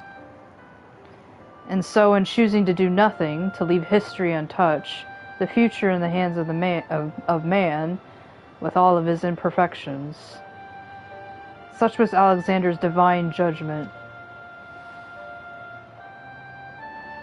A time will come when the fate of this world is placed in the hands of one warrior. For reasons hidden to me, the future from that day forth remains shrouded in mystery, beyond even the Colossus' ability to calculate, and yet Alexander chose to believe in that woman, and the light within her.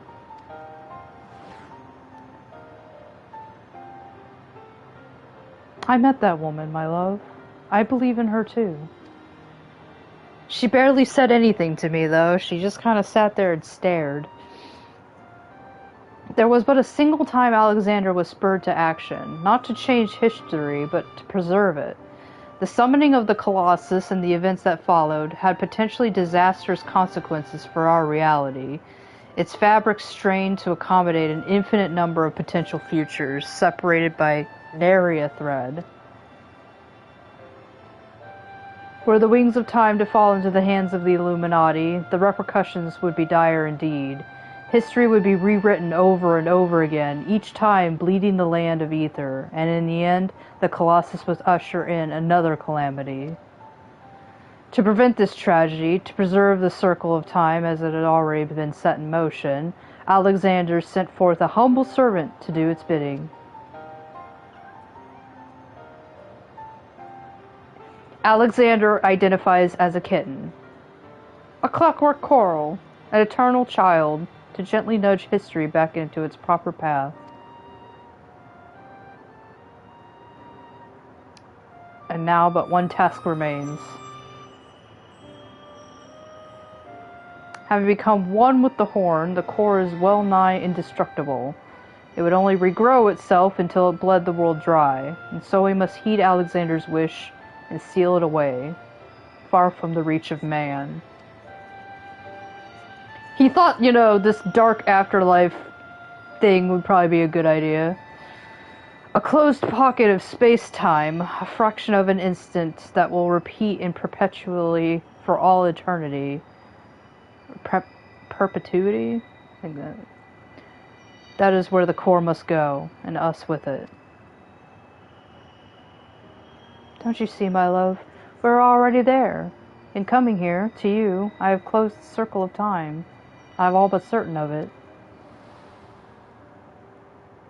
When I accepted the horn all those years ago, the man who gave it to me said that it had the power to grant any wish, and so I took it in hand, and I prayed and prayed with every ounce of my will for the one true desire in my heart. And that was to be locked up in time-space. to be with you forever. In time-space, hell. It was my greatest desire and wish.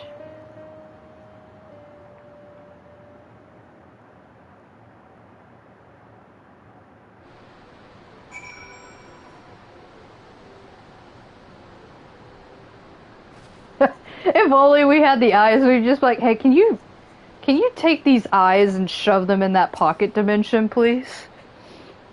Roundrox is back in Idleshire with the chief. Everyone's safe and sound, except for Mead, that is. The poor lass always had a flair for the dramatic, but I think she'd thrown herself into the core. Like, that's more than to shreds. That's the particle accelerator. Like, the atoms are just rearranged at that point. It's odd, though. I could have sworn I heard her voice in there, saying the Colossus would trouble us no more, or something of the sort. And for what it's worth, it has been sleeping like a baby ever since we got out. Also, what is with this weather? Every time we're out here, we're drenched, Biggs. Biggs is like, I don't know, it's just, we got a hurricane coming or something. And that's not the half of it. Take a closer look inside the barrier, Yorva. It's like time is standing still.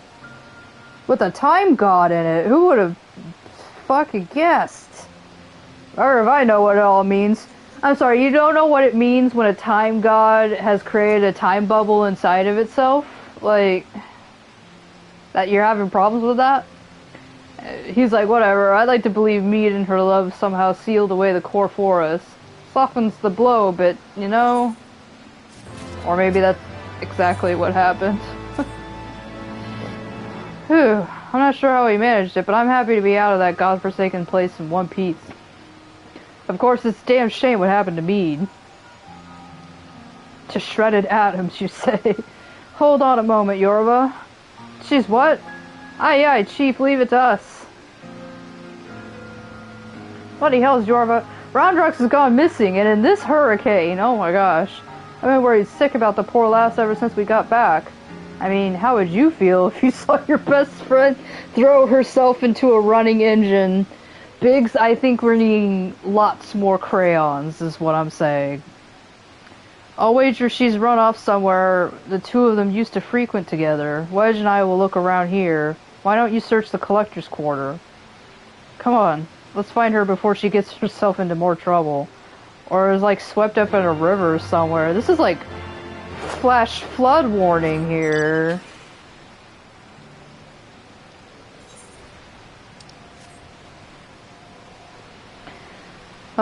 This poor child. She's gonna need, like, so much therapy. Like, a lot of therapy. Oh, it's Uplander. Why does Uplander come to this place?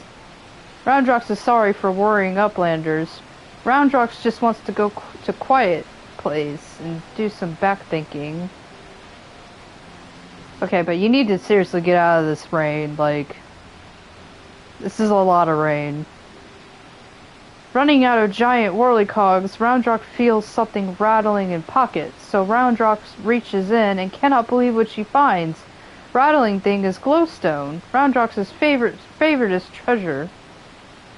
But it is dark. Even with many tryings, glowstone does not glow for Roundrox. Not anymore. There you are, child. We were worried sick about you. What's that, Yorva? Is Autumn?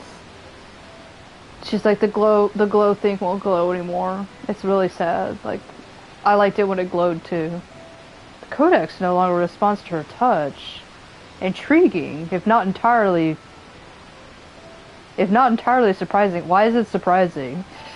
Right, I guess. I would hazard that it's because this experience has served to open her eyes. So, she's so traumatized she can't use the magic anymore. The Enigma Codex was born from one man's all-consuming pursuit of perfection, its knowledge sealed off from any who harbored even a sliver of doubt as to the merits of the ideals it espoused.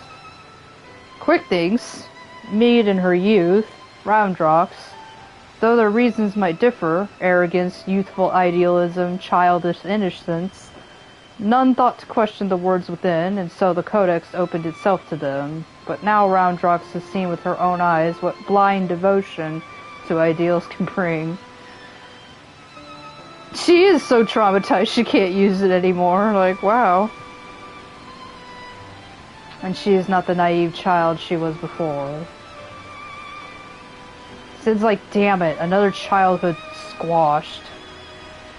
Aye, it's all well and good to dream of building something perfect, but sooner or later you have to stop dreaming and start doing, hammering it together by your own hand, with your own blood, sweat, and tears. In doing so, you are forced to confront your own failings, and deal with your frustration at the world's unfortunate habit of falling below expectations. Hells. There may come a time when you just want to tear the whole bloody thing apart and start again. Sid? Is this... Yorva's like, Sid, you're getting a little bit personal here. More often than not, you emerge from it all with something you can hold on to and carry with you into the future. And that will do a damn sight more for you than any starry-eyed ideal. Roundrox understands. Roundrox will collect more and more junk, build city of great treasures with own hands.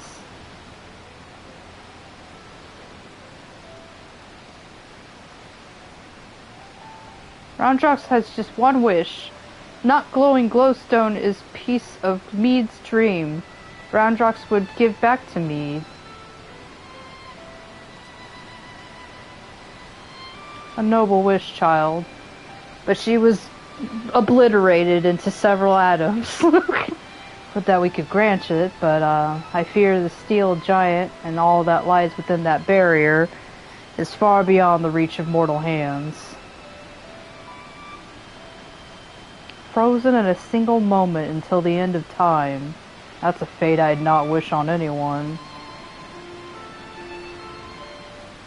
Meow! Somebody's being a Pokemon. Well, look who it is. You have a real knack for turning up underfoot, don't you? I am reminded of the apparent ease with which this little Cororl seemed to slip in and out of the Colossus. Were it not for the small matter of time having stopped in there, I'd send her in with Roundrox's glowstone without a moment's hesitation. Meowing. Mew mew! 2 mews? Might that suggest a willingness to try? The cat's like, I'm already like an Eldritch horror, so just send it with me.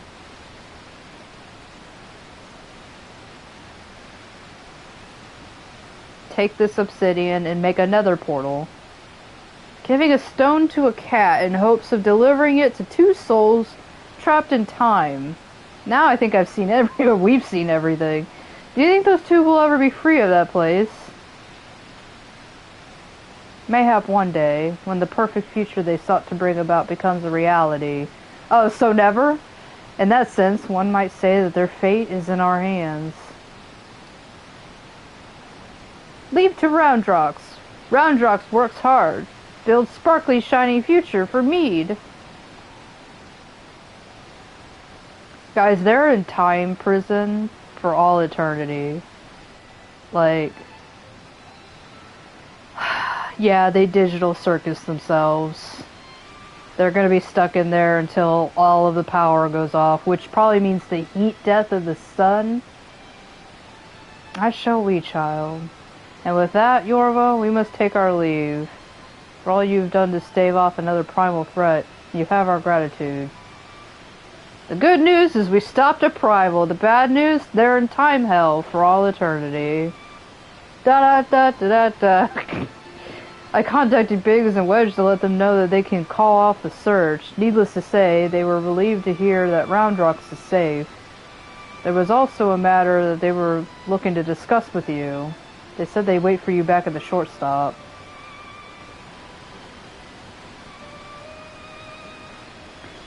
If you will be returning to shortstop, I would ask a small favor for you as well. Pray deliver this volume to Backrix and tell him I believe it is that which he seeks. Till next we meet, Yorva.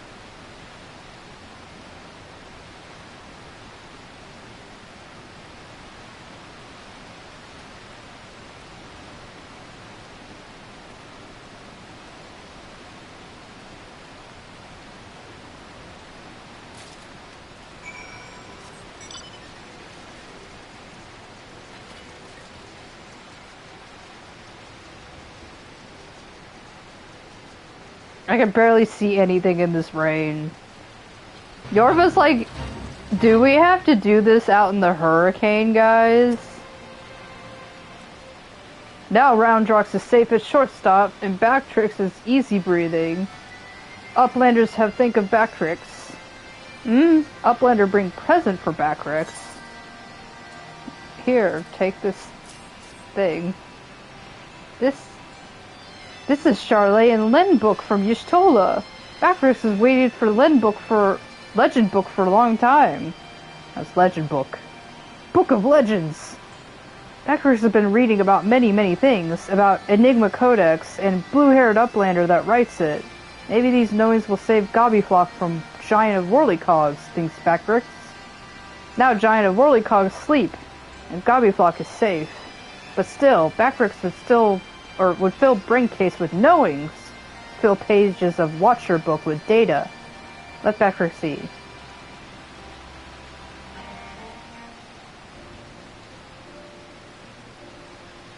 Yes, just as Backtrix... He's like, yes, this book is getting sopping wet and I can't read it anymore. Are Backtrix's eyes playing tricks on him? The book is just dissolving. Alright, are you feeling alright there? You look like you've seen a ghost. Page tells fairy legend of Hot Ghost tribe, uplanders of blue hair. Many years ago in old times, 2 children, boy and girl, outstepped from belly of great steel giant.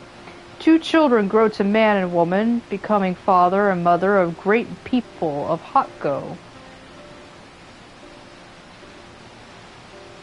Names of 2 are Diane and Mead. Look at handwriting. Or hand drawing. Look at this hand drawing. Even faces are same looking. Hey gads. If that's our Mead and Diane, why, that means one day they'll be free from their fate and reborn far in the past.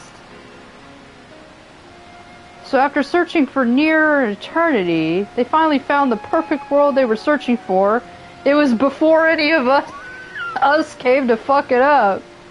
It may be just a fairy tale, but I, for one, would like to believe it. So you're telling me the perfect world happened a long time ago, and we've just been fucking it up ever since then.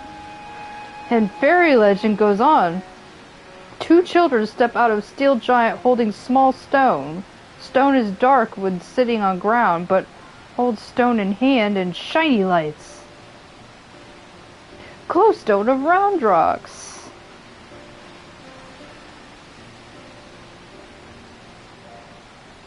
Let me see if I have this straight. The Kodak fragment you gave to that coral but a few moments ago now features in a legend from ages past. That can't be possible, can it?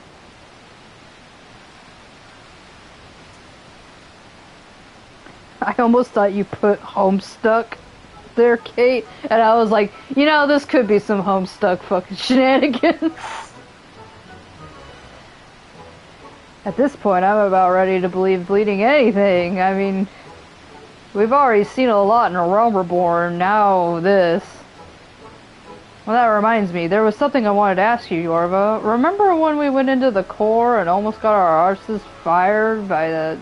or arses fried by that Colossus inside a Colossus? I got the strangest sensation then. A feeling that chilled me to the bone. As if something terrible had happened that I couldn't for the life of me remember. I felt it too. So tell us, did you see anything when you were going in and out of time? Do you have any idea what happened to us while Quick Thinks was spinning the hands of the clock?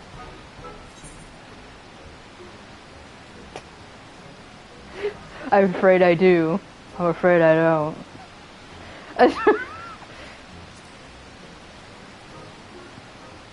I do. You're afraid you do? Well, that's not ominous in the least. On second thought, how about you don't tell us? Thank you very much. You'll get no arguments from me. There are some secrets better left secret, and from the look on Yorva's face, I reckon this one's one of them. Yorva's just pulling her leg. She's just like, She's mad because all of her fur is getting, like, sopping wet in all of this. Like, that book has to be unreadable now. Anyway, it seems this long and thoroughly mind-boggling battles of ours has finally come to an end. Of course, there's still plenty of work to be done, but now that Quick Things is out of the picture, I've got high hopes that Roundrox and her friends will one day build their shining kingdom of rubbish and refuge. Yay, a whole trash kingdom. Speaking of work, we better get back to it before the chief catches us chattering. Always a pleasure, Yorva. Till next time.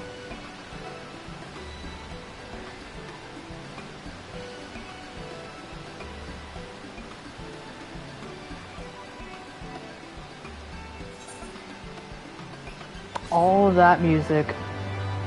For free? 0 slots remaining in inventory. So that was the Alexander raids. I think the ending is okay-ish. I think I remember even back then I was like, I can't believe the straight woman just decides to time prison herself. But you know, it was her choice. And then they do get out of that, even if it's like several years into the past. Also, they kind of create a you're your own grandfather situation, so they're from the Hotgo tribe, and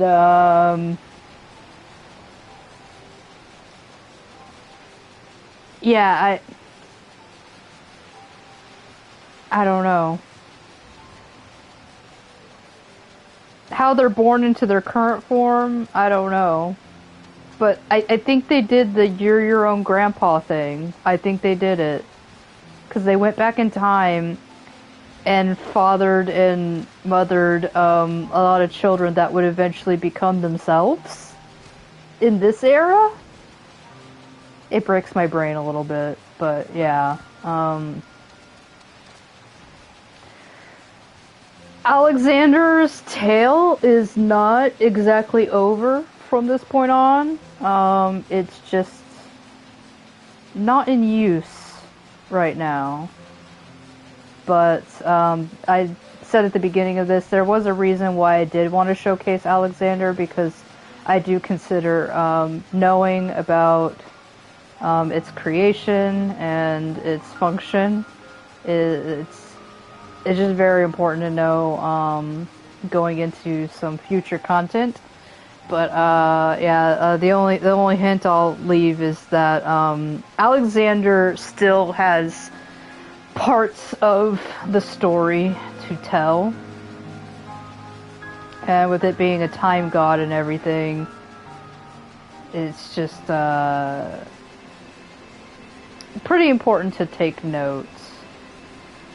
But as far as what we did here, we saved Eorzea for the upteenth time. And we're not going to have to deal with this guy draining all of the land of all of its ether. Like, can you imagine we finally stopped the Dragon Song War and everybody in Ishgard is, you know, partying, and then Alexander comes. They barely got to enjoy anything. Before this guy comes stomping around. But yeah, so next episode we will be getting into the last patches of Stormblood, or not Stormblood, Heavensward, which are going to be segue pieces into the game Stormblood. So we're going to be dealing with more Scion stuff. And then we're going to figure out what the heck have Ida and Papalymo be doing, like, this entire game. We did all of this shit, and Ida and Papalymo didn't show their faces, like, once. And I'm just sitting here like, y'all just wanted to... They're like, let them take care of it. We don't want to do the dragon thing. Alright, well, I'm gonna close it out from here. We went like an hour and 20 minutes over, but I think it was worth it, so... Alright, have a good night.